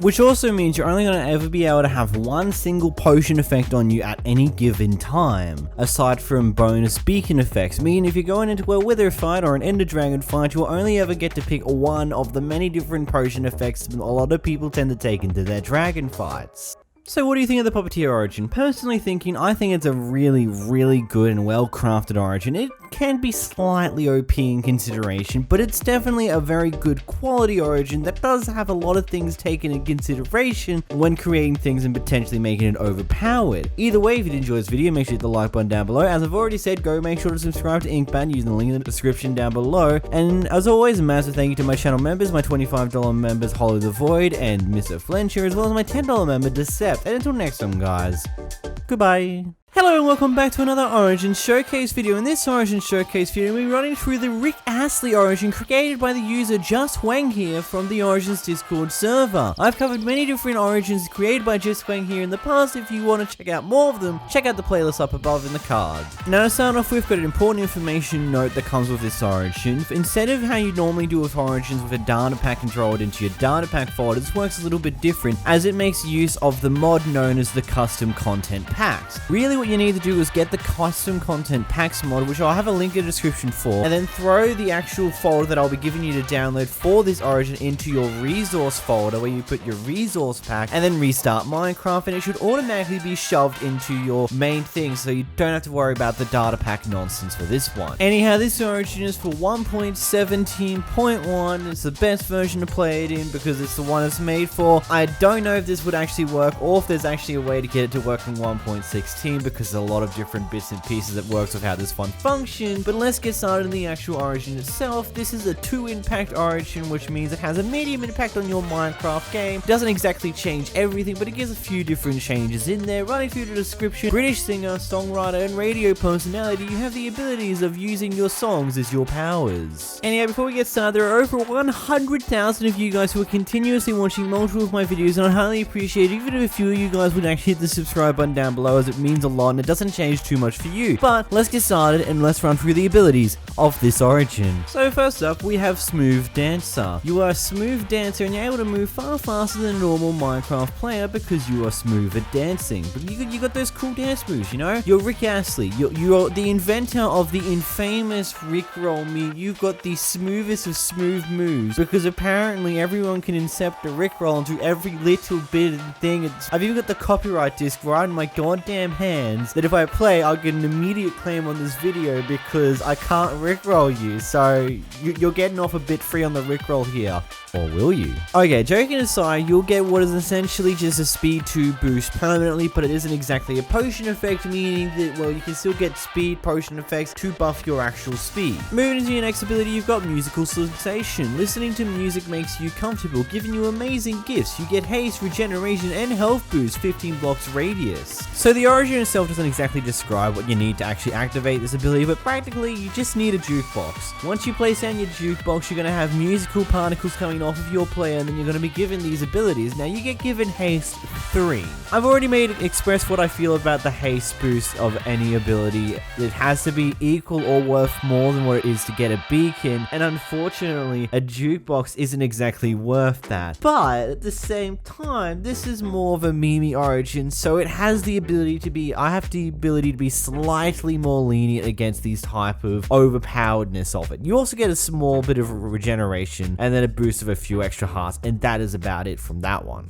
Moving into the next ability, you've got Musical Stunt, which is your primary ability. With your musical powers, you have the ability to make everybody in your 30 blocks radius hearings muffled for 1 minute. This ability has a 3-minute cooldown. When you use your primary ability, it will give all entities and players around you a custom effect made directly for this origin that muffles all sounds happening around near them. It doesn't mute the noise entirely, but it makes it a bit quieter than normal. That is practically what it is. Moving to your next ability, you've got Rickroll, your secondary ability key. Rickroll, never gonna give you up. Warning, it might cause your friends to get mad at you. This ability has a 5-minute cooldown. When you use it, not only will it play Never Gonna Give You Up and Rickroll the entire server, it will also freeze every entity on the server for a handful of seconds, which can be pretty damning if you think about it, because it can really become a pain to deal with because it freezes everyone no matter what they're doing. So you just hope to dear God that you're not in a position where you might be a bit cucked if once everything unfreezes. But lucky for you, it also freezes all entities at the same time too, so it isn't that much of a worry to worry about when they use this ability. It's just more of a thing to keep in mind on the fact that, oh no, we're getting rickrolled. This is brilliant. This is I want to kill this person so badly, but I can't because I'm frozen in time. But hey, if you're the Rick Astley origin, you don't get frozen at all by this ability. This ability is overall just funny to play around with. Like, you can just make a pit full of creepers, press this ability, and then put some cats in there and watch the creepers start panicking but not move at all. It's just brilliant. This ability is just brilliant. It is definitely going to be annoying because you're frozen for the duration of the song, but it's still brilliant nevertheless. Moving to the next ability, you've got Never Gonna Give You Up. You get your own disc containing the Never Gonna Give You Up song, the famed song that everybody knows because you've been played it once or twice just for the sake of a funny joke, funny haha joke. It is also the song that you already know, you've memorized all the different types of YouTube links to because you don't want to get rickrolled. This disc that you spawn with is also YouTuber's kryptonite because it plays a copyrighted song that gets their video/stream copyright claim. So yeah, I can't play this music disc for you at all because if I do, I get a copyright claim and you're not going to be having a very fun day when I don't make a video. Moving to the next ability, you've got a famous songwriter. Being a famous artist, everybody loves you and all mobs will not attack you, regardless of what you do. Now, of course, you've always got the loophole of using a flint and steel on a creeper to watch it explode, but no mobs are actually going to come after you whatsoever, so you can enjoy your Rick Astley music whilst in amongst of a bunch of creepers playing Rickroll while they all just sit there and stare at you because they know they can't do anything about it. Moving to your next ability, you've got Normal Person. You're just a normal dude that sings. You have 2 less hearts though, so there's not much we can do about that, you know. You're a normal person, but we're also going to remove some of your hearts at the same time. Don't worry about it, don't worry about it. Not important, not important. I mean, having a little less health doesn't exactly matter too much when mobs can't even hurt you in the first place. But moving to the next ability, we've got Pacifist. Never gonna tell a lie and hurt you. You're a pacifist and you don't want to hurt anything. You can't deal any damage, but at least you can be very annoying. And very annoying indeed, especially when you've got YouTuber's kryptonite on a flipping disc that you spawn with right off the bat. All you need to do is find a jukebox. Oh wait, you just need to do that. Ah, suck it. Moving into your next ability, you've got Dissipated Energy. Since you sing a lot, wasting a lot of your energy, making you getting hunger 2 times more, meaning your hunger bar decreases at twice the normal rate, meaning you need to eat far more food to sustain it, etc, etc. You understand this by now. It is basically faster hunger that you need to keep more of an eye on. So what do you think of this origin? Let me know in the comments down below. What are your thoughts? What are your ratings? What do you give it? Now, a bit of important information to go at the end of this video. This is the end of the daily streak that I've been running on since the end of May. These videos take a lot of time and several hours to create, and I kind of need to hop off of it in order to start focusing on bigger projects that are going to start coming out over the time span of August. There's a lot of big things that are coming in August, as well as I'm going to start covering the origins that take a lot more time to cover, like for example the Libra origin, the Twinborn origin, as well as a bunch of other origins that are far bigger in detail and take a lot more time and effort to actually cover and explain all things on those lines, as well as just allow myself to take a bit of a break and take a bit of a breather, because I've been going daily except for one day throughout these past 2 months, making videos that take several hours to complete. And honestly, I thank all you guys for your support over the past few months, but we're taking a bit of a slow now. Not exactly taking a break just yet. I'm going to keep going till the end of the year, but we're going to take a break at the year's end. But hey, if you enjoyed this video, slap the like button, hit the subscribe button. Massive thank you to my channel members as always. Huge shout out to my $25 members, Hollow the Void and Mr. Filcher, as well as a shout out to my $10 members, Decept. Either way, until next time guys, goodbye. Hello and welcome back to another Origins mod showcase. In this video I'm going to be showcasing the custom Riftborn origin created by the Discord user known as Mr. Coffee from the Origins Discord server. This is the version 4 version of the actual origin, as I was meant to have made a video on the version 3 origin a little bit ago when I first spotted it in the actual data pack section, but I kind of delayed that a few times to the point where now the version 4 actually exists, so hey, here we are, version 4 instead, let's go with it. There's also extra credit to the user known as Zionside, as well as Just Wang here as always. He seems to be here, there and everywhere with these origins, so yeah, pretty useful information there. This is an origins mod for 1.17.1 or 1.17. You can use either there. You might be able to use it in 1.16, but it may also break a few things too, depending, so always be aware of that a little bit when you're doing those type of things. The Riftborn is a 3 impact origin, meaning it has a maximum impact upon the game itself, and right through the description, Born in the Depths of the Void has teach you how to manipulate space. And hey, before we get into this video, if you've been enjoying a lot of the content that I've been putting out lately, make sure to hit the subscribe button down below. There's a lot over 116,000 of you guys who watch multiple videos of mine who are still not yet to have actually hit the subscribe button, and we're less than 1,000 subscribers away from getting the Hypixel YouTuber rank, which would be a really cool thing to get. So if you haven't already, please hit the subscribe button. It'd be highly appreciated. Also hit the like button, and also one last thing, I've been streaming a lot on Twitch recently. Go check me out over there if you really want to see me live. And either way, let's get started with these abilities. Let's roll. Moving to your first ability, you've got Unstable Body. Due to consistent use of rifts, your body becomes unstable, making particles come from you. With this passive ability, your body is slightly transparent in comparison to the normal Minecraft user, as well as you've got the Enderman particles coming off of your body. So you know those purple particles that come off of Endermans in Minecraft and all that? Yeah, you pretty much have those particles vibrating off of you at all times, so it's just a little bit of interesting aesthetic to be added to your character. Moving to your next ability, you've got the Rift ability. This is your primary ability, which is always binded to G by default, but you can always change it in the settings. Same with your secondary ability. You can create a rift to another dimension, becoming immune to any type of damage, but being unable to interact with some things. Now, when you use this ability, you stay in the same dimension that you were in beforehand. Let's say you're in the overworld, you'll stay in the overworld. If you're in the Nether, you'll stay in the Nether, and you're in the end portal, you'll be in the end dimension still. But what this ability does do is put you in a different dimension plane. So you're still in the same dimension essentially, but you're in a different plane of existence, meaning things are slightly different for you. You can still break blocks normally like you would regularly would be able to, but you are able to phase through blocks while in this ability. But beware, if your timer runs out while you're in this ability and you're in the ground, you will unphase and you will suffocate to death, so be very aware of how long you're able to be in that ability form. 4, mobs are unable to attack you whatsoever whilst in this form either, as well as you're unable to place blocks whatsoever. You can still attack things yourself, you can still attack mobs and things along those lines whilst in this other plane of existence, but you can't get attacked back, as well as other little bits and pieces along that line, as well as the fact that you get given slowness while in this dimension, as well as everything goes grey. Capiche? You get the gist of that by the basic similarities of it. I'm pretty sure that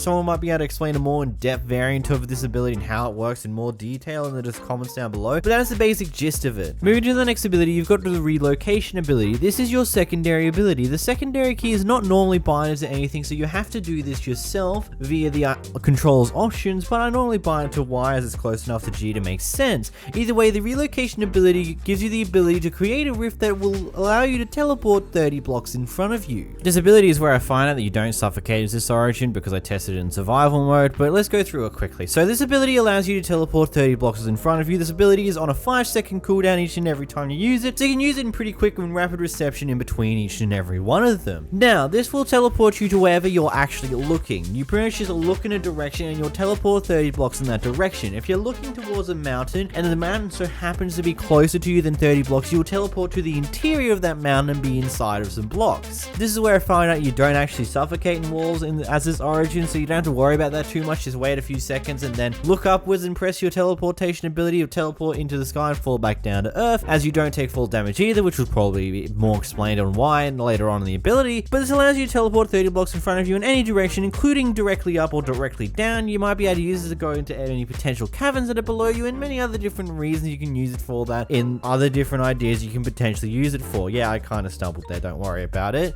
Moving to your next ability, you've got the Wormhole ability. Now, this is another one of those active abilities that require you to press a button, but it doesn't exactly need you to get the extra keybinds for the Origin stuff mod.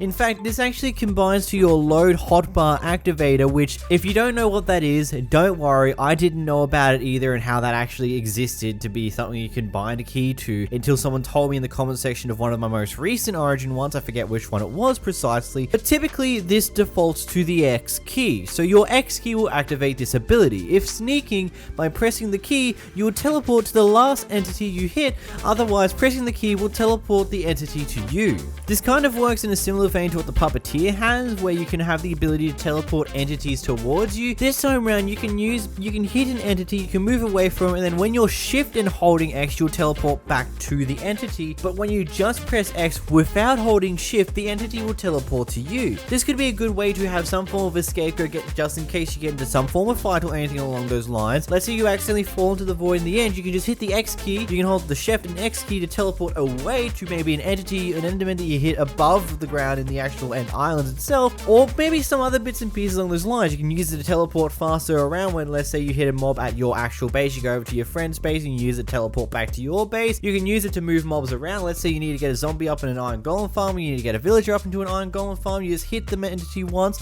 make them a little bit angry and teleport them up to this area where you want them to go, and so many other useful beneficials that you can do with this ability. Moving into your next ability, you've got the Rift Dodge. Now, this is a passive ability. Thanks to your ability to rip space, you can dodge some attacks. Now, this does have a certain amount of times that you can use it before it actually runs out entirely, which is about 5 to 4 different hits you take at one point in time. It will deplete the bar entirely, and you have to wait roughly 30 seconds to a minute before the bar goes back to full yet again. But whilst in this ability, you will take absolutely no damage whatsoever until the ability runs out, and then you'll start taking damage to whatever mobs are around you that will start hurting you. Moving into the next ability, you've got the Life Void. Ripping space has its consequences, making you have only 8 hearts instead of the normal 10 that a Minecraft player has. This one's pretty self-explanatory, you have 2 less hearts than normal. Moving into your next ability, you've got shields. Due to your combat style, you cannot use shields whatsoever. Again, pretty much the same as most other Origins that have this ability where you just can't use shields. Shields are non-functional. Everyone understands how this works by now. It's the same as it always is. Moving into your next ability though, you've got Exhaustion. Creating rifts takes up a lot of energy. Practically speaking, this just allows your hunger to go down a lot faster than the average Minecraft player, so always keeping that in mind. It's not exactly too drastic of an increase like some Origins have, it's just a noticeable one that you'll see where your hunger bar slowly ticks down a little bit faster than what it would normally do.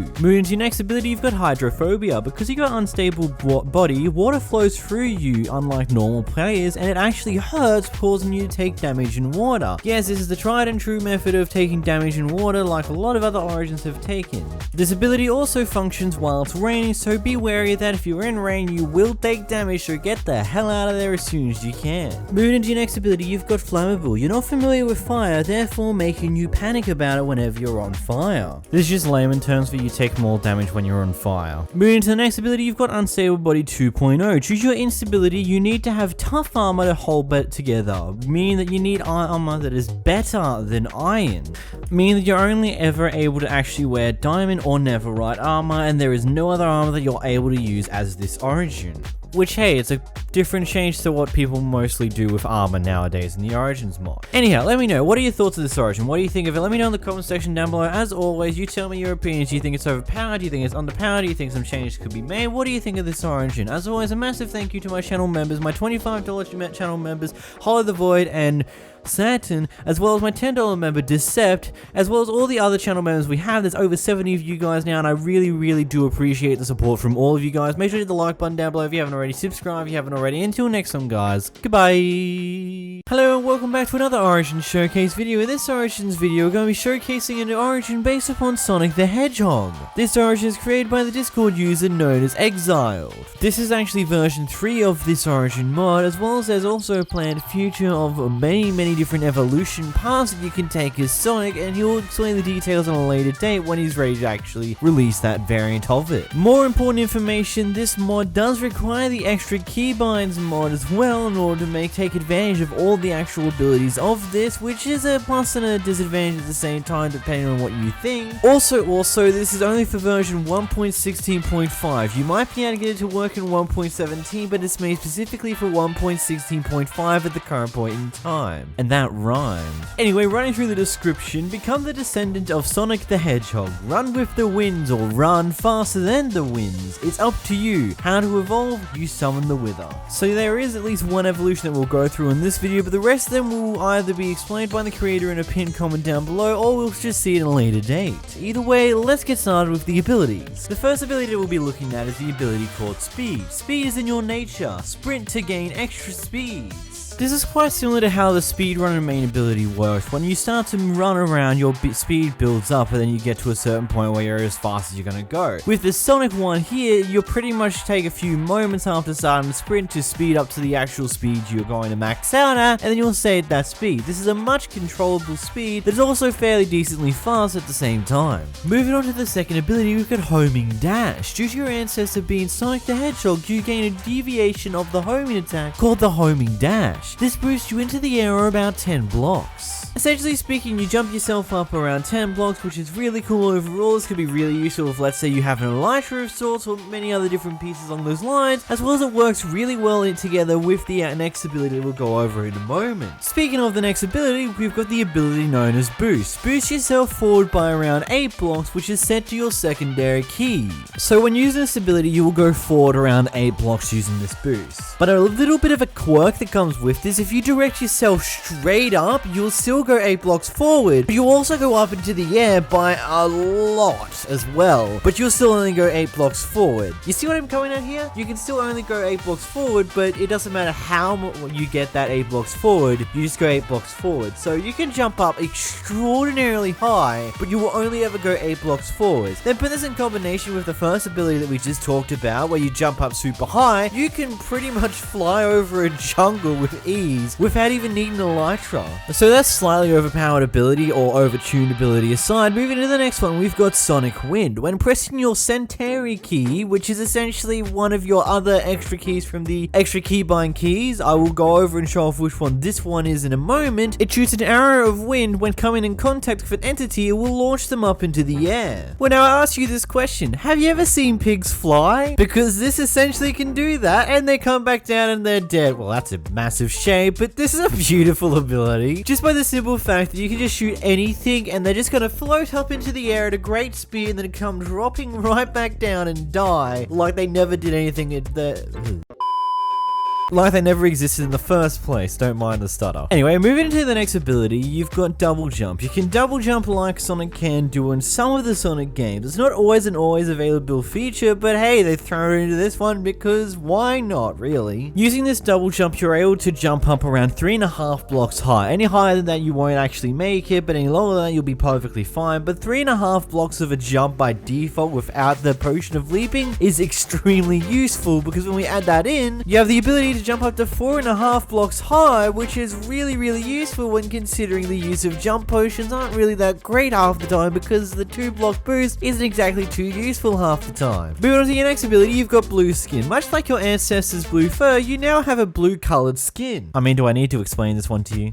Either way, moving on to the next ability, we've got Speed for Power. In exchange for your universal level of speed, your arms are now thinner than before. Therefore, you are permanently weakened in comparison to everything else. You've essentially just got like permanent weakness 1 on you without the actual ability being present, meaning that if someone does splash you with weakness 1 or weakness 2, you'll get those effects on top of your already weakened player. Either way, moving on to your next ability, you've got Can't Swim. You cannot swim at all when submerged in water, so you will act like you are out of water when you actually go into the water. We've seen this ability being used in many different occasions. Essentially speaking, when you're in the water, you'll sink down to the bottom like a rock, and you'll practically be walking around underwater in the same vein you would do when you're on land. And yeah, moving into the next ability, you've got Unwieldy. Essentially speaking, the way your hands are formed provide no way of holding the shield upright, and practically you can just not block using a shield. We've seen this type of thing many times. It's the same deal. You can't use a shield to block damage. And the final main ability, Acrobatics. You never take fall damage no matter which height you fall from. I mean, this type of ability is kind of essential considering that 2 of your abilities allow you to go super high up in the air. If you take any form of damage whatsoever from fall damage, abilities, those abilities are practically useless. Now, super funny thing, you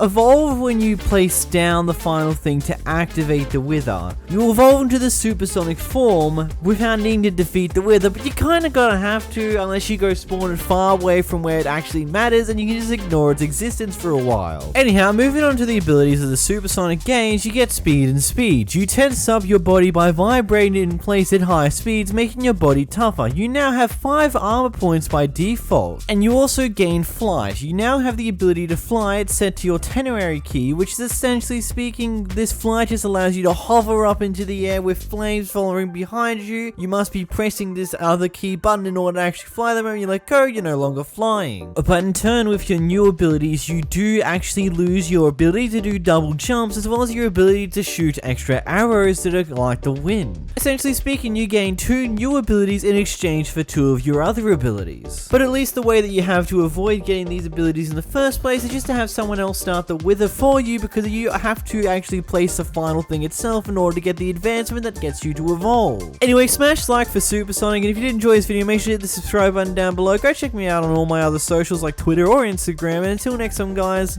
goodbye. Also, massive thank you to my members, my 10 element Decept, and the rest of them. Bye. One small step for Steve, but one giant leap for Minecraft kind. Let's break into space with the Spacebreaker origin created by the user known as Ghost from the Origins Discord server. We are also using the figure mod to have the actual model that I'm using in this video created by the user known as Manual from their Discord server, which you can find linked to all of that at the actual figure mods website itself. The Spacebreaker is a 3 impact origin running through the description, and an incredible ability to bend the space at his mercy, provide him with the ability to remain unnoticed for a long time. Know what their secrets are. One big word of information with this origin here, the data pack downloads that I'm going to provide you down below contains not 1 but 2 different data packs. Basically, you want to unzip the main folder and take the 2 individual folders and copy them both into your data pack folder. Basically, it's a very important thing to keep in mind so you can actually use this origin. But without further ado, let's get into the actual abilities. Moving into the first ability, we have Unique Power. His species managed to adapt to make use of this fragile region of space where all dimensions come together. Thanks to that, you have the ability to enter and exit any dimension. This is your primary ability, and just strap in for a moment here. This is very, very interesting, but it's also probably the most unique ability I've ever seen when it comes to these type of origins. Basically, whenever you use your primary ability, you'll be teleported into this new dimension. But when you do that, it will also teleport the region of land that you're currently on into this new dimension as well.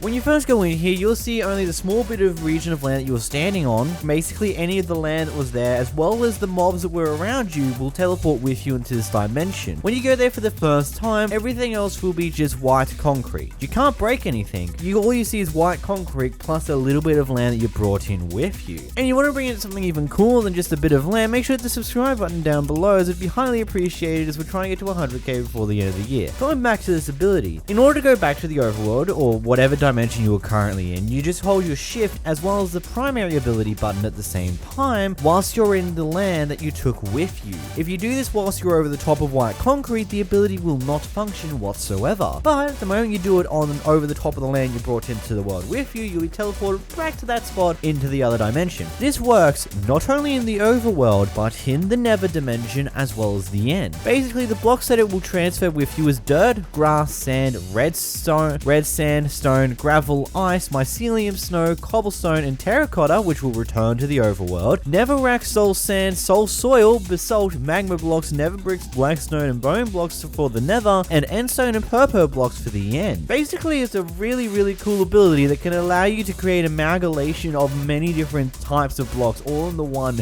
hub dimension, because the idea behind this is it's basically a dimensional rift where it's a rift fusion between multiple all the dimensions into this one area. This ability is really, really cool, and just for anything, I suggest you check out the origin just for this ability alone. But be warned, whenever you do use your primary ability, it will transfer you to survival mode, and as long as you're in the other dimension, you'll be forced into survival mode, because even when you transfer to creative mode, it will automatically turn you back to survival mode almost immediately. Moving into your next ability, you've got the white hole ability. With the secondary key, you open up a hole in space that carries with it the harmful air of your dimension. This applies to all mobs within the radius of 10 blocks. They get given with it too for 10 seconds. This has a 2.5 minute cooldown because you're a pacifist. So his ability overall is pretty simple to understand. When you press it, you give everything around you within a 10 block radius with a 2 for 10 seconds. This will kill most things pretty quickly and easily, like pigs, chickens, any form of basic passive mobs, and some hostile mobs will die via this pretty easily. But again, you can only use the ability like every 2-ish minutes, so this ability might be helpful in very sticky situations, but overall I don't see a point of it being too useful. Moving to the next ability, you've got the personalized rift ability. You can create a dimensional rift where you store things. Press your save toolbar key to activate the ability, and you can change it in your controls. Basically, the save toolbar key is normally bound to C by default unless you have Optifine installed. If you have Optifine installed, it will automatically unbind that from that button, so you're gonna have to go bind it yourself if it's not binded. But basically what this is, it's a 9-slot inventory thing, kind of similar to what the Shulk has, to what the Fox has, and to what many other Origins has. It's just a 9-slot inventory where you die, you don't lose the items within it. Moving into the next ability, you've got the Owner.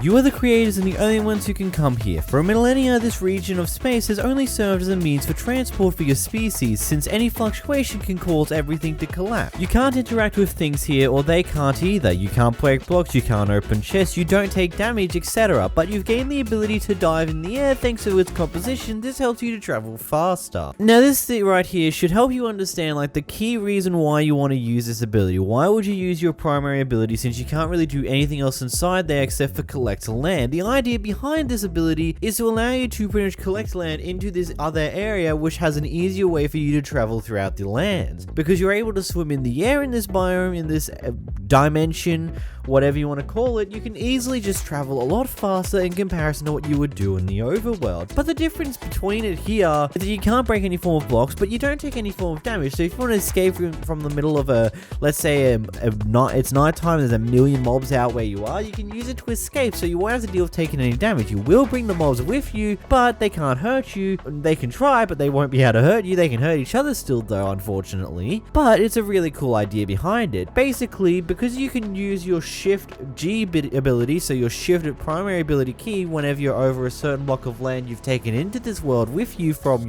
using your main ability, you have the ability to do any form of fast traveling throughout the time frame where it's not night or daytime. You don't have to worry about damage, you don't have to worry about anything aside from just traveling to the destination you want to go. This pretty much makes it easier to travel to most places, and it could potentially be used to make it traveling a little bit quicker and less annoying to deal with. Moving into your next ability, you've got Light. The antidotes that form your body are lost to each dimensional jump, so your body becomes lighter. Basically, the short and simple of it, whenever you're running around in any form of dimension that isn't your weird rift dimension, you will actually jump higher when you're sprinting, but when you're not sprinting, you will just be jumping at the normal height. When you are sprinting, you jump around 3-4 blocks high, but when you're not sprinting, you jump at the normal amount. In layman's terms, you have a jump boost while you're sprinting.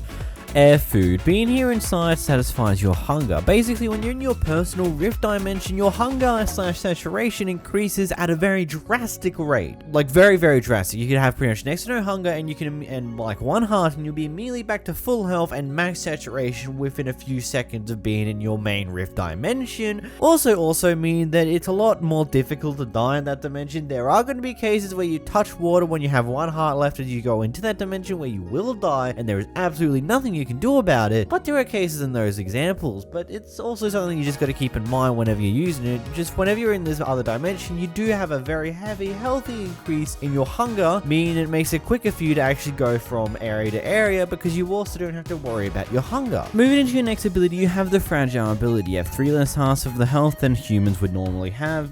Yeah, you pretty much understand this one by just reading it, don't you? Moving into your next ability, you've got Unstable. Traveling between dimensions is a very tiring task. Basically, to summarize this one into a very simplified thing, basically you take more exhaustion over time, but also after you finish teleporting to a new dimension for a couple of seconds, a handful of seconds, you'll be entirely frozen. You can jump, but you won't be able to move anywhere. You'll also be taking damage still and have the ability to do that, as well as when you go into your normal dimension, to your rift dimension, you won't actually get given the hunger saturation boost until these few seconds are over, meaning that brief moment moment there, if you teleport into the other dimension, you're still getting hit, or you teleport into water, you still can die there because there's a few seconds where you're not being given the instantaneous saturation benefits that Rift World does to you. So basically just keep it in mind that you do have a faster hunger, you do take a bit of extra damage whilst you're teleporting, as well as the fact that the actual saturation boost that you get in your personal Rift dimension doesn't actually take effect until a few seconds after being in that dimension, so you can still die from things like water. Which, by the way, if it hasn't been made clear enough already, you have hydrophobia. You receive damage over time while in contact with water. This is a very weird ability though with this origin. In normal circumstances, when you're in the overworld, it basically acts exactly the same as it would normally, but when you're in your own Rift dimension and you've got your instantaneous saturation in effect, it becomes a lot more weirder. You still take the same amount of damage over time, but it takes a lot longer for you to actually be killed by said water, mainly because of the fact that the damage is being healed at such a rapid pace, but it ultimately loses the battle and you still will end up dying potentially. Moving to your next disadvantage, you've got combustion. The air in your dimension is made of very flammable compounds, meaning that you take far more fire damage than the normal Minecraft player would. There is no performance of like any form of times ability. Basically, you take more fire damage. How much more fire damage? An amount. It's not specified in any way, shape, or form. Moving into your next ability, this ability is both a mixture of a benefit and a disadvantage at the same time. Pacifistic but dangerous. Molding the space that you make, your weapons are actually sharper, but you are not used to fighting, so whenever you are hit, there is a chance that you will be hit with the slowness effect at the same time when you take damage. So this ability is essentially a double-edged sword. One side of this sword gives you the bonus of strength, meaning that your damage is overall better. You hit harder with your fist, you hit harder with your sword, everything is a lot more damaging over time, you do a lot more damage overall, but the other side of this sword, the other edge of the sword, is the fact that if you get hit, there is a chance that you'll be given a brief slowness effect. Now, in situations where this could potentially screw you, is if you're running away from creepers and a skeleton or a zombie so happens to hit you, like let's say you run by a zombie and the zombie hits you on your way past them, it may slow you down enough for the potentiality for those creepers to catch up to you and blow up in your face, potentially killing you, and scenarios along those lines. Basically, combat you get a boost in, but you also have a massive disadvantage in. You do more damage, but you also can be slown, meaning that you can't avoid as much damage. It's basically a double-edged sword as I described this ability to be. But anyhow, let me know, what are your thoughts on this origin? Do you think it's overpowered? Do you think it's underpowered? Do you think it needs some balancing? Do you think it's perfectly fine? What are your thoughts on this origin? Let me know down in the comments down below. As always, as you guys are pretty good and pretty smart with these opinions and stuff along those lines. And if you did enjoy this video, make sure to hit the like button down below, make sure to subscribe as well, as it's highly helpful and extremely appreciated. And a massive thank you to my channel members, especially my $25 member Hollow the Void and my $10 member Decept. And until next time guys, bye! Good everybody, welcome back to another Origins Hello everybody, welcome back to another Origins mod showcase. This is Crazy. Welcome back to another one. In this video, you're going to be going through a Stampy based origin created by BHL from the Origins Discord server. I am keeping that intro, by the way. So yes, today's origin that we're showcasing today is based off of Stampy Longnose, one of the legendary OG Minecraft players that we all fell in love with back in the day. Well, at least part of my audience. Part of you guys are also pretty young and probably don't know who this guy is, but practically speaking, he is a legendary Minecraft player that is not exactly too popular anymore. But hey, that's how life goes. Either way, this origin is for 1.17.1. It also works on 1.17 as well. It might potentially work in 1.16, but some things might be potentially broken, so just be warned on that front. Anyway, running into the actual origin itself, the Stampy origin is a 3 impact origin, meaning it has the most impact on your game. And running through the description, give me a moment here. Hello, this is Stampy and welcome back to another Minecraft Let's Play video and another video inside of Stampy's lovely world. That was mediocre at best, but we won't worry about it too much. And hey, there are over 100,000 of you guys who consistently watch more than one of my videos, and it'd be highly appreciated if even a few of you guys would just hit the subscribe button down below if you haven't already. A lot of people watch videos thinking they're subscribed, but they're actually not. So if you just checked, it'd be pretty epic for you. As also, leave a like on the video, makes them do better in the algorithm. But let's get into the actual video. Let's go through the abilities. First ability we've got is the Master Dog Tamer. The descendants of Gregory the Great yield to Stampy as soon as they see his lovable aura in the area. Wolves are instantly tamed upon your presence. Now the interesting part about this is it works, but then it doesn't work at the same time. Most of the time when you go to tame a wolf, it will be instantaneously tamed with that bone, but very occasionally you will have 1 or 2 wolves in a row where it takes a fair few. But for more often than not, you pretty much get an instantaneous tame when you use a bone on a wolf, but again, as I just said, sometimes it just isn't exactly that. So maybe there's something a little bit wrong or a little bit glitch with the coding here, or maybe that's just intended. I'm not 100% sure, but it seems like it works most of the time, aside from the occasional times where it just doesn't. Perfect description. It works unless it doesn't work. Perfect. Moving to the next ability, you've got Cake Timer. You have to stand on a cake every Minecraft day, otherwise you become sluggish with Slowness 1 and Mining Fatigue 1, but if you stand on a cake, you'll get Regen 1 for 15 seconds and Speed 2 until the next day. And just an added note for this one, if someone has code for whenever the last cake of slices eaten by the origin, it activates the resource. You can actually, the guy's looking for help on making this a little bit better and expanding this origin ability itself to be better, so go contact the guy. Hopefully he'll be in the comment down below and you'll see him around there. If not, find him on the Discord. So pretty much you just gotta make sure you have a cake at all times. Problem with that is that you can't exactly pick a cake back up once you place it down, because Silk Touch isn't exactly a thing that works on cakes unless you're Rambo. Also, good luck getting a cake on your very first day of Minecraft. Actually, that really shouldn't be too difficult. Like, I mean, all you need to do is gather up a few cows, get a few chickens, farm some sugarcane, and get a bit of iron, which you can all do on the surface by just collecting stuff from a shipwreck. There, you can make a cake pretty easily, but that's besides the point. Practically, a cake is going to become your best friend throughout your playthrough with this origin. Now, one of the things to keep in mind is that Mining Fatigue 1 isn't exactly too drastic of a change in gameplay, practically meaning all it does is actually just make it so you can't instant mine stone with a maxed out diamond pick. It's like that minimal of a change, so you won't notice it too much unless you have a maxed out pickaxe. Then you'll definitely notice it, because you'll notice that you'll go from insta mining to just barely not insta mining, and that is always noticeable in comparison to just slightly slower mining. Overall, just make sure you step on top of cake before you do anything that Minecraft day. Either way, moving up into the blue heart ability, you can't deal any damage to anyone or anything. Please don't use flint and steels unless it's on a hostile mob, please. I love how this origin's like begging you to not use flint and steels. I swear I'm about to become mumbo jumbo trying to find loopholes beyond this thing here. So let's talk about loopholes, hey? Well, first off, I just want to say the end crystal loophole with doing damage without actually being counted as your kill does not function with this whatsoever, because you cannot break the end crystal yourself. Someone else has to, because bows are disabled and pretty much every form of weapon of use is disabled, meaning that you can't even pop an end crystal, meaning that you can't even do the ender dragon yourself. But flint and steel works perfectly fine, and the funner one, you can use TNT to explode anything. The kills will still add up to your statistics though, and it'll still count as you killing them, but what's the fun in that? You can blow people up and no one can give a damn, because you can still use TNT, which is absolutely brilliant.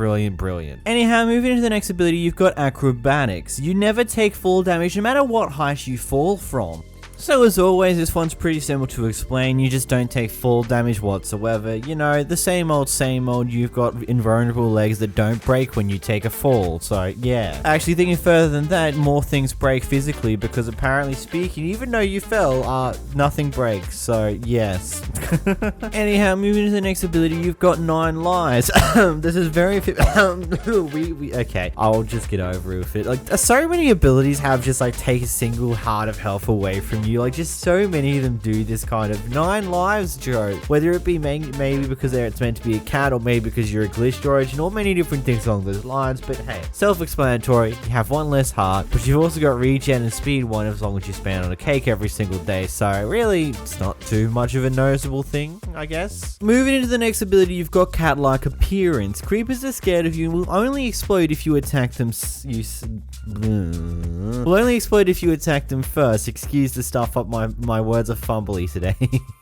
Okay, this ability is pretty interesting as well. Like, practically speaking, if you don't know already, Stampy Longhead, I think his YouTube channel is called, pretty much has a cat skin, and has always used a cat skin because it's one of those basic, easy ones to use in the Xbox 360 version of Minecraft. And so, of course, an interesting thing to do is take a little bit of theming from that to actually implement into the origin based after his character and how he is. Now, some interesting quirks and features around this is the fact that you can't actually physically attack the creeper itself. So in a grand scheme of things, the creeper will never actually attack you, except for one little exception. You see, if you right click a creeper with a flint and steel when you're in survival mode, you can actually make it so the creeper immediately starts to explode regardless of what its own free will thinks it wants to. But in reality of everything with how this origin is working, practically speaking, you will never get attacked by a creeper because you can never attack the creeper yourself. All you can actually do to the creeper is just make it so that it explodes, that it self-destructs, because even wolves don't attack creepers. So practically speaking, you're friends with the creeper until you decide to use a flint and steel on it. So just never use a flint and steel on it and you'll be perfectly fine. Moving on, we have the Nectarvore ability. You are only capable of consuming sweet foods. So this ability is very intriguing considering you can only eat sweet foods, but these sweet foods are very, very limited in scale. Going through the ones that you can actually have the ability to eat, you've got cakes and cookies, which are already self-understandable. You've also got sweet berries that are also something you can eat. You've also got honey bottles, and then you've got the pumpkin pie. All other forms of food are completely and utterly unedible towards your origin whatsoever. Pretty much meaning you have a very, very limited amount of food source that you can actually use, which ultimately could be a very big disadvantage to this origin within and of itself. But then again, you're going to be trying to get a cake on the first day so you don't have mining fatigue and slowness after your first day runs through. So maybe it helps that you need that anyhow, so you're going to be gunning for a cake regardless of the fact. Either way, let me know, what are your thoughts of this origin down in the comments down below. Did you think it's good? Do you think it's bad? What are your thoughts? Let me know. And if you did enjoy this video, make sure you hit that like button down below, hit the subscribe button. As always, a massive thank you to my channel members. As I've said yesterday, the channel member server is set to launch this Friday.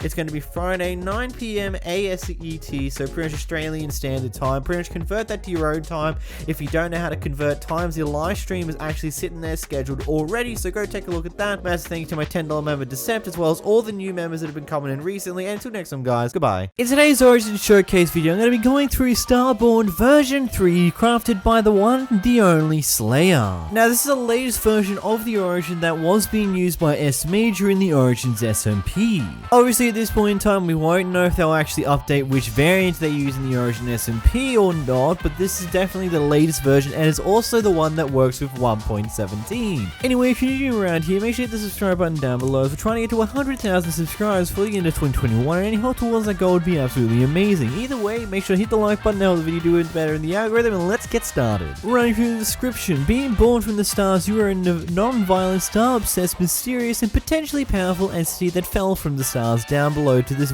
blocky world that we reside in. This is, of course, a 3 impact levels origin, and of course, it is only available for 1.17, this version of it, due to some of the particles used within some of the abilities. So no, unfortunately, this version will not be able to cross back into 1.16. This one only functions for 1.17. It is very important information to know about. Moving on to the abilities, you've got Speedy Star. Your primary ability, you can condense your star energy to make you gain a mediocre velocity and make a star circle behind you and to fling others too close to you in the air. The last variants of this ability had a far bigger jump as well as a slightly longer cooldown, but it didn't actually affect other players. Instead, this time around, it's a slightly shorter jump with a slightly shorter cooldown that will actually fling other players and entities that are near you as well. But this subtle little change on just the ability that you can actually fling other entities in the air is going to add to a lot more chaotic fun that you can actually have with this mod. As you can see in the footage here, I spawned a lot of cows into a single hole and then blow them all up into the air, making them explode everywhere. Which honestly, this could lead to some fun and interesting traps that you can make with some friends or other things along those lines. Moving on to your secondary ability, you can shoot a star beam and deal about 10 damage with a 6-second cooldown. This ability is kind of a splash damage type of ability, so it can successfully hit multiple mobs within like a 2-block range of where the landing zone is. This ability can also go the distance of roughly 32 blocks before it peaks out and does absolutely nothing, meaning that you've got some pretty competent range when it comes to hitting things at a distance. This ability will one-shot a mass majority of passive mobs and will do a hefty amount of damage to a lot of hostile mobs. Overall, it's a pretty useful secondary ability. Moving on to your passive abilities, you've got Born from the Stars. During the night, when you can observe the stars, the cosmos grants you a mysterious power that results in regeneration and speed with moon-like gravity. Unless you hold the sneak button, then it will disable the moon-like gravity. Ultimately, this ability will provide you with jump boost 3, speed 1, regeneration 3, and slow falling at nighttime. The slow falling can easily be disabled by just holding shift when in your air, but this ultimately enhances your primary jump ability by making it so you can move further distances with this ability now that you can slowly float back to the ground. Moving on to your neutral ability, you've got an ability known as Supernova. However, all the collected star energy that you've accumulated through your time with the stars needs to go somewhere, so whenever you happen to meet your demise, you will explode in a great supernova if you're not sneaking. However, you will need exposure to the stars for that energy to refill. Ultimately speaking, this is basically a weaker variant of what used to be present in the previous version of the Origin. Essentially speaking, it still does a pretty hefty amount of damage when it explodes, but it's nowhere near the levels of what it used to be, as well as the fact that it requires roughly around a minute of time before it is actually usable again, and you have to spend that entire minute at night time. Personally speaking, I find this to be a really smart change, because not only will it not do as much damage to your surroundings as what it used to, it also requires a fair amount of recharge just in case you're doing a PvP battle with someone and you won't have to worry about blowing up the arena every time you die, as long as the battles don't last longer than a minute. Moving into the cons, you've got cold vacuum. You are used to the cold environment of space, so if fire isn't exactly something that you're used to, this results in taking double damage from all fire related sources. Essentially speaking, fire does double damage to you, as well as the fact that if you're wearing no armor, lava will two-shot you no matter what. So be very careful when you're mining without any form of armor, especially in the early game, because touching lava whatsoever will probably lead to you dying and exploding and making a mess everywhere. Moving into the next ability, you've got Star Watcher. You just love to watch the stars, and when you're not exposed to them, you'll get a little bit sad and will therefore move a little bit slower. Essentially, you're just noticeably slow, but you don't exactly have a slowness potion on you, so you can still get a slowness debuff on you as well. Moving into your next con, you've got non-violent. In the great abyss of space, violence is extremely uncommon, so if you even come across someone in the first place, this results in you having a very small chance to be immobilized upon taking damage. Essentially speaking, a small chance of gaining blindness, slowness, and hunger when you take damage. Now this ultimately lasts only a handful of seconds, but it can be enough to turn the tide of a battle to go from being in your favor to you're screwed. Anyhow, just to involve some bit of extra information at the end of the video, both of your main abilities can actually harm yourself if you're not careful when using them, and throughout the day when you use your jump ability, if you jump too high, you will actually take some full damage, which can ultimately lead you to killing yourself, as well as your secondary ability that shoots an explosion. If you're too close to this explosion, it will also damage you. So always be wary that you can actually harm yourself when using your own abilities. Another really cool and interesting thing is because of how these abilities have been changed to work slightly different, you can actually use them in some form of combos in order to enhance your combat when doing PvP, which can lead to an ultimately next level of skill that makes this Origin a lot less overpowered in comparison to previous versions. Anyway, that's all for this video. If you did enjoy, make sure you hit the like button down below, as well as subscribe if you're new around here. Either way, I want to give a massive shout out to my channel members, my $10 member Decept, and my $5 members Just Dino and Alina Azu. Either way, until next time guys, I'll see you guys tomorrow with another Origins video. Until then, goodbye. In today's Origin showcase, we're going to be looking at an Origin that is not crafted by a random person. In fact, it's actually my personal idea that I just sent off to Just Wang here to actually code it up for me. Essentially speaking, this is an Origin created by me that was just put together by someone else. It's based upon my personal ideas for this entire thing.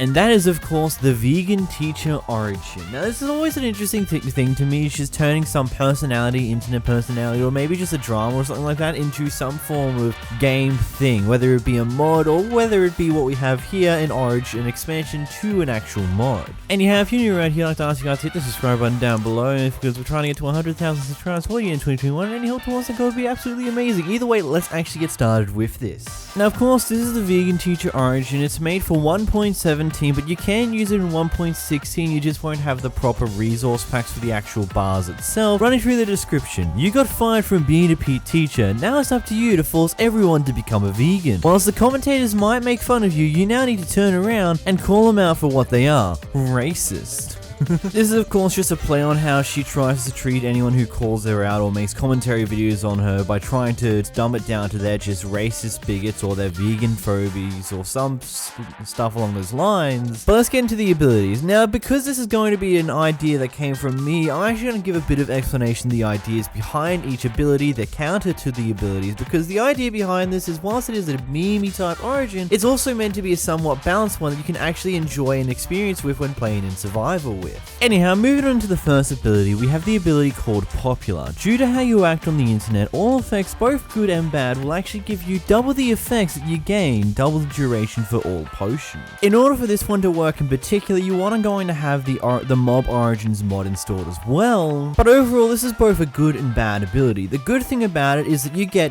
double the effects of normal good potions. Essentially they last twice as long as normal, but at the same time you also get the exact same effect via the debuffs as well. So you get Wither, you're stuck with Wither for twice as long as normal. Same with Poison, same with the majority of all other types of potion effects that you can get on your Minecraft player. This will not affect splash potions though, so just keep that in mind. The next ability is Friends Not Food. Due to how you treat all mobs, all hostile mobs will actually act neutral towards you unless you provoke them. At least that was the idea. Mobs still won't attack you, but because I couldn't figure it out, nor could my friend who helped me code this figure out how to actually make this work correctly, they just won't attack you by default. There is a counter towards this that we'll talk about a little later that makes it so that this is going to be pretty beneficial towards you overall. But moving on to the next ability. The next ability is an ability known as Natural Gardener. All non-meat foods will give you a bonus amount of hunger than normal. Vegetarian foods give you around 5+ hunger bars instead of the default barely anything. The idea behind this ability here is that just because of the fact that you've been eating vegan for a majority of your life, you've kind of gotten used to how to grow very delicious plants, or you've gotten really good at picking delicious foods overall, meaning that they are ultimately more beneficial towards you. Moving into your next ability, you've got the ability known as Malnourished. Due to your eating habits over time, your body has become more malnourished, meaning that you have overall 3 less hearts than normal. This ability is more based upon the fact that depending on how you cheat your vegan diet, you may or may not end up becoming overall way too skinny or way underweight for what you should be at your height and age. As we can see by the many different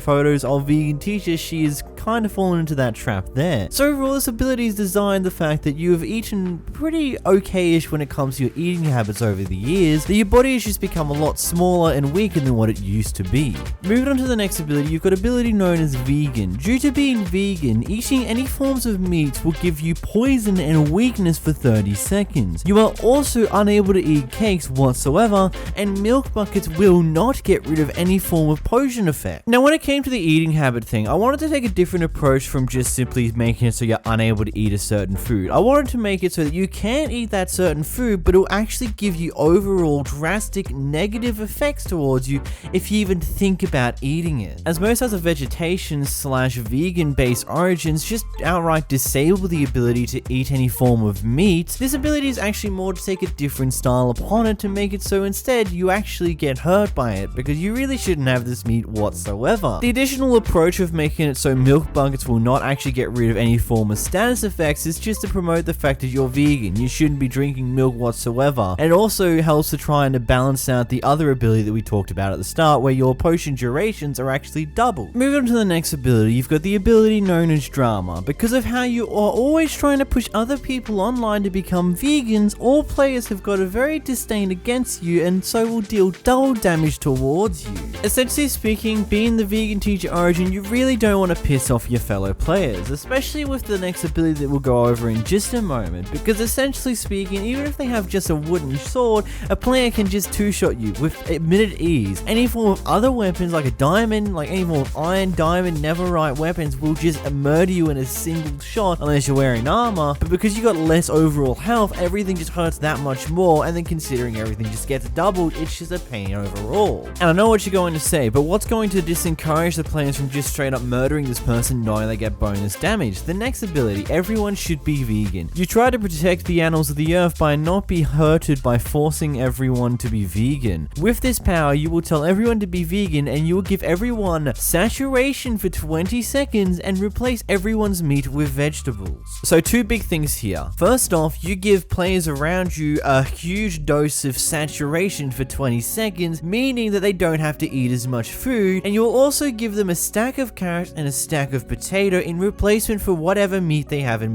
their inventory. But the quirk to this ability that you've got to really be wary of is it will only ever give a stack of potatoes and carrots. Doesn't matter if they've got a single piece of meat in their inventory or if they've got 9 stacks of their favorite steak in their inventory, it will only ever give them 2 stacks of food back, regardless of what was in there that got taken away. Essentially speaking, you have the ability to give your friends free food and free saturation, but you also have the ability to take away their food and make it disappear completely, which is where the other ability from before comes in, where they can do double damage towards you and absolutely murder you because you pissed them off. Essentially speaking, this ability gives your friends a reason in order not to kill you, because you can give them a lot of awesome benefits that are honestly really helpful, especially at the early game of Minecraft. This ability will also give the vegan teacher themselves a stack of potatoes and carrots, so again, this is a way to get food in the early game every, let's say, minute or so for the ability to cool down. So how do you feel about this entire origin? Do you actually like the idea that I've gone, instead of trying to make an entirely memey origin, I've actually attempted to give some form of enjoyment and balance out of the idea itself? As stated, with also the hunger ability meaning that instead of being unable to eat meat, you get poisoned instead, I feel like that I'm pretty happy with how I took the liberty to go a different route in making that its own thing, instead of just a simple thing of, oh, you just can't eat that food. Either way, let me know in the comments, did you think this origin was a cool idea? Do you think I should make more origins myself, like come up with some ideas I send off to other people to have them code some brilliant work and wizardry? And also, massive shout out to Just Swang here for creating this idea for me, because obviously, as I said, I wouldn't be able to do this myself, so massive thanks to him for making it possible. And then a massive thank you to my channel members, my $10 member Decept, and my $5 members Just Dino and Alina Zoo. But until next time guys, if you did enjoy this video, smash like, smash subscribe, check out my other Origin content, and goodbye. Hello and welcome back to another Origins custom mod showcase. In this video I'm going to be showcasing the Ashen One Origin created by Rin Kayub in the Origins Discord server. This creator has taken part in creating the Origin known as the Taiwan, which I showcased around a few months ago. This Origin is available both on 1.16 as well as 1.17, both data packs of which will be linked in the description down below for you to go download for yourselves. But let's run through the description. Now first off, this Origin was originally based off of something from Dark Souls, but slowly became its own original idea.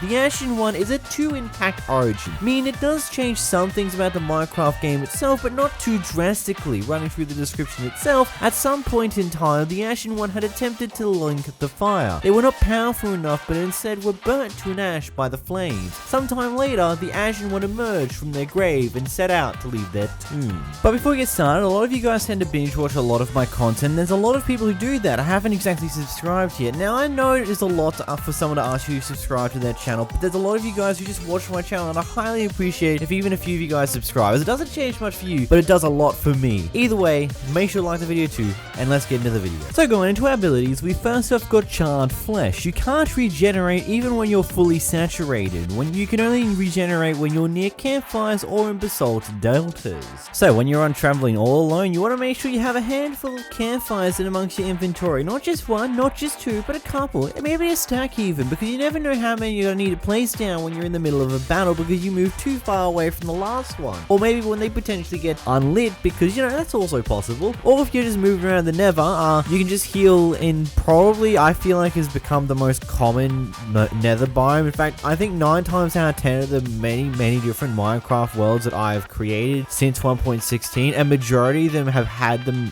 first portal I made near spawn in a basalt delta. So I guess you can just go sit in the Nether for a bit and do a bit of healing, and then come back to the overworld and then fight whatever was hurting you in the first place, meaning you just got to be a lot more careful because you don't have natural regeneration unless these conditions are met. Natural regeneration is about as normal as it is when you are actually meeting these conditions, but these conditions require your campfire to be nearby or just be in a basalt delta. I honestly don't know what the actual connection with this is, considering the fact that it's charred flesh, right? Then why not does fire and lava not meant to do this either? Because that would continue to account for the same thing as what a campfire would do or what a basalt delta would do. And that's a bit of criticism from me. Moving on to the next ability though. Moving to your next ability, you've got the Estus. You restore your Estus by being near the campfire. By using your primary ability, you can use your Etherish to heal by 4 hearts. So this is your primary ability, which is a healing ability. And I do remember saying a couple of videos ago where if another origin had something quite similar to this, is whenever you get given any form of healing ability, you typically lose your normal natural regeneration, and hey presto, the theme's common here. Not a dig at any Origins creator at all, it's just literally a common thing I see. But this is where the remnants of like the Dark Soul theming comes back here, is where bonfires in Dark Souls is kind of your checkpoint point, so being the thing that also restores your core ability, which allows you to heal yourself, is pretty logical when it comes down to the whole Dark Souls theme. This also takes probably around 30 seconds to a minute of being around a campfire to become a full bar thing. It restores a bar like every 5 to 10 seconds. It's a little bit on the random side. Sometimes I can do it quicker, sometimes it will take a little bit longer, but roughly 5 to 10 seconds it takes for each bar. It's a bit on the little odd side there. But then his ability will heal you by full hearts, which is another way, just a little bit of an advantage to have when you're not near a campfire or any form of basalt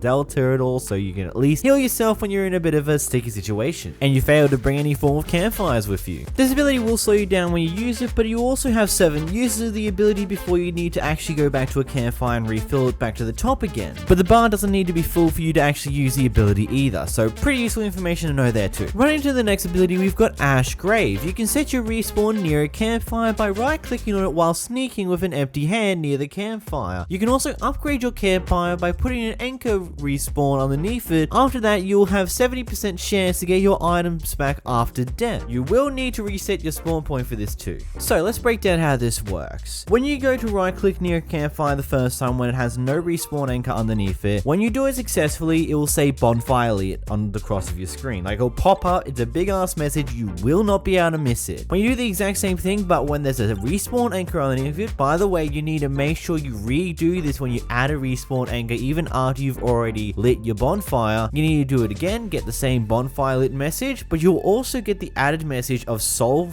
bonded. This ability is very interesting in how it actually functions. This actually puts your normal spawn point right back at that point permanently until that campfire gets broken. It's a bit of a weird mechanic on its own just there. But when you add in the whole 70% chance of getting your items back, it's even weirder in how it functions. First off, whenever you die, regardless of however you die, it will always give you the death message of you fell out of your world. You're no longer going to have normal death messages once you set your spawn point at a campfire, just a very bit of information that you probably want to know, but you probably don't also care about at the same time. So you might not know what you die to if you forget about it, kind of thing. But the second thing is that with a 70% chance, how it actually functions is it teleports you back to where your spawn point is going to be right as you would die. Meaning that if when you die, your items will drop out in the area that you're going to respawn at, meaning that when you respawn, you'll pick them back up immediately. So you'll know when this ability has been activated before you respawn by telling you where you actually died. When you die, if you see yourself being teleported back to where your campfire is and where you set your spawn last, you know the ability worked and that you're going to get your items back immediately. If you don't see yourself get teleported and you just die in the one area, you know that you're going to have to go and fetch those items to get them back. Pretty useful information to know that, and it's pretty interesting how this works. Like, it's actually really intriguing that they've put it together so that you get immediately teleported on the very frame of death to the area and then it kills you. I'm just going to assume that it briefly heals you again, teleports you to the new area, and then slash kills you. But speaking of being soul bound, let's go into the next ability, which is called exactly that. Upon binding your soul with a campfire, which you require a spawn anchor underneath the actual campfire in order to do this, by pressing your secondary power key, you can return to it at any time by pressing it again. While soul binded, you will actually emit ash particles off of your Minecraft character, and using your pick block button, which is your middle mouse button for most normal unless you've changed it, while you're sneaking will actually unsoul bind you. This will also disable the other ability of having a 70% chance of getting your items back when you die. So the most important thing to keep in mind when it comes down to using this ability is, first off, you want to make sure that you press your secondary key when you're right next to the campfire that you just soul binded to. Secondly, when you use this ability and teleport back to this campfire, you need to make sure you press your secondary key again while sitting at that campfire, because it resets and you lose your teleportation point after you use it once. That is something big to keep in mind. So if you move away again after using it once and you didn't press your secondary key again to rebind it, you will not have the ability to teleport back to the campfire. So it's very very important that you just keep in mind that you need to make sure that you use this bonding to teleport back and then reset it every time you're near your campfire. This will work across dimensions, this will work across thousands upon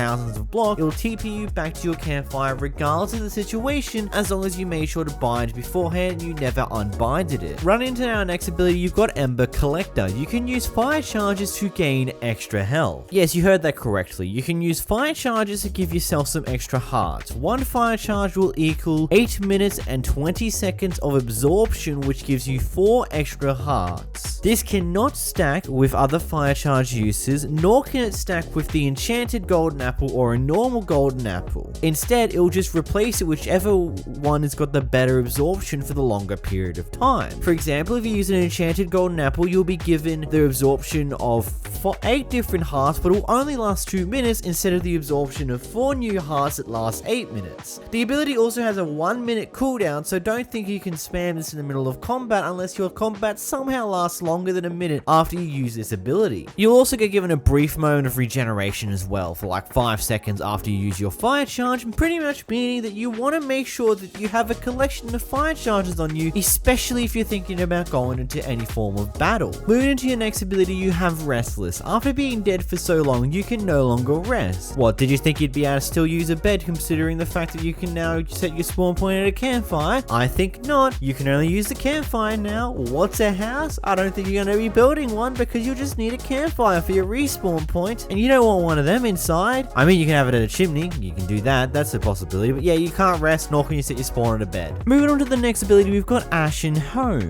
In the Basalt Deltas, you absorb all the ash around you, making you stronger and faster. So whilst roaming around in Basalt Deltas, you'll get jump boost to speed, strength, resistance, and regeneration permanently on you while you're in this biome. The regeneration is already one that I've talked about already, as it comes to replace your natural regeneration, but the rest of your abilities come in to add in with this, with your jump boost, speed, strength, and resistance added in. So essentially speaking, when you're in the Nether, the Basalt Deltas is literally the best biome that you want to be in because, well, you get so many benefits out of it and almost no disadvantages aside from the weird and wacky terrain that biome produces. Either way, that is at Origin. Tell me what your thoughts are in the comments down below. As always, a massive thank you to my channel members, especially my $25 member, Hollow the Void, my $10 member, Decept. And if you enjoyed this video, make sure to hit the like button, make sure to subscribe, and until next time, guys, goodbye. Hello and welcome back to another Origins showcase. In this video, we're going to be going over the Blade Warrior based Origin created by the Discord user known as Silver. The official version you should play this data pack Origin on is on 1.17, as that's the update it was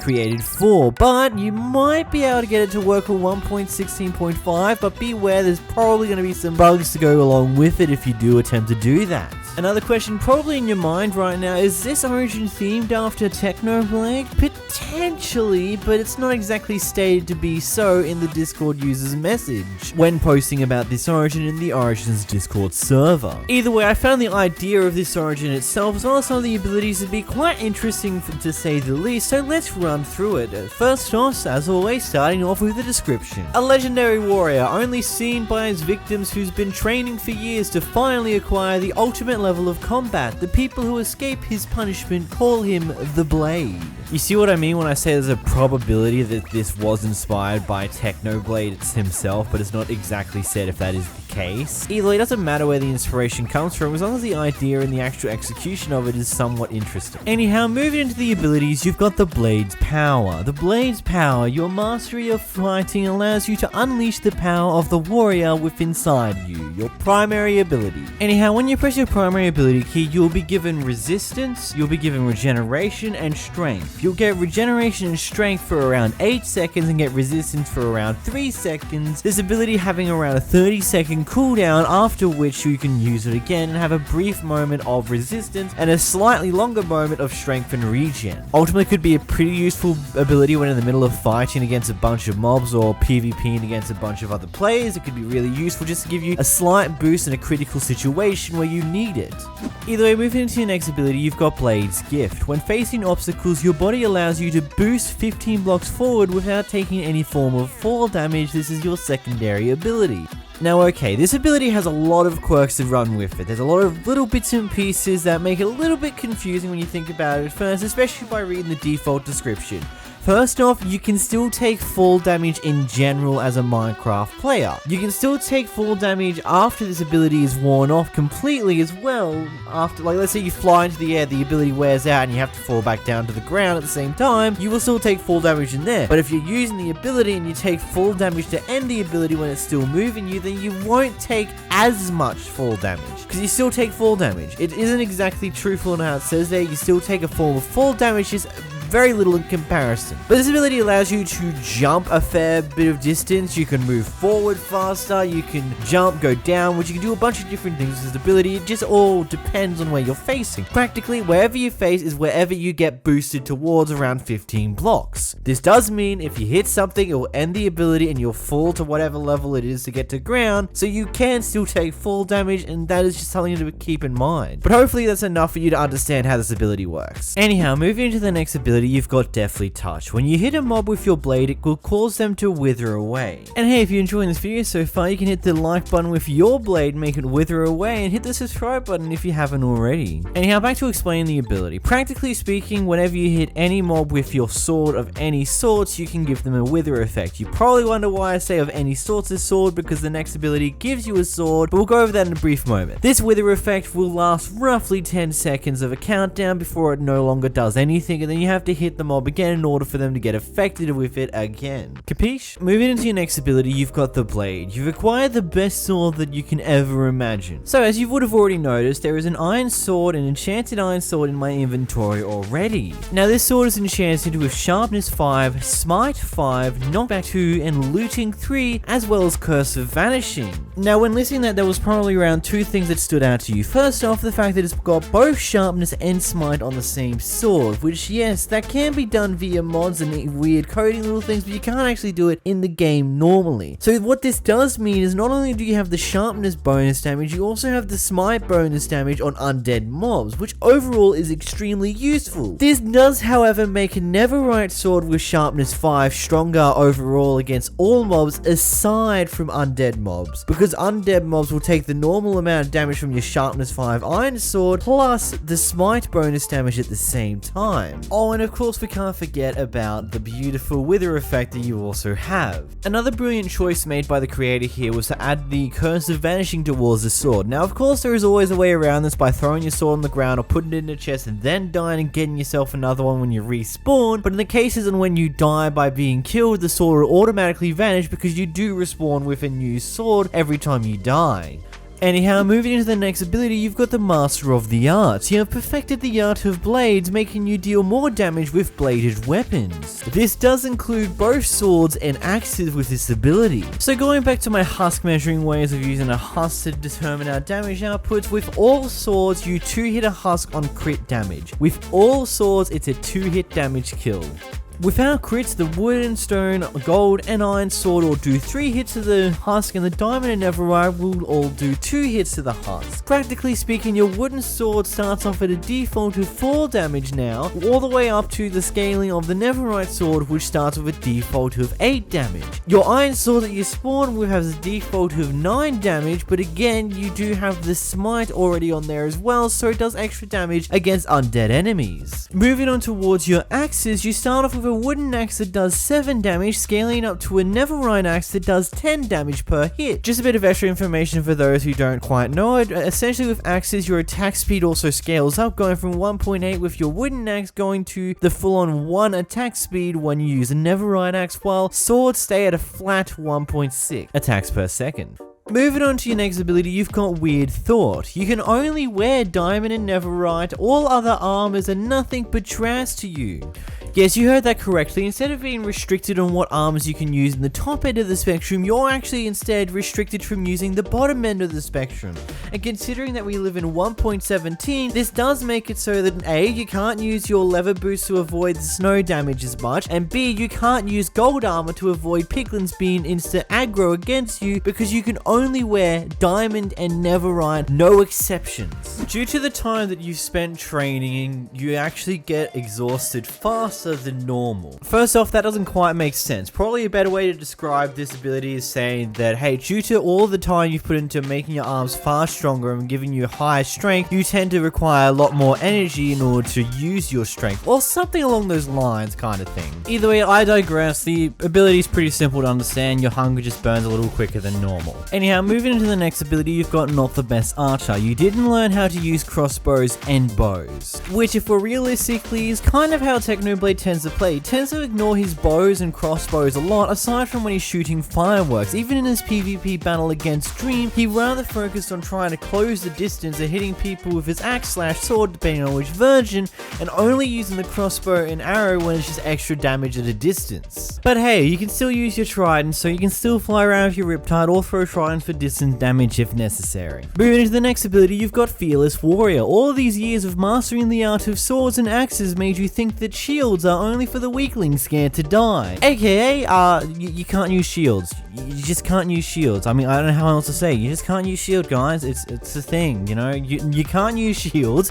You can't use anything from a distance aside from tridents. Overall, this is a beautiful melee-based origin, but you lose a lot of things to go with it, but you get a lot of things out of it. Anyhow, what are your thoughts on this origin? Let me know in the comments down below what you guys think of it and what origin do you want to see next. I am reading the comments regularly. I will be taking suggestions from the comments, but until next time, guys, I've been Crusair. Massive thank you to my members, especially my $10 member Decept, and until next time, guys, goodbye!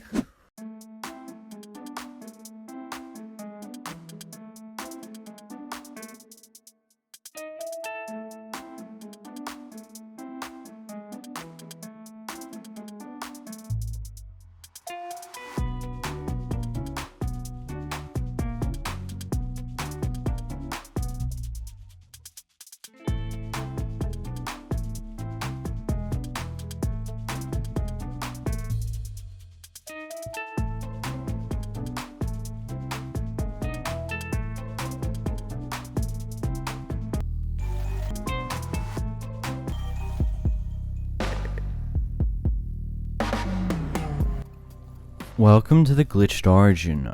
After a virus has hit your PC, your player data file got corrupted, and now all of a sudden everything about your origin is entirely broken.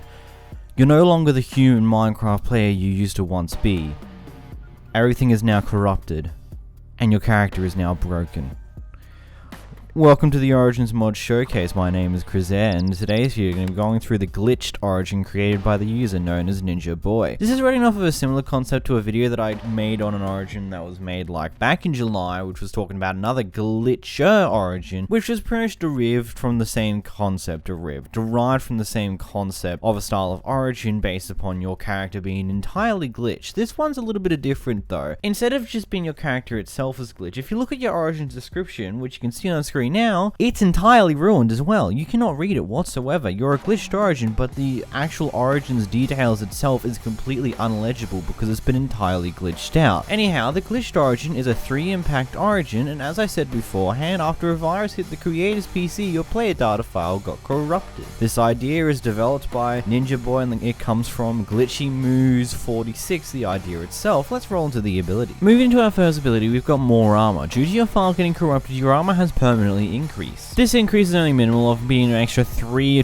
total armor points on your actual armor, which is 6 points in total. It's not really that too drastic of an increase, as it doesn't allow you to have full armor as a coverage by the time you have max iron armor, as you'll still need to get some piece of diamond armor in order to cover that coverage, but overall it's a nice little boost at the start of the game, considering what the next one of the later abilities are. Moving into your next ability, you've got an ability known as Corrupted Punch. Your hands are corrupted, and now you inflict the Wither effect whenever you hit something. You can also hold a Wither Skull in your offhand or main hand for the same effect as well. So basically there are 2 ways of triggering this ability. You can either punch a mob with your bare hands, or when you're punching a mob with any other tool or weapon, you need to have a Wither Skull in your offhand to actually inflict that damage. The beautiful part about this ability is it also functions well with bows as long as you have a Wither Skull in one of your hands and the opposite hand of the actual bow. So that does mean that with fireworks and arrows and tipped arrows, you can also apply the Wither effect on top of whatever other effect that the arrows may apply, for example flame, or the potion effects or the explosions that the fireworks will cause afterwards. This wither damage will also be put on top of your natural damage from any form of weapon, as well as your bare hands. As long as you have a wither skull in your hand or you're using your bare hands, one of the two will function perfectly fine. And this also perfectly functions as an ability that you can actually upgrade over time by, again, getting that wither skeleton so you can have it in your offhand almost permanently, so you always inflict wither, and it always lasts around like 5-ish seconds between times you can actually inflict it, and the ability lasts around 5-6 ticks on the actual mob or whatever you hit in itself. Either way, moving to the next ability. Your next ability, known as Glitch Collision. Your collision has been glitched out, so that means you'll always phantomize. This is both a benefit and a disadvantage at the same time. Being phantomized allows you to go through blocks regardless of anything, but it does still mean that you can take normal effects from water and lava, so be careful of those things. You can still drown as well as you can still die from lava. But of course, the phantomize ability is very, very useful, as it pretty much makes you susceptible to be able to just go through anything. You can walk through anything. You don't have to worry about barriers of anything whatsoever. You can climb up the interior of a hill and not worry too much about having to scale up the side of it. But the counter is, the reason why it's also a disability at the same time, is it also consumes your hunger a lot faster when the ability is on. Because most other origins, it's mechanically made to make it so that you consume a little more hunger when the ability is activated, and because you cannot turn it off in any way, shape, or form, the ability is continuously chewing away at your hunger all the damn time. So it's kind of like a benefit for a disadvantage at the same time, because you can't turn it off. Your collision is too glitched. You can't fix it. That's just how it is. Moving into your next ability, you've got the location ability. Your player data can't remember your location, so there's a chance that when you take damage, you will get teleported to a random position. You can also press your secondary key for the same effect. The easiest way to tell when this ability is actually going to go off is based upon the actual bar that you can see at the bottom of your screen. This bar slowly fills up over time, but there's going to be a point in time where it finally maxes out, and the moment you take damage after that point, you will be randomly teleported in some random direction. Where? Who knows? You'll be teleported because, yes, you're glitched, your player data is broken, your location saved is broken, everything's broken. Now, whilst yes, you can see the bar down below, because of how long it takes, there is a very high chance you'll completely forget about it until it randomly teleports you at either the worst time possible or the best time possible. Also, I'm not exactly waiting around for this ability to go off, because I've been sitting around for over an hour right now. It takes a while for it to charge up. I have no idea the exact reason it charges up or why it charges, like everything about it, I have no idea too much about it. All I know is it takes a fair amount of time for it to charge up before you can use the ability. Moving into your next ability, you've got Corrupted File. Your file has glitched out and your food and health are corrupted. Now this basically means that not only does your hunger decrease quicker by default, you've got less hearts overall. Now the first thing we'll go over is the fact that your food increases a lot quicker. This is going to be stacked upon the typical phantom effect that happens when you're phantomized, which your hunger goes down pretty decently. It's not mega fast like some of the origins have given you, but it's a decent pace that you're definitely going to want to stay aware of it and be aware of the fact that, hey, I might go hungry soon, might want to deal with that. But the second thing, and I feel like the more drastic one that you'll definitely take notice to, is the fact that you only have 5 hearts. I'll let that sit in for you for a moment. You only have 5 hearts with this origin. Now, okay, it's a cool thing to see an origin finally not do the typical, oh, you have 8 hearts thing that a majority of them do, because it kind of makes sense. It's a kind of fine system. It works that way. But also, 5 hearts is definitely a lot of missing health that you have to worry about a lot of the time. So be very careful when in the middle of battles. You do have an armor boost, but you also have a lot less health overall. You do have the ability to inflict with, but again, you have a lot less health overall, your hunger goes quicker, so you may as well use your phantomize ability to get the hell out of there.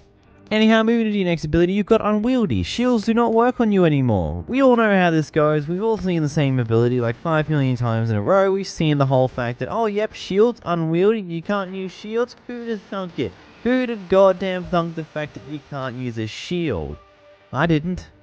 Anyway, if you enjoyed this video, make sure to hit the like button down below, and as always, make sure to hit the subscribe button as well if you haven't already. I forgot to plug the subscription earlier, so hey, if you're making it this far, make sure to do that now. Do that now. Do that. Anyway, goodbye.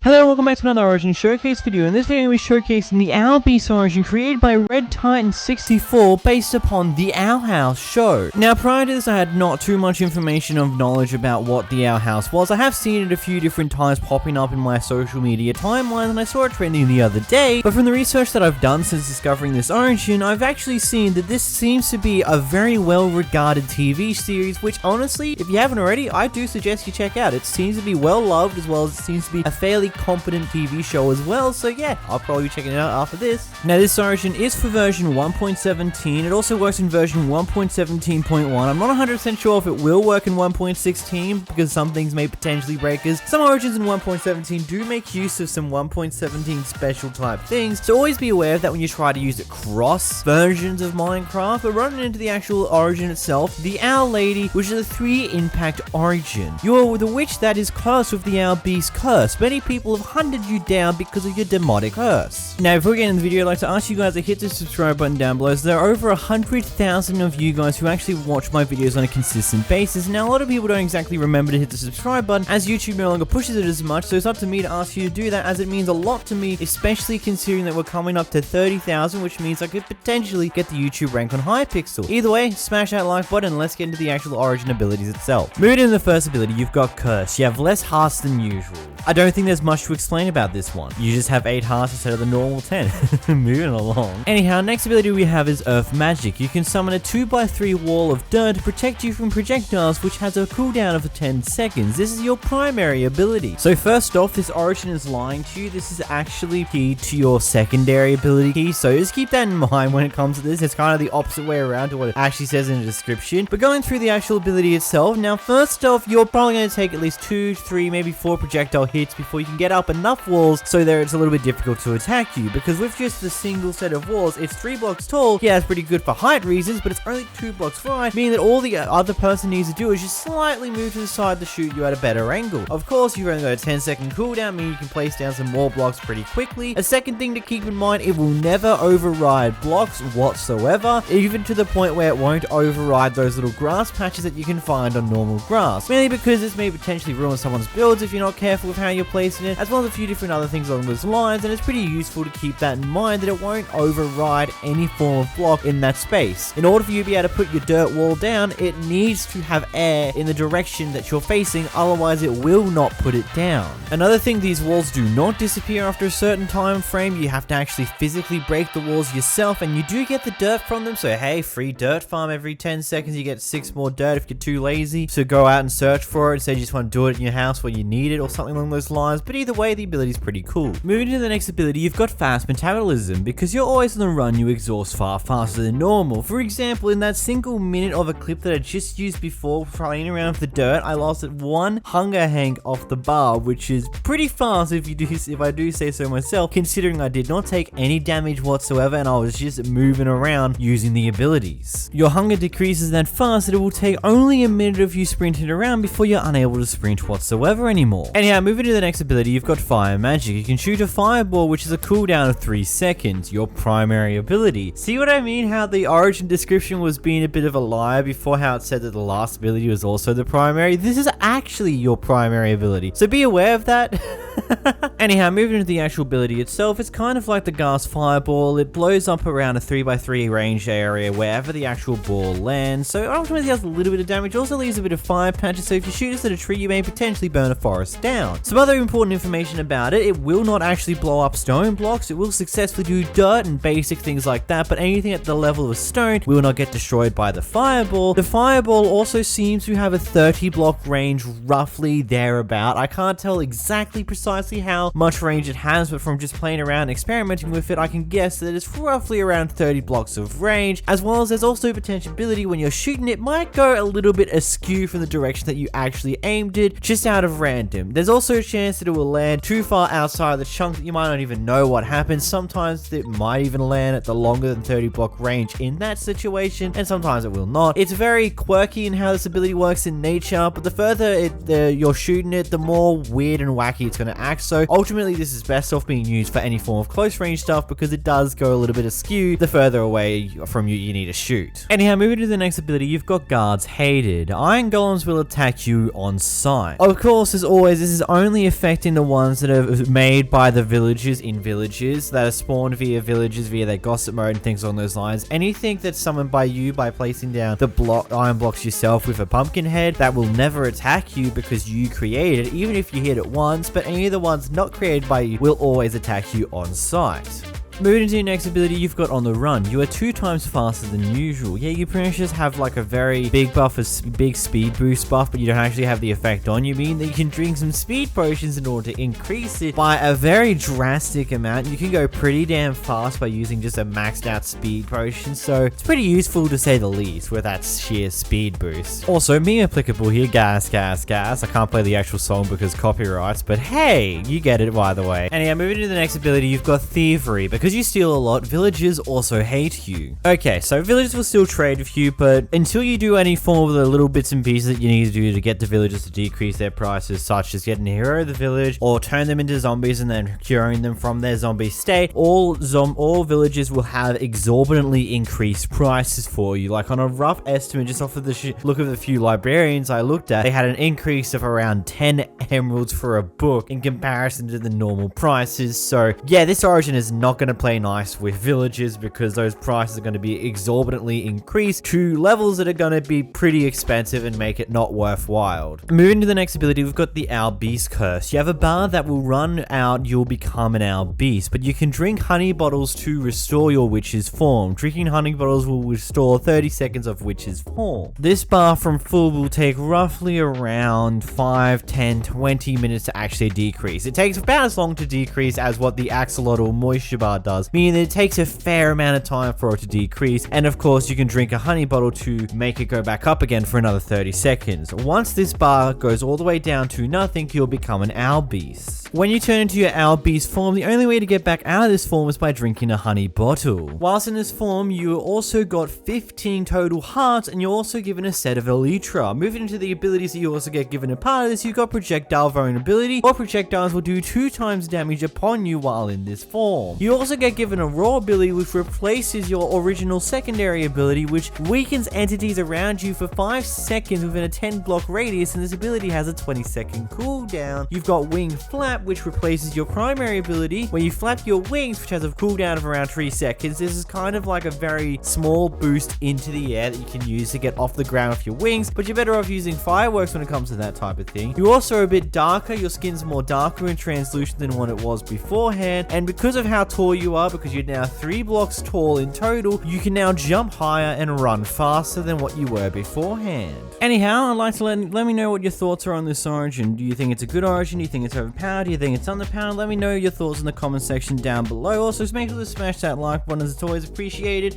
I'm working on a big video for the weekend, which is going to be the next episode in the SMP series, which I'm actually putting a bit into do a bit better than what the first episode was, going off the feedback from the first episode. Anyway, as always, if you did enjoy the video, make sure you hit the like button, make sure to subscribe. Massive shout out to my channel members. We have almost 70 of you guys now, which is really cool. And until next time, guys, massive thank you to my $25 channel members, Hollow the Void, Mr. Filcher, my $10 channel member, Decept. Until next time, guys, goodbye. In today's video, I'm going to be covering what I believe is a really cool custom origin by the name of Thestral version 3 by a guy called Ramble's Discord. Just for a quick moment, a video that I made a couple of days ago from the Fallen Angel origin is actually built off the back end of this data pack here, so if you're wondering why it was themed after a horse kind of and all that other bits and pieces along those lines, it's because it's built off of what this is here, which is essentially a hell horse. Anyhow, before we get into this, I'd like to ask you guys to hit the subscribe button down below if you're new around here. So trying to get to 100,000 subscribers before the end of 2021. Either way, let's get into this video. So first off, going through the basic details, you're going to need Origins, Origins Plus, and also the Latino Origins mod. Essentially speaking, you're just going to need some extra Origins jar mods that I feel like most people have by now when they go and play this, but I'll still leave them in the description for you if you want to make sure to download them and add them into your folder. Anyway, going through the description of this origin, we've got once a noble steed, now hell Hell's newest escapee. You may be free, but there is a price for everything.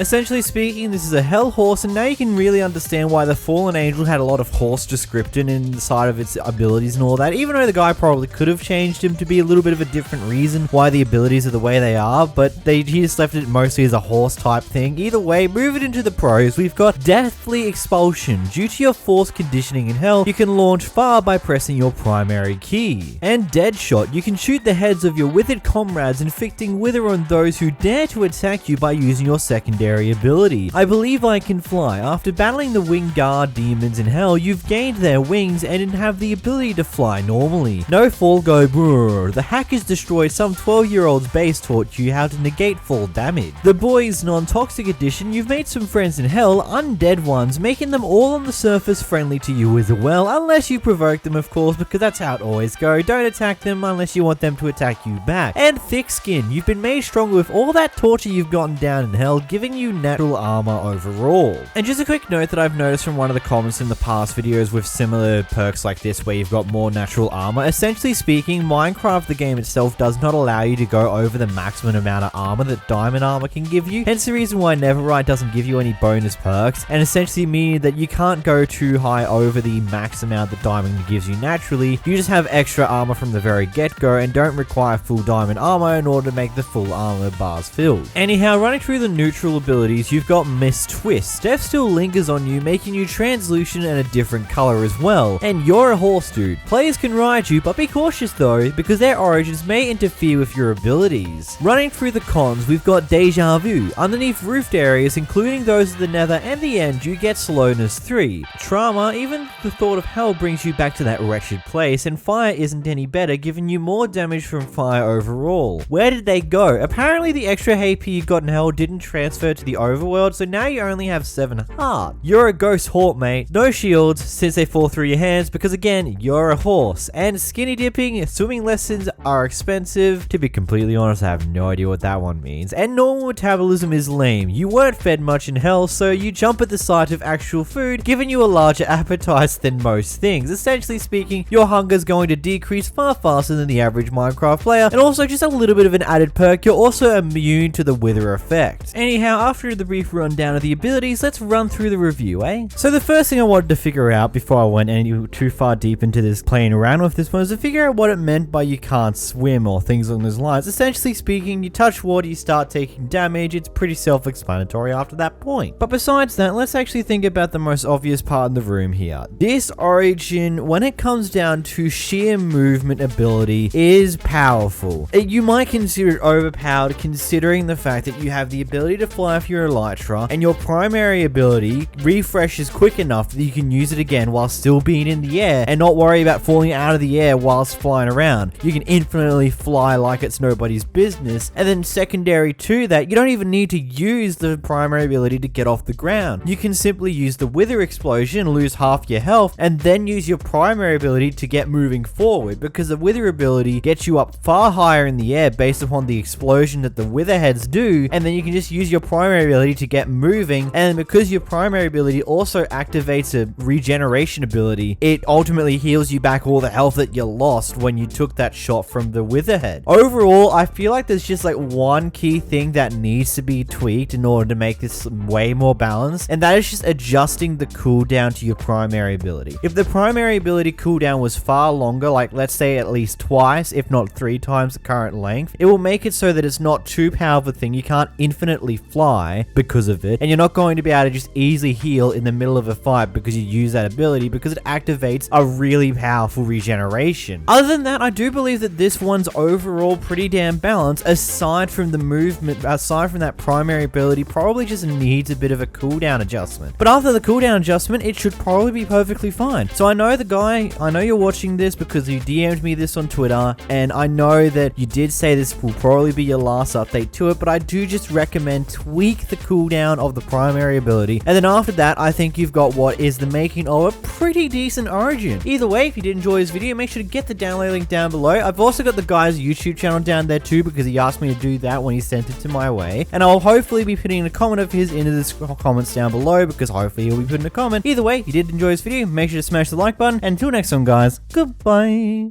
Hello, welcome back to another Origin Showcase video. In this showcase video, we're going through the Thunderborn Origin created by the user known as JagAxe. This guy submitted this Origin towards my actual Discord server itself, so if you want to have any ideas or any Origins that you want me to make a video on in the future, whether you be the creator or not the creator themselves, make sure to submit it in my Discord server in the Origins Ideas chat. And of course, the link to my Discord server is in the description down below. Now, this Origin mod was made for version 1.16.5, but this will work in 1.17 perfectly fine. Most Origins tend to do well being upgraded to the newest version. Sometimes something may potentially break because something gets changed by the slightest degree between the two different versions, but 9 times out of 10 it's perfectly fine, so feel free to use it in whichever version you want to play Origins in.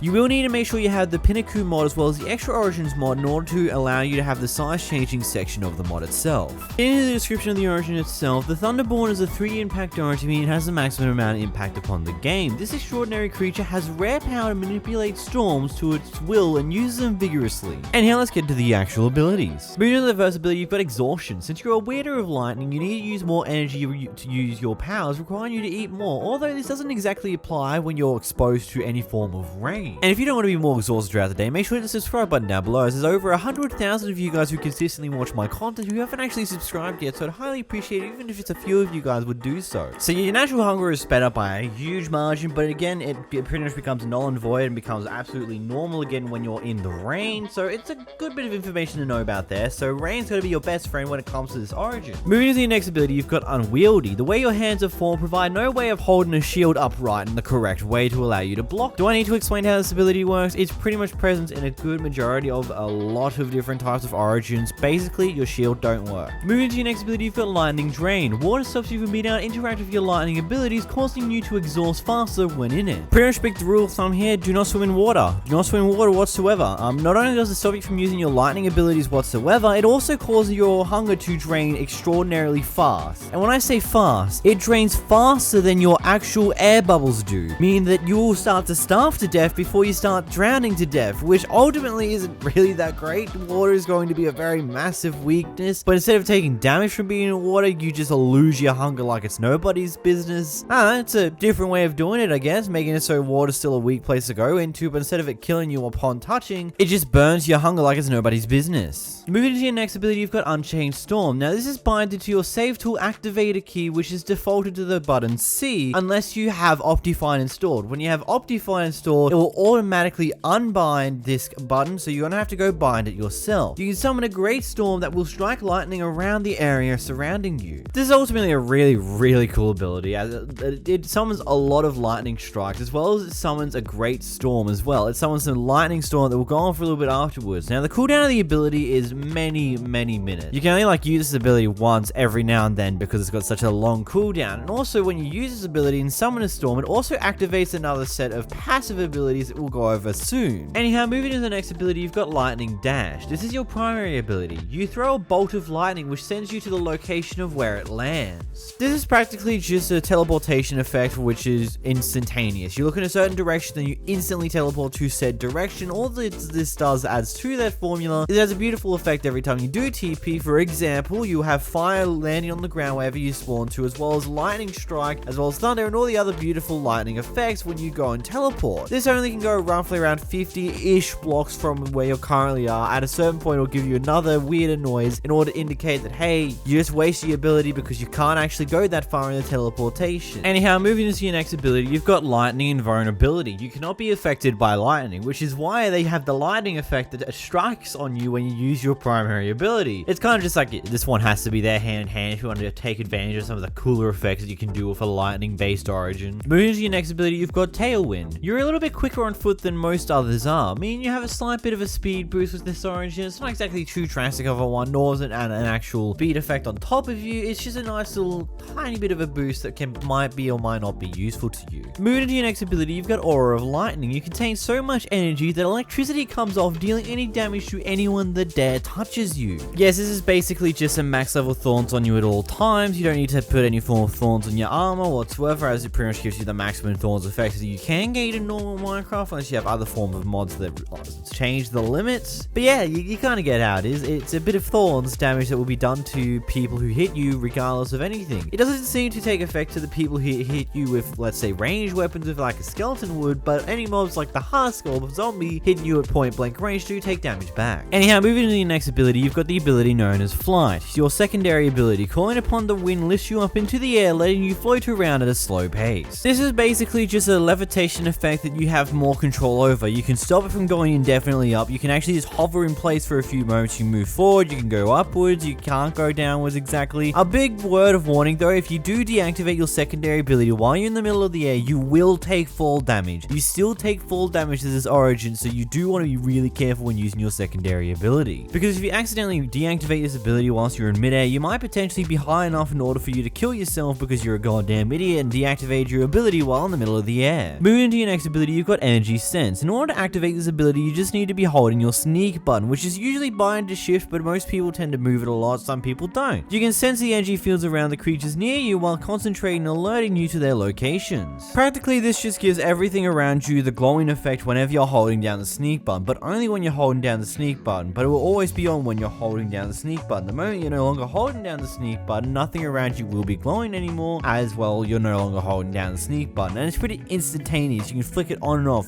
by just hitting the button on and off over and over again. You can easily just flick through it pretty quickly. Anyhow, moving into the next ability, you've got the Death Tornado. Your power is released when you die, throwing everything around you into the air. Now when going into this, I had no idea what exactly this was meaning, but from knowledge now, it means that pretty much whenever you die, anyone around you will be flung way up into the air. None of your items will be flung anywhere further than normal, but mobs around you will. They get flung up high enough that they'll probably die from fall damage, but it's not always guaranteed, so ultimately this ability is pretty cool and pretty nifty, but at the end of the day, it's there. Moving to the next ability, you've got Fresh Air. You need to sleep high to get used to being in a high altitude. I mean, this ability is pretty simple. You just need to sleep like pretty high up off of the ground, like around 60, 70 blocks up in the air before you can actually sleep, and that's pretty normal for a lot of origins at this point. Another little nifty thing is that it actually gives you a tooltip when you try to use a bed in the wrong conditions. It tells you, hey, minimum of Y, 80. Moving to the next ability, you've got Restricted Air. Being restricted to tight spaces slows your body down. This pretty much just means you'll gain a slowness debuff whenever you're in very close spaces around like 2 blocks above you. You have blocks around you on the side and all sides around you. Pretty much when it's like a tight airspace where it's like, you don't, it's like claustrophobic type thing. Moving into your next ability, you've got the In Your Element ability. When you summon a storm, you'll grow into a larger size and gain some cool buffs, which you, of course, needs Pinnacle and the extra Origins mod to actually function. This part here, by default, you're 2 blocks tall, but when this mode, you'll be granted to 4 blocks tall. These are like the bonuses that you get when you use your ability that creates a lot of lightning around you and causes a storm to appear and all that. These are the buffs that I was talking about a little bit earlier. You also get speed, strength, regeneration, and jump boost as well. But of course, you're 4 blocks tall, so that's both a really good thing and a really bad thing at the same time, because you need to be able to fit through a 2x4 block space in order to actually get through things. So it's a bit more of a pain in the ass to deal with kind of thing, but pretty good buffs nevertheless. It's not jump boost, sorry, it's resistance, and they all last a minute of length until the ability runs out, and then you shrink back to your normal size. But don't worry, if this ability runs out, you've also got this secondary passive effect here called Aura of Lightning. In rain, you gain strength and speed, so pretty much you'll lose your resistance and regeneration as well as your size boost after a minute, but after that minute, you'll also still keep your strength and speed until the rain stops. Pretty useful combo since you can still use your speed and strength when you're back to your normal size. Moving into your next ability, you've got Prone to Projectiles. You're vulnerable to arrows and tridents, meaning they do a bit of extra damage towards you, and I'm 90% sure that these also don't proc the Thorns ability that you also have, so just be very wary of skeletons and also pillagers and trident zombies in the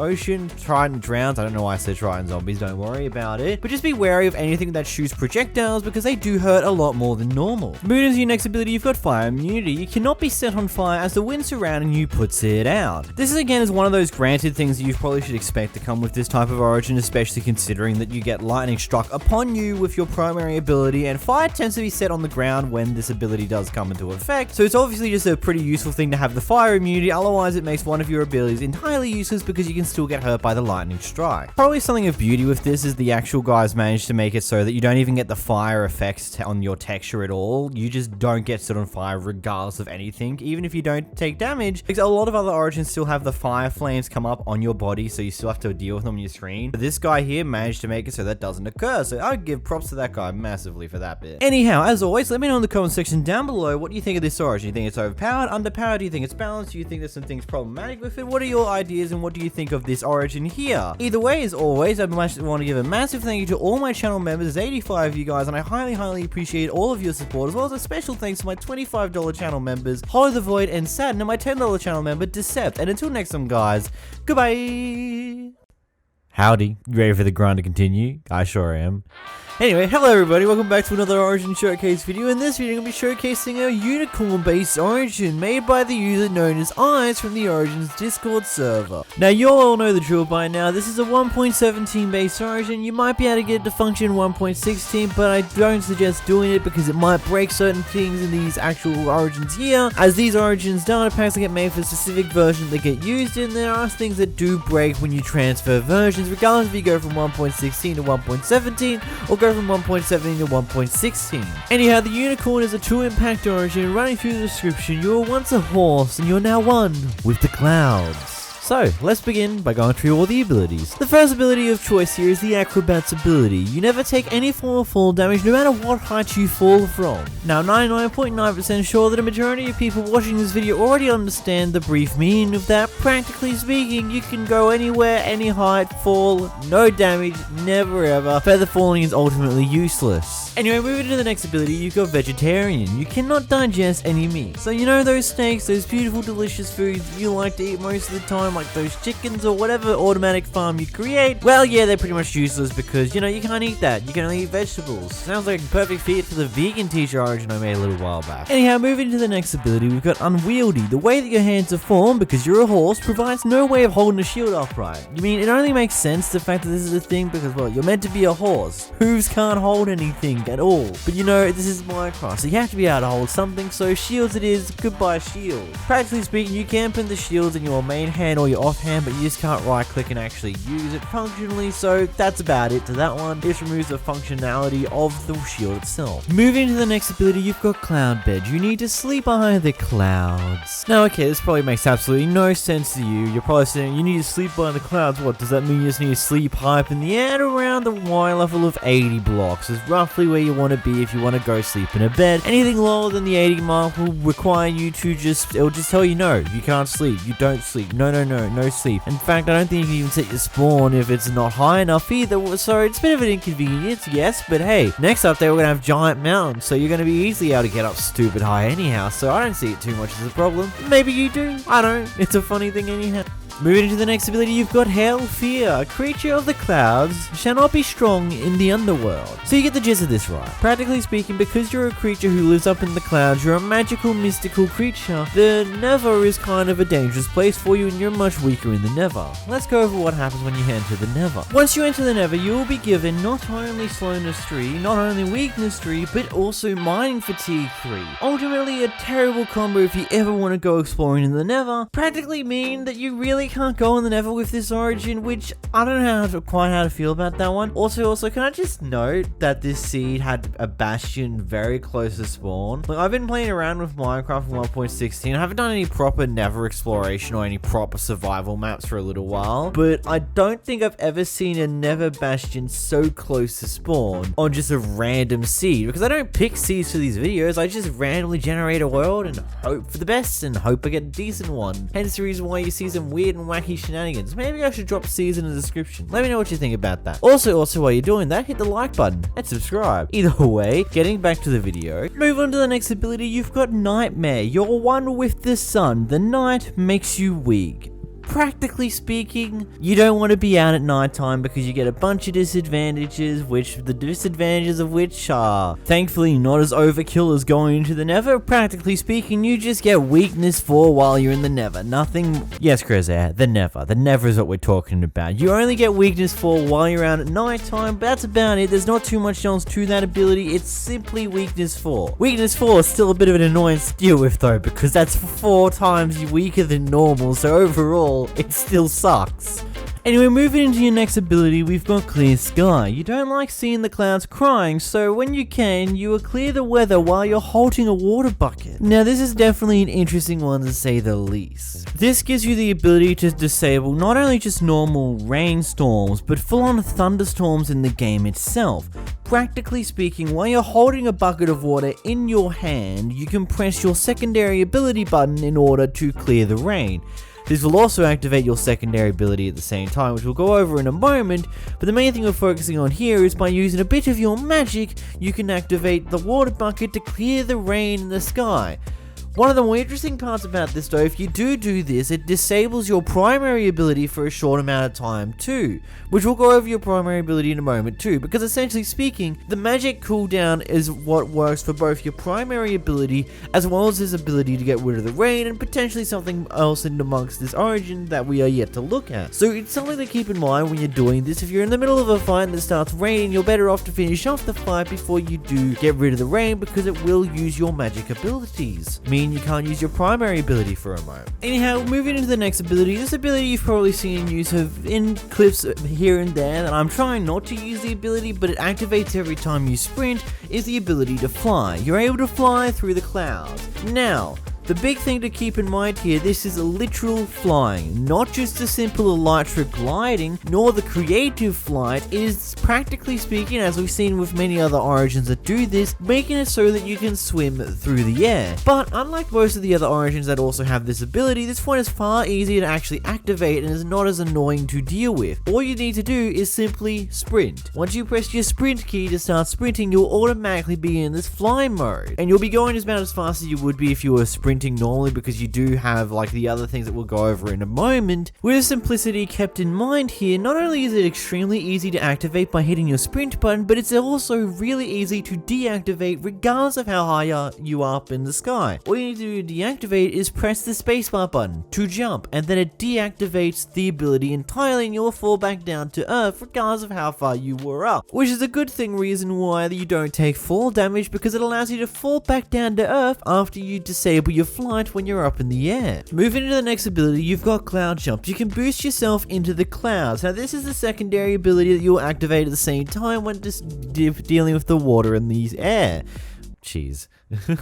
Practically speaking, it isn't exactly too much of a jump overall. In fact, overall, I think it's just a very useful double jump, because the jump itself isn't exactly too much higher to how you can actually jump in Minecraft with this origin, but it is useful there nevertheless. Except for the fact that you can fly. Practically speaking, because the unicorn has the ability to fly, I feel like that the secondary ability is pretty much defunct and useless, because you can fly. You can fly to get to higher places. You can double jump, but you can also fly. So, I don't know. The secondary ability feels a little bit useless, but, you know, that's just one of those type of things that can happen after a while.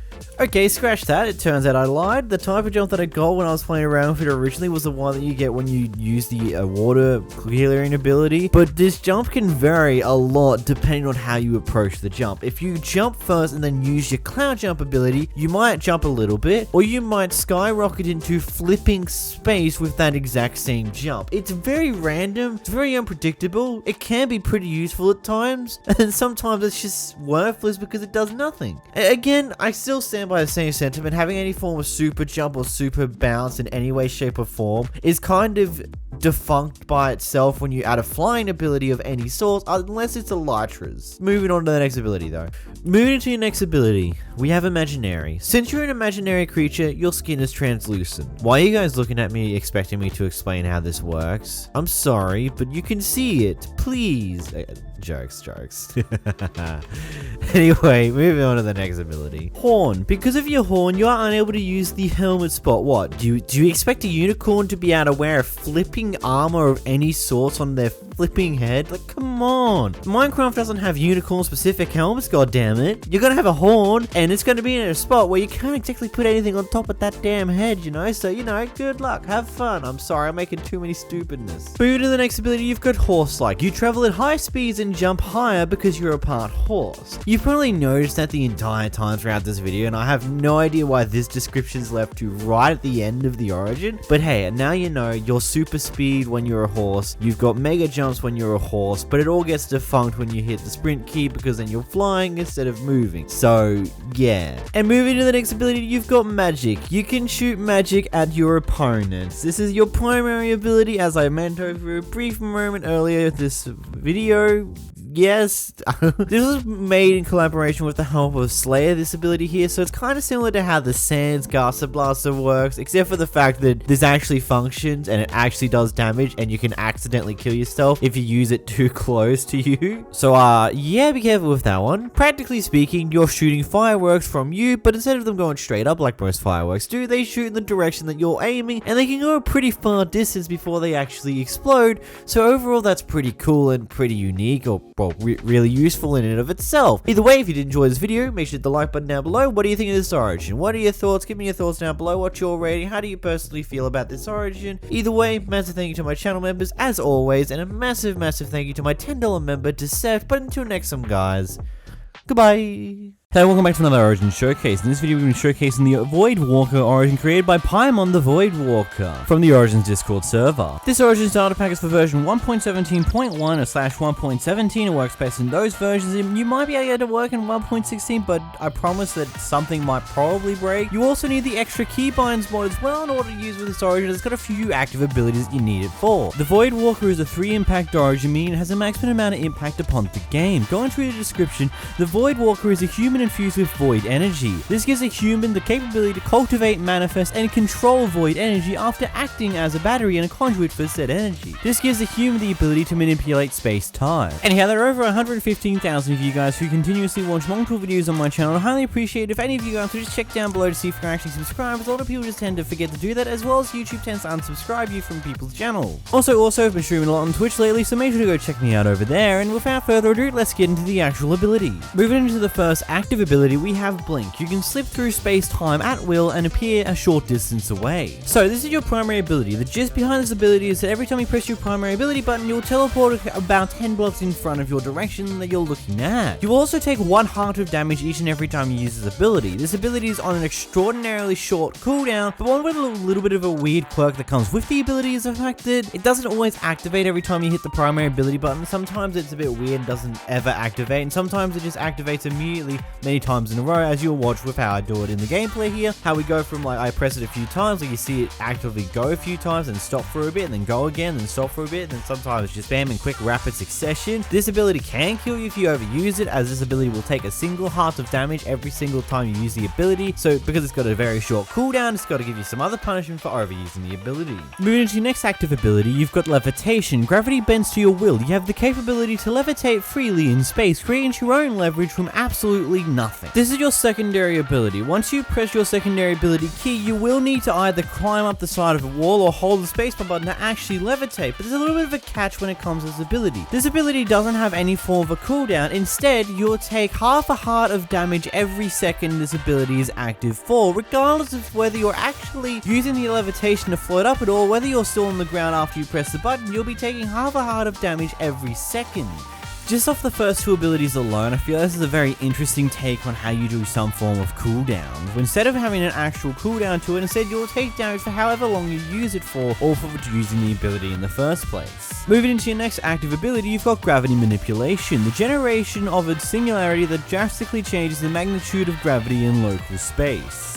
This ability is your ternary active ability, meaning that it requires your ternary key to use this ability. This is where you start to need to use extra keybinds in order to actively use some of these Origin abilities. This ability is very weird when you first use it, because you might not quite understand what exactly is going to happen when you use it, but what exactly happens is that you'll get given a massive amount of slowness, which will make your FOV zoom right on in, as well as the fact that you will take 4 hearts of damage on your character whenever you use this ability. So what this ability does, what do you want to use it for? What do you want to do the ability for, and why does it take you 4 hearts? Because when you use this ability, all the mobs within range will float up to over 10, 15, 20 blocks before they drop right back down and almost always will die. This pretty much gives whatever mobs within the circle near you 0 gravity, and they'll float high up into the sky, or as high as they possibly can, before the ability runs out and they'll drop right back down. So really, this is a fun way to kill mobs that are annoying you, or when you get surrounded by a huge collection of mobs, is a good way to get them off your back and watch them drop back down and die. Moving into your final active ability, you have Chaotic Accelerant. When you gain strength when overcharged with void energy, this overcharge makes you a glass cannon and multiplies all damage dealt and received. Unfortunately, I couldn't quite find out how this ability properly works. I did get myself a full set of void charge. I did make sure to pretty much bind a key to every single different type of extra key bind and continue to test them all. I just couldn't get this ability to work whatsoever. So I don't know if it's a bug or whether I'm just is dumb. Either way, the idea behind this, from what I'm getting from the description, is it makes you a glass cannon and uses up your void charge. The description in the Discord says it lasts a total of 3 minutes, this glass cannon ability. Anyway, moving on to your passive abilities, we start off with the void charge. Now, there's one little thing that I didn't mention in the all throughout all the abilities, is the fact that you have another way of going around the actual health loss. Because you see there's an extra bar called your void charge. Now, whenever you're near any form of bedrock or crying obsidian, you can gain this void charge passively. You can also gain some of it as well when you kill enemies, but it has like a very medium-ish cooldown in between how long you can actually get it from the enemy. So you kill an enemy and then you got like about 10-30 seconds before you can do another kill to get more of that void charge. But if you have any void charge on you, the abilities will use your void charge first before they actually start taking any of your actual health. Now, the glass cannon is the only thing that won't actively do this one. The glass cannon does require you to have a full bar of void charge in order for you to activate the ability, but all the other 3 abilities will use your health if you don't have enough void charge to go through. Moving on to your next passive ability, you've got Path of the Void. Path of the Void grants a more durable skin, but with a cost of a diminished life force. Ultimately, this is more of a nerf than a buff, as it does take away 3 of your hearts, leaving you with 7 instead of the normal 10, and only giving you 1 single armor point in return for this lesser health. Moving into your next passive ability, you've got Field Focus. Due to the nature of the Void Walking, you no longer feel the need to use a shield, instead focusing more on dodges.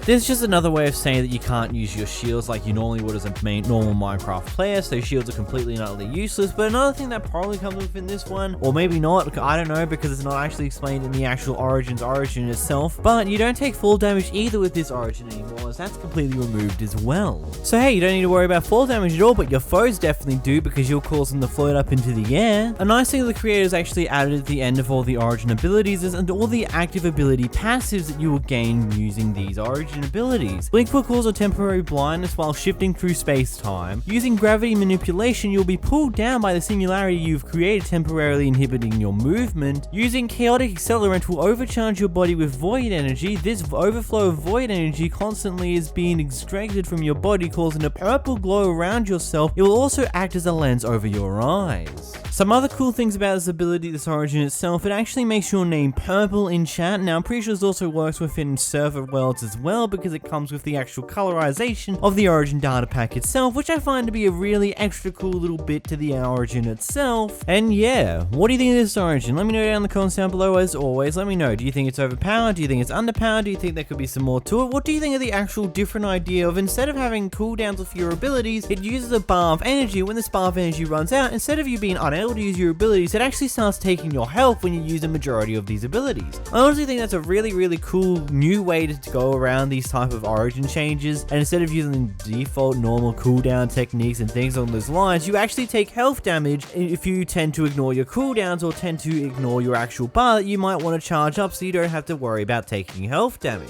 Either way, as always, comment down below your thoughts on this origin. Do you have any changes? If you have an origin of your own, make sure to DM me on Discord with them, or put them in the comments down below. Whilst I might see them, it also is easier just to DM me on Discord with the data pack, or maybe a link directly to where it is in the Origins Discord server. As always, I've been your host, Chris. If you did enjoy this video, make sure to slap the like button, slap the subscribe button. Massive thank you to my channel members, especially my $25 channel members, Saturn and Hollow the Void, my $10 channel member, Decept, and until next time, guys, goodbye.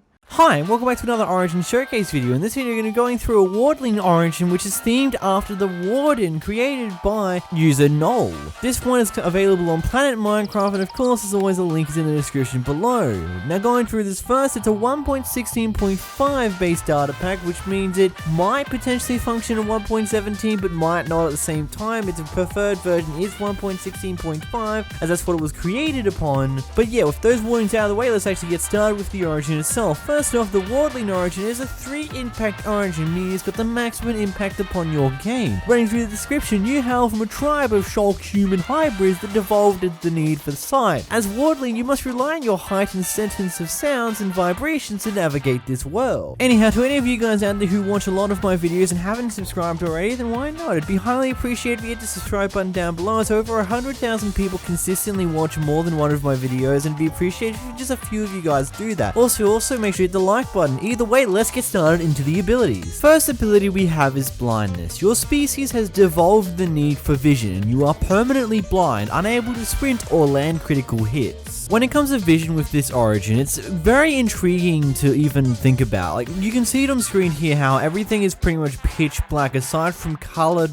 pixels every now and then, pretty much depicting on how the actual land looks like. But this isn't affected via your vision, so to speak. With this origin, that is affected due to your own senses, your heightened senses to detect movement and other bits and pieces around you. And honestly, it's very interesting just by the look of the land by this review already, without any of the other abilities, that this does add a whole entirely new and unique way to play Minecraft that you probably have never actually seen before. One thing I often forget about when talking about certain origins is to mention the fact that sometimes origins are not about making them balanced, but making them provide some form of new challenge in the way of playing Minecraft. Because there are some origins that are weak and underpowered in comparison to the normal Minecraft player, but also provide new and unique ways to play Minecraft, giving you a new and different way to actually play the game and potentially challenge yourself even. For example here, the removal of sprint or critical hits may seem like a drastic problem that might be new to your ability to play Minecraft in the long run, but there are going to be abilities in here to make up and give a different style of playing when it comes to Minecraft. But moving into your next ability, you've got echolocation. You release a sonic pulse that allows you to sense your surroundings for a short period of time. This action has a 2-second cooldown, and activating it slows you down. Now what this ability does is it allows you to see all the surroundings around you for, again, a brief moment of time, as it says here in the ability. But one of the cool things about it is it actually goes all the way to the edges of the chunks that you can physically see as your Minecraft character. So let's say you make your chunks that are actually loaded into the game far longer, you can see all the way to the edges of those characters, all the way to the edge of those chunks. And honestly, I feel like just this ability alone is just quite brilliant in how it functions. Because it doesn't exactly remove your blindness, it actually goes around your blindness in a completely different way by lighting up or glowing the ground around you, meaning that you still can't see what color the sky is or the clouds or sun or the moon aside from faint outlines of those two things. You can see everything around you, but it's still as pixelated and as outliney as it was beforehand. It's just far more visible in comparison to what it normally is. This ability is brilliant and beautiful in its own way, to be honest. Like, I find it just to be a really cool implementation on the fact that you're blind. You now need to use a sense to get around that fact and use this new echolocation in order to find out where you are, as well as look at your surroundings. Overall, this origin is pretty smartly crafted thus far. Moving into the next ability, you've got Seismic Sense. You see the world through vibrations. Textures become difficult to differentiate, but you are able to detect non-sneaking players and entities throughout the walls. The easiest way to describe this is that all mobs pretty much have a glowing effects on at all times, unless it's like a player who's holding the shift button that is sneaking, making it so that their name tag is invisible, therefore making the player themselves invisible unless you can look at them directly. The brilliance behind this entire ability here is just how it allows you to see the world in kind of a different way to what you would normally expect to play Minecraft under. I've already discussed how it looks and the differences beyond it, but some of the other little interesting bits is that a lot of textures do seem to fuse and become super similar to each other. Colors are extraordinarily difficult and ultimately disappear within these vibrations, aside from when you're using echolocation. Echolocation is the only time where you can see the natural full color of any form of items. Any other time, it's just a random color that slightly comes close to matching the actual texture for the color that it actually is.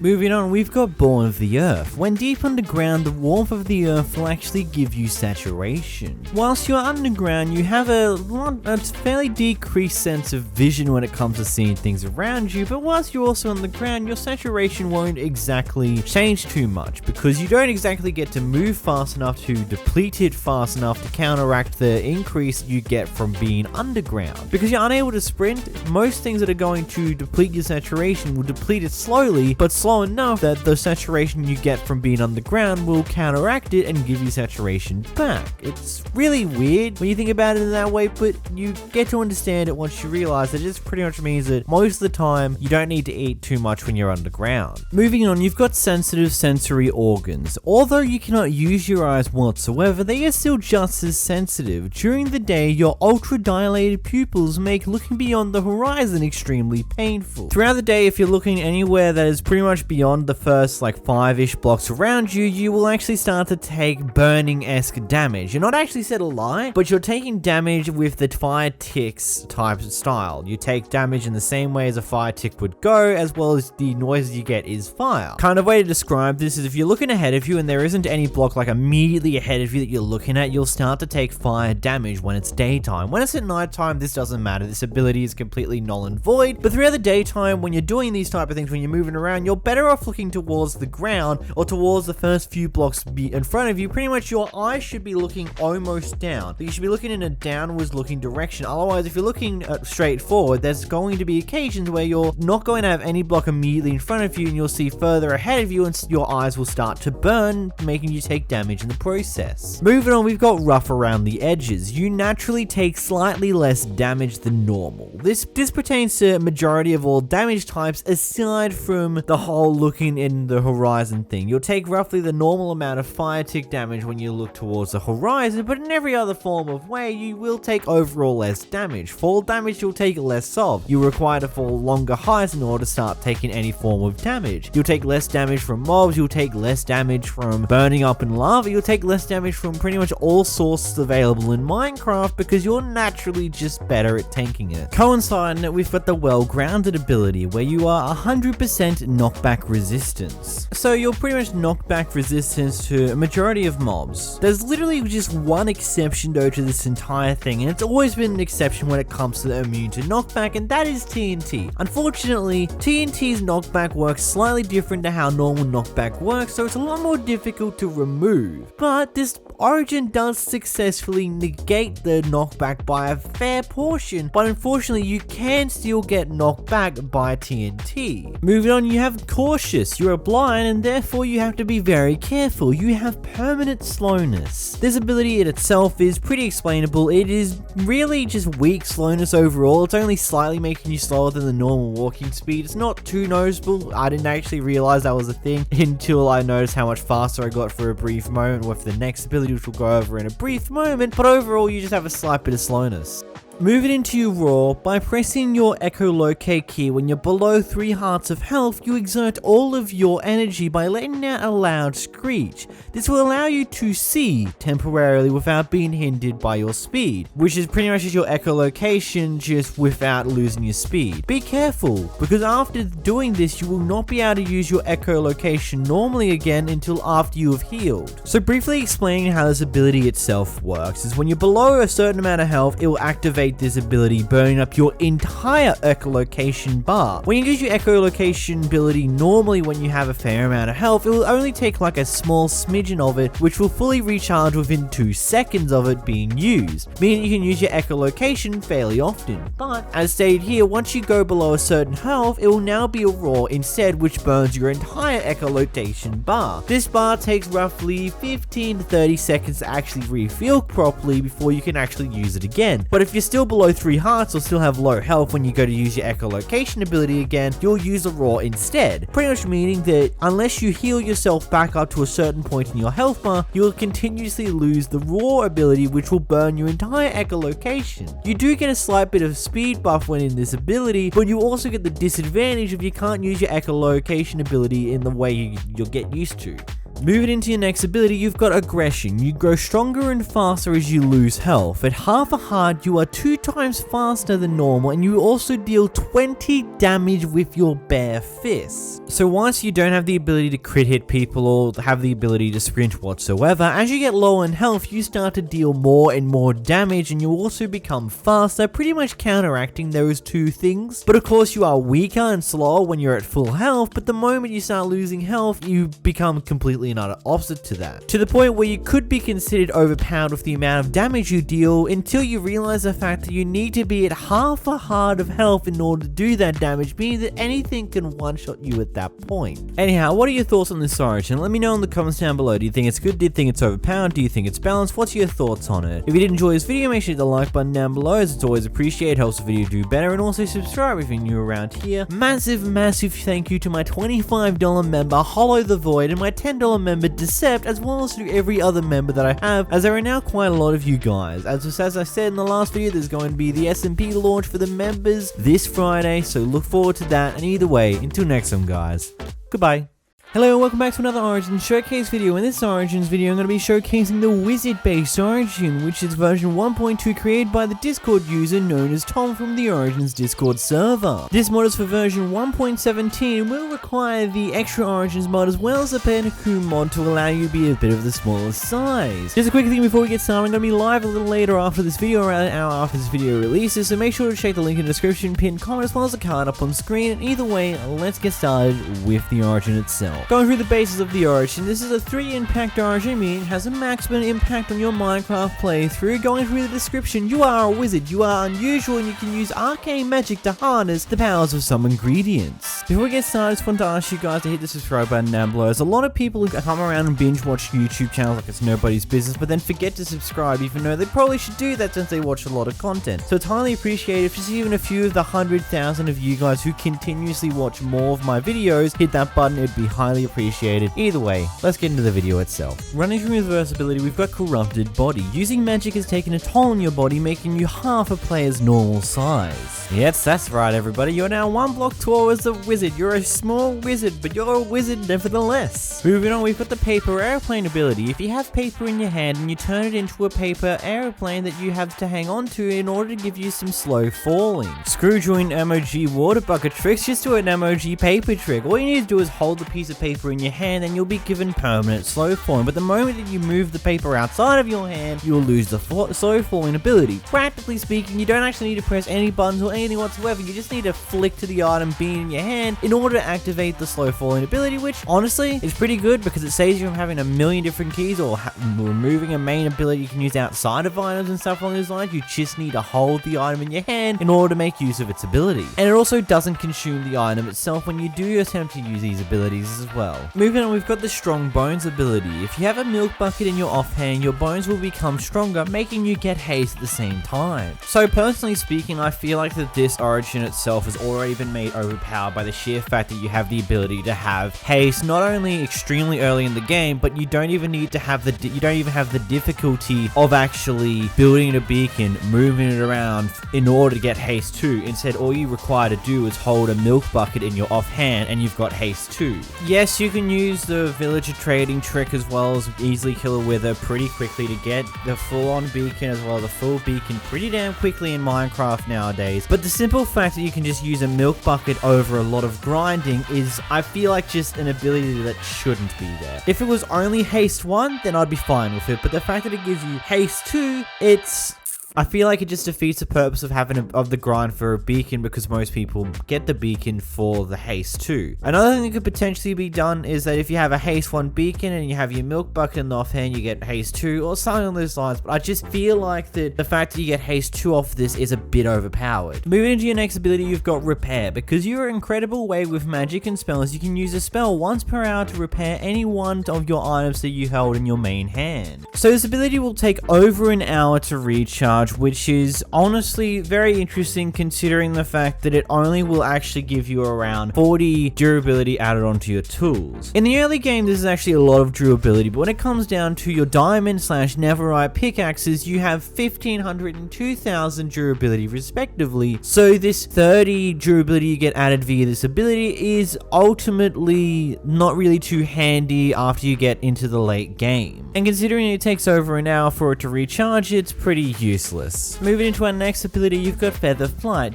You can use the power of a feather in your main hand to levitate slowly just like a bird. Wait, hold on a moment. Birds levitate? Jokes aside, whenever you're holding a feather in your hand, you'll be given the levitation ability. This ability will last for however long you hold the feather in your hand for, and will also last for a few extra seconds after you take it out of your hand. Meaning you get a bit of a reaction time to swap to your paper plane in order to not take fall damage. Except for the fact that this Origin has to take fall damage, we'll probably talk about it a little later. But it's really interesting and useful to think that once you have a feather, which ironically, feathers are pretty damn difficult to get your hands on in Minecraft nowadays, so I think it's fine overall, considering it takes a bit to get a feather and you get a bit of levitation, which just allows you to float around and get around a lot easier. It's definitely not as broken / overpowered as giving haste 2 by simply holding a milk butter is. Moving into your next ability, you have Nimble. You're immune to thorns and velocity based damage. Thorn damage is including sweet berries, cactuses, but not limited to just those things. Those are just some of the items that you will no longer take damage to, and velocity based damage includes elytra flying, and as well as taking full damage and other bits and pieces that requires you to move at a speed and hit something drastically at speed to take that damage. You're just immune to all of it. Moving into the next ability, you've got Carrot Vision. You harness the power of the carrot to put in your offhand and get night vision. I guess eating carrots does make you see in the dark after all. First off, why is there just a little joke at the end of this origin, but there's been at none of the other abilities thus far? Bit of a question there, but anyhow, moving into it, yes, having a carrot in your offhand will give you night vision. I think at this point we realize that the wizard isn't exactly a good origin or balanced origin to use in a multiplayer server, because it is pretty overpowered in a lot of aspects. By first off, you get given haste 2 via a milk bucket, which you can get pretty damn early on. You get night vision via a carrot in your offhand, which again, whilst it makes sense, it's overpowered and very easy to get early on in the game. But yeah, it just says that's what it is on tin. You have a carrot in your offhand, you get night vision. Pretty simple anyhow. Moving on, we have durable. If you have an obsidian in your offhand, you gain resistance to and become one with the tough obsidian.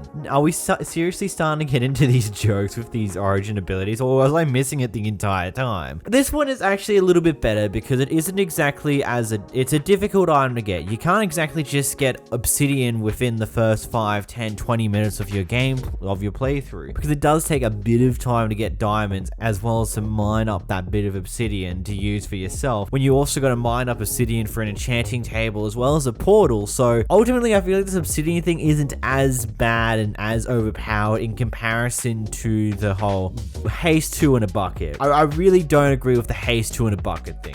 Moving into the next ability, you've got Fragile. You have 3 less hearts than the health of humans, with self-explanatory, you have less health. I mean, I'll just reuse the clip from before of me finding the husk with my piece of obsidian in my hand. Like, we really don't need more information about that one. Moving on though, we've got Kelp Breathing. If you have Kelp in your offhand, you get the ability to breathe underwater. This ability does exactly what it says it does. When you hold a Kelp in your offhand, you will be given the Water Breathing 2 ability for 1 second of time, which is just infinitely as long as you have a kelp in your offhand. But the moment you pull it out of your offhand, you'll lose the breathing potion off of you completely. But if you put your kelp back in your offhand, even if you have lost a few bubbles, you can still continue to breathe underwater like it was nothing ever happened in the first place. And we continue the trend of something being slightly unbalanced. Moving into the next ability, you've got Feeble. After living on this planet for so long, you have become weak, resulting in you only being able to wear up to iron armor and having less overall health. We've already gone over the whole less health part. That was a part of its own ability, but then also the fact that you can only wear iron armor or lower because you're weaker and overall, but it still doesn't make sense because you can still wear gold armor even though it's meant to be the heaviest armor. So, you know, it doesn't always have to make sense though. Moving into your next ability, you've got Shell Speed. If you have a Nautilus shell in your main hand, you get Dolphin's Grace. If you don't know what Dolphin's Grace is, practically speaking, when you're swimming around the ocean, you come across a dolphin. Dolphin has the ability to give you extreme speed in the ocean. That's all it does, as well as a few other bits and pieces, but really the main reason why people have it or use it is to get an extreme speed boost when they're swimming in the ocean. Personally speaking, I believe this entire origin is a bit on the overpowered side / unbalanced / a lot of issues with it, but personally speaking, I honestly like the idea behind it, giving it so when you hold certain items or have certain items in your inventory or offhands or main hands, you get certain abilities going off of the back of whatever those items are actually themed off of, or things along those lines. Definitely could have been better, definitely could have been slightly more balanced, but I like the idea overall. So let me know, what are your thoughts of this origin? Let me know in the comments down below. As always, make sure to leave a like if you enjoyed the video, and make sure to subscribe if you haven't already. As I said, live stream is going to be happening tonight. We starting off the members SMP server, and by speaking about that, a massive thank you to my channel members as always, to my $25 member, Hallow the Void, and my $10 member, Decep. But until next time guys, goodbye. Hello, welcome back to another Origin Showcase video. In today's video, I'm going to be showcasing the Ancient Golem Origin created by the user known as Turd from the Origins Discord server. This Origin custom data pack is made for Minecraft version 1.17, meaning that it's often going to be better off to use in the most recent version of Minecraft rather than 1.16. It might still work in that version, but some things might potentially be broken. Anyway, moving into it, the Ancient Golem is a 2 impact based Origin, meaning it has a middle impact on the game, meaning it's not going to be too drastic on how you normally play Minecraft, but it's going to be a lot more than just something light over the top of it. Going through the description, these human-like robots are possessed by ancient civilization's souls. Only few have survived the harsh treatment of time. Anyhow, there are over 100,000 of you guys who consistently watch several videos on this channel, and highly appreciate if any of you guys would just check to make sure to see that you're subscribed since you watch so much content. Either way, hit the like button, let's get into the video itself, let's run through the abilities. Running through the first ability, you've got Iron Core. Your core heats up when in hot environments or when exposed to sunlight, or whenever using your abilities, and cooldowns when in cooler environments or in water, or when actually drinking water itself. It can be very lethal if you reach high temperatures. So running through how this temperature system works, you can understand your temperature based upon the bar of the fire icon. This bar will slowly fill up as your temperature gets hotter, and the hotter you get, the closer to full you get. Whenever you reach the full health of that bar, the full length of that bar, you will explode, and it doesn't matter if you're in a survival or creative mode, you will still explode and die. But there's more to this than just the simple fact that you explode when you reach full. It takes roughly around 4 to 5 minutes for it to get maxed out in temperature, but as you go up in temperature, you start getting ill effects. When you reach the halfway point of the bar, you will gain permanent weakness. When you reach the 3/4 way mark, you will gain a permanent slowness. When you reach the 6/7 part, where there's like only a small smidgen of the bar left, you will gain a Wither 2 effect on you, which is successfully ticking down, so you are starting to take damage. And then when the bar finally reaches it to the absolute maximum, you will explode and die. This will only ever happen when you're in a desert biome, when you're sitting within the Nether, especially when you're close to lava, when you're sitting outside in the sun throughout the daytime, unless in some form of cold biome, as well as many other little situations kind of similar to that type of thing. When you're walking around, if you go underneath trees consistently enough, you won't exactly find the bar going up too quickly, as while being under a tree, the bar will freeze. It won't exactly start going down, but it will freeze and it will stop going up in temperature. All you need to do is start getting it down, is to hop into some water, find a cold biome to go into, or drink some water itself. You can actually get rid of it quicker that way, but again, you got to be very careful. When you're running through the Nether, it's going to be on your best opinion to carry around a couple of water bottles, or potentially some snow or something else around you, just to throw and actually help cool you down before you explode. Moving to your next ability, you've got Machine Gun. You have a machine gun that rapidly shoots arrows, but it's old, so it's not too accurate. It consumes a lot of power when you use it, which also heats you up, which is your primary ability. As you can start to see already, the entire idea around this Origin is moderating the temperature that you're idling out, because the higher you get, the more debuffs you get, and when you reach the maximum temperature, you will explode and lose your life. So really, you want to be doing everything in moderation. With the machine gun here, it consumes a fair bit of power, and because power isn't exactly a thing in Minecraft, and aside from modded, it actually translates to your heat of temperature, of course. Going through how this works, first off, you have 14 arrows in your clip. You have to use your entire clip before the bar starts to recharge. You have to press your primary ability button 15 times in total for it to start to recharge. 14 times to dispose of all your arrows, and then a 15th time in order to cue the fact of it starting to reload. Kind of like how you do in most video games, where you have to shoot after you run out of bullets for it to reload, or press the reload button, which is essentially your primary ability button regardless of the fact, and it takes roughly around 2 points on your actual temperature bar when you use one full round of it, meaning that it takes a handful of these actual full round shootouts before you get up to max temperature. Another thing to go along with that, you also have to keep in mind that whenever you do anything to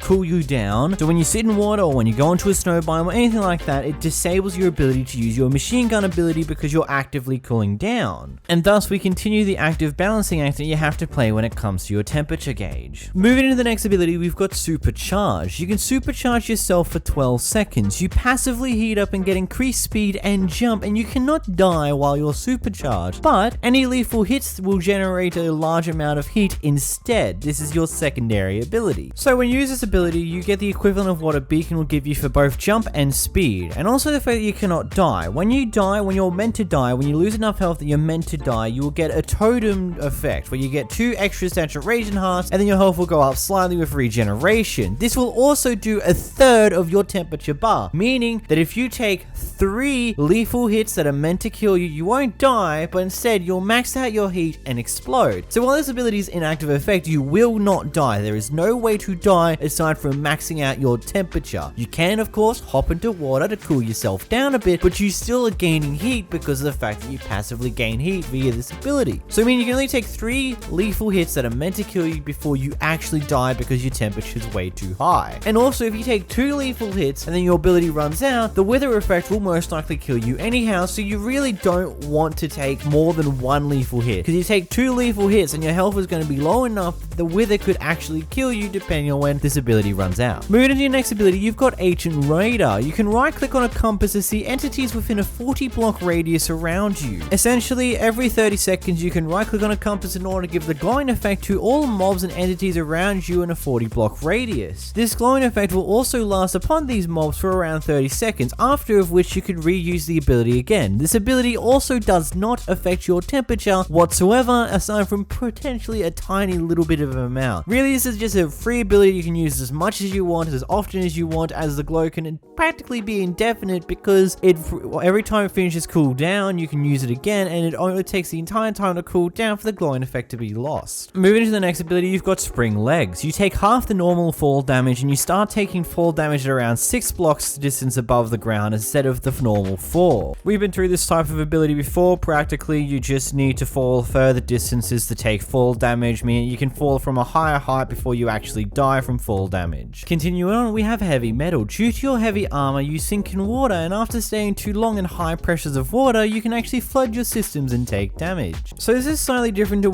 how a lot of other origins treat the whole sinking thing. Instead of just sinking straight to the bottom and only acting like a normal person underwater, you actually still kind of slow fall when you're in the water, like you're floating in water, but you still sink right to the bottom. You can only jump up 1 block, but it's still kind of like different to what most other origins do with the whole sinking thing. As I said, I couldn't exactly get the whole high pressure damage type thing. I'm assuming it just maybe might increase the rate of damage you take when you're drowning, potentially. Maybe not. I'm not 100% sure of that one, because I went to the bottom of a deep ocean and only took like drowning damage, and that's about it. Maybe it's referencing that. Moving to the next ability, you've got Segmented Arms. You cannot use a shield due to how your arms are shaped. Yeah, this is pretty basic. You just can't use a shield. I mean, we all understand how this one works. We've seen the same type of ability many different times at this point. Anyhow, let me know, what are your thoughts to this origin? Do you have any ideas on how this one could potentially be improved? What are your thoughts? Do you think it's good? Do you think it's overpowered? Do you think it's underpowered? Let me know in the comments down below. As always, make sure to hit the like button on the video because it helps to do better in the algorithm. And as always, a massive thank you to my channel members, especially my $25 channel members, Hollow the Void and Mr. Fletcher, as well as my $10 channel member, Decep. And also, big thing of note, SMP server, the private one, will be kicking off next week. I'm kind of scared on how the video will go, so yeah, that's coming up. Either way, until next one, guys. Goodbye! So fire's fun, right? What if you could be a pyromancer in Minecraft? That'd be pretty cool, wouldn't it? Well, today I'm going to show you a mod that allows you to do that. The Pyromancer origin, created by the user known as T in the Origins Discord server, using of course the Minecraft Origins mod. Whilst the origin was created for use in 1.17, I did test and play this origin mostly in 1.18 throughout the creation of this video, and I can say that it works mostly fine. Anyhow, let's get started. Starting off with, we've got the Firebolt ability. The Pyromancer fires 4 orbs of flames in very quick succession. This ability is essentially a rapid fire flame cannon that is very quick to activate. It's got a very minuscule cooldown that you can use pretty much every couple of seconds. I think it's around like 1-2 seconds in between each use of the ability, and you can shoot out 4 orbs of fire at the same time. It's kind of like those blaze flames that blazes shoot at you when you're getting into that range of fire. It's basically what you get to shoot. You get to shoot flames, you know, pretty self-explanatory there. This does require the use of your middle mouse button, so when you press that, you can shoot the flames, as you would have known of how I picked up on the fire, the skeleton egg when I was playing around with it. Another cool thing is the fact that this can actually hit Endermen. The flying flame orbs can actually hit the Enderman, meaning that you can actually use ranged attacks on an Enderman. Ironic, that one doesn't happen too often, eh? They hate arrows, but fire, they'll get hit by it, no problems, no questions asked. Overall, really good ability, pretty damn useful if I do say so myself. Because who needs melee when you can just shoot flames, rapid fire style? Next we have the Inferno ability. Basically, the Pyromancer uses an Inferno flame to gain another jump. Now this isn't exactly a jump in the sense of what you would think it is. It's more like a dash more than anything. It's a directional dash though, so if you're looking up, it can act like a secondary jump. But one big thing to always keep in mind is that you still take fall damage as its origin. So I mean that if you do use your secondary jump slash dash to go a little bit higher, or a little bit further, you will take fall damage if you go too high, or you jump off a cliff with the extra speed of the dash. So just keep that in mind, be very wary of it, but this is more of a directional dash than a jump, but it's still pretty useful nevertheless to have as a double jump, quote unquote, because it may help you get to the other side of a cliff or something like that a little bit easier and a little bit quicker, and less likely to fall off the edge of something because you can quickly just jump back to your own thing where you were beforehand. Anyhow, giving you all these beautiful buffs, it's really cool and everything along those lines, but we kind of got to do something to balance that out, and that's where this first disadvantage comes in, known as frail. Your lack of cardio has left you with a weaker constitution than average. Mainly speaking, this only decreases your hearts down to 8 overall, which I've already made my grievances about the heart decreasing in the past. It's just a very common thing with these type of origins. But the other thing that comes down with it is you also have your melee damage half, meaning that with melee capabilities you are far worse than what most other average players are. This of course is leading you to use your fire abilities more often because they're actually going to do normal damage whilst your melee has been decreased. Back to your abilities, your secondary ability is a scorching ray. You expel a highly heated ray of energy out from you. Now the tooltips in the actual Discord message from this user is that it's a very short range ability and it's a very strong but short range. From testing, it does have about like a 10-ish block to 15 block range you can use to shoot. There'll be a certain point where it just won't reach it, but the biggest caveat to this is it will not go through any blocks whatsoever. Even transparent things such as leaves, it will completely get force stopped at that.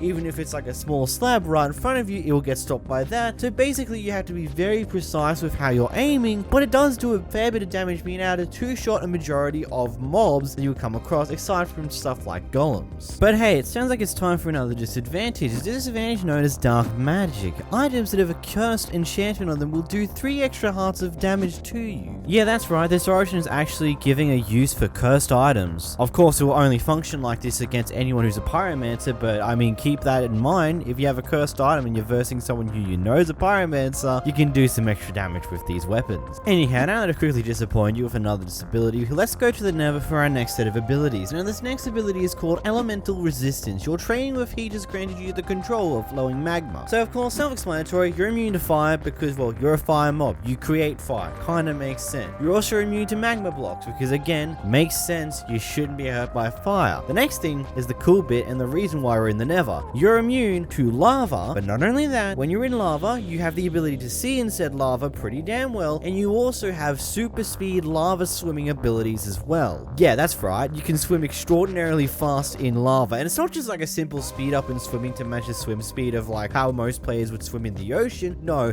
it's actually a super speed S-type swimming that is going to be quicker to swim through the Nether in the lava than is going to be traveled by land. Just by default, just swimming is going to be 10 times faster because it's just so damn fast. Okay, so moving away from like abilities that actually affect your gameplay and things along those lines, let's talk about a bit of a visible cosmetic that gets added towards your character. It's called the aura. You spend so long around flame that you emit fire yourself. Again, as it says in the ability tab, it's just a cosmetic. Basically, you just have flame particles coming off of you, kind of similar to how lasers have those like little fire particles coming off of them when they're floating around doing absolutely nothing. It's a nice little cool effect to add on to you, and that's about it to it. Moving back into the abilities, we've got the fireball ability. This is your primary ability key to your primary ability key button. The Pyromancer unleashes a powerful ball of explosive energy. This is basically the Ghast Fireball.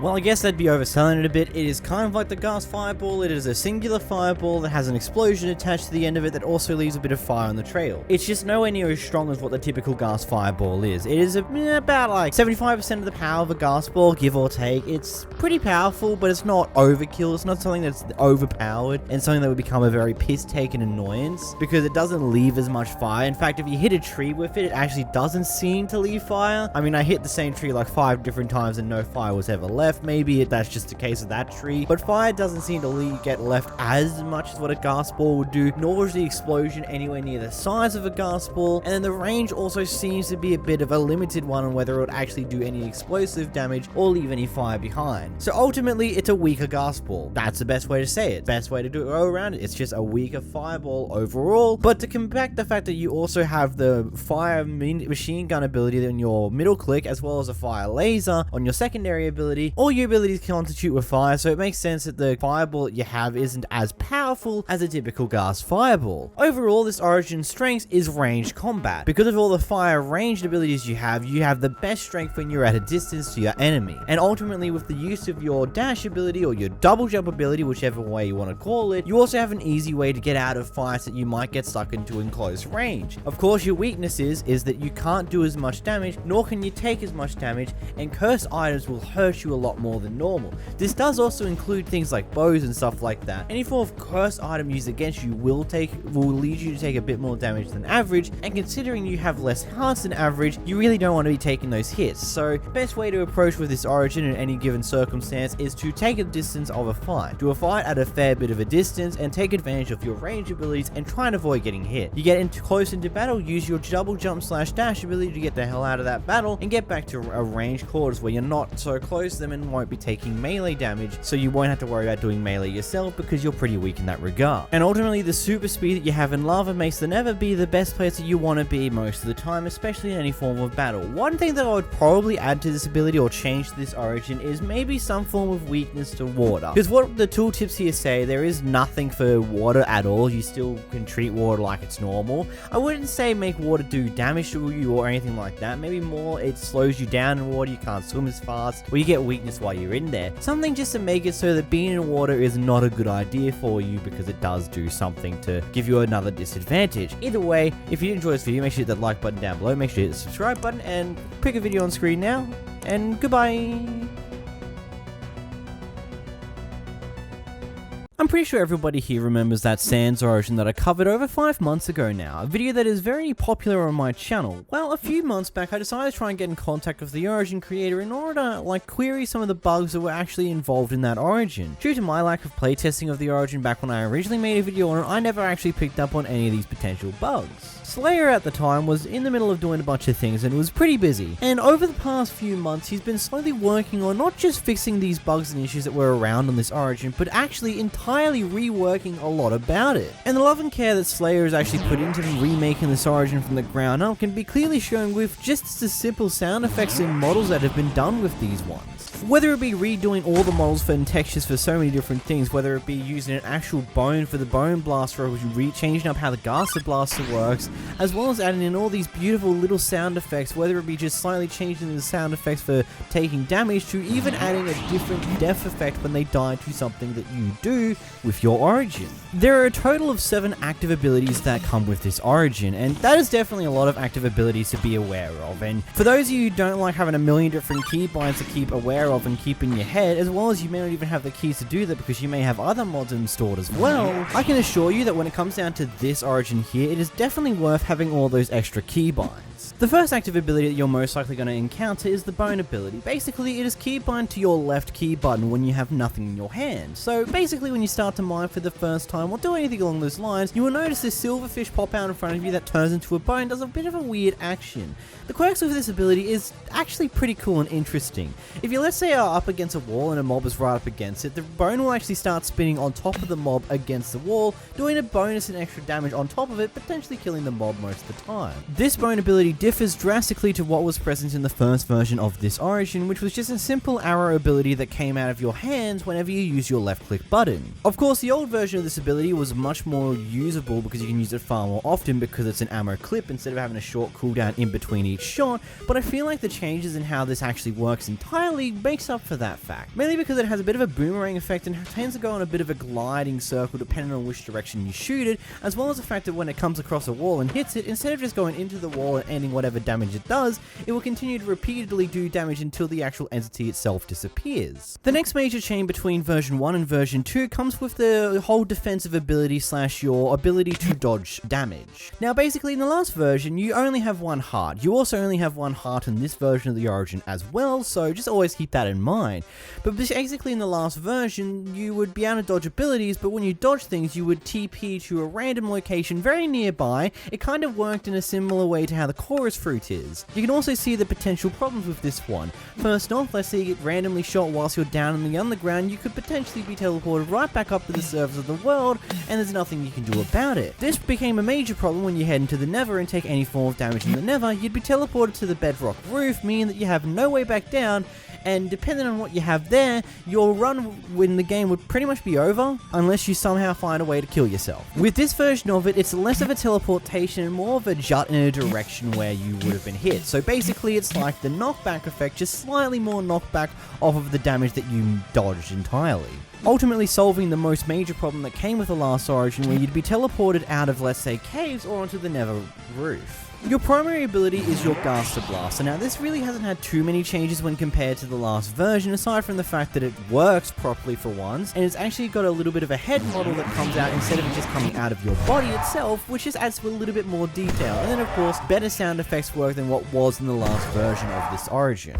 Moving on from that, with our secondary ability, you have a Bone Shield. There's really not too much to talk about this, it's just basically a way to block ranged incoming attacks, but I do want to make a little bit of a comment on the little detail that it is, where instead of it just being a certain wall or something that comes up in front of you, it's a floating bone that just spins. It's honestly a little detail, but it's pretty cool overall. The next ability that I wanted to discuss for a brief moment is the ability known as the Bone Zone. Now this overall is a really cool ability, and it's pretty useful when you want to try and, let's say, zone an enemy that you're fighting when you're, let's say, fighting players or a collection of mobs. It's very easy to just get them conjugated in an area, put this in their way, and kill a fair few of them. Funny quirk with this ability though, you can actually kill yourself with it if you put it at your own feet, as it completely counteracts your dodge ability and just immediately murders you pretty damn quickly. So it's a bit of a funny quirk to that one, but it's funny and good nevertheless. Telekinesis also sounds like to be an interesting ability, but for the life of me, I just couldn't figure out how to make it work. And yes, I did follow the tooltips. Yes, all the abilities are keybind. I just couldn't figure it out. Maybe it's because I'm dumb and just don't understand it properly, or maybe it only works on actual players and not just entities as a whole. Maybe it's both. Clearly, I'm just too dumb to understand that one.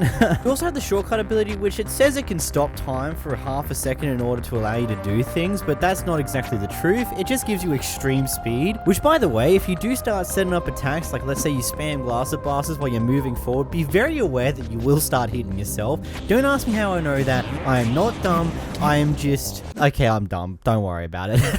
There's also a counter ability, but like with the telekinesis one, I don't quite understand this one properly to be able to like give you an opinion on it at all. I do think this is one of those abilities that is best showcased when you have another person in order to hit you or do things along those lines to you, because it kind of blacks your own screen out, so you have no idea what's actually happening. Anyhow, all the attacks that you do will leave some form of a poison-like thing upon whatever entity that you attack. And basically, it acts like poison. Every certain amount of ticks, it will deal a bit of damage, but the more times you hit an enemy with your attacks and the more karma they build up, the faster that this poison ticks and the more damage it does. Essentially, it's a stacking debuff that can become very, very difficult to deal with very quickly if you're not careful. Which this warning also serves to the person who stands themselves, because if you hit yourself with your abilities, like let's say your own bone ability, and it gets stuck against a wall and you're up against it, it will kill you too because of that karma thing, so be very aware. Anyhow, one thing that I haven't explained to you yet is the two different systems. You got the fatigue system and your bad time system. We'll go over the bad time one in a moment, but your fatigue system, practically everything that you do will eat into that. Whether it be your abilities that you use, or whether it be just dodging damage, will eat into that fatigue.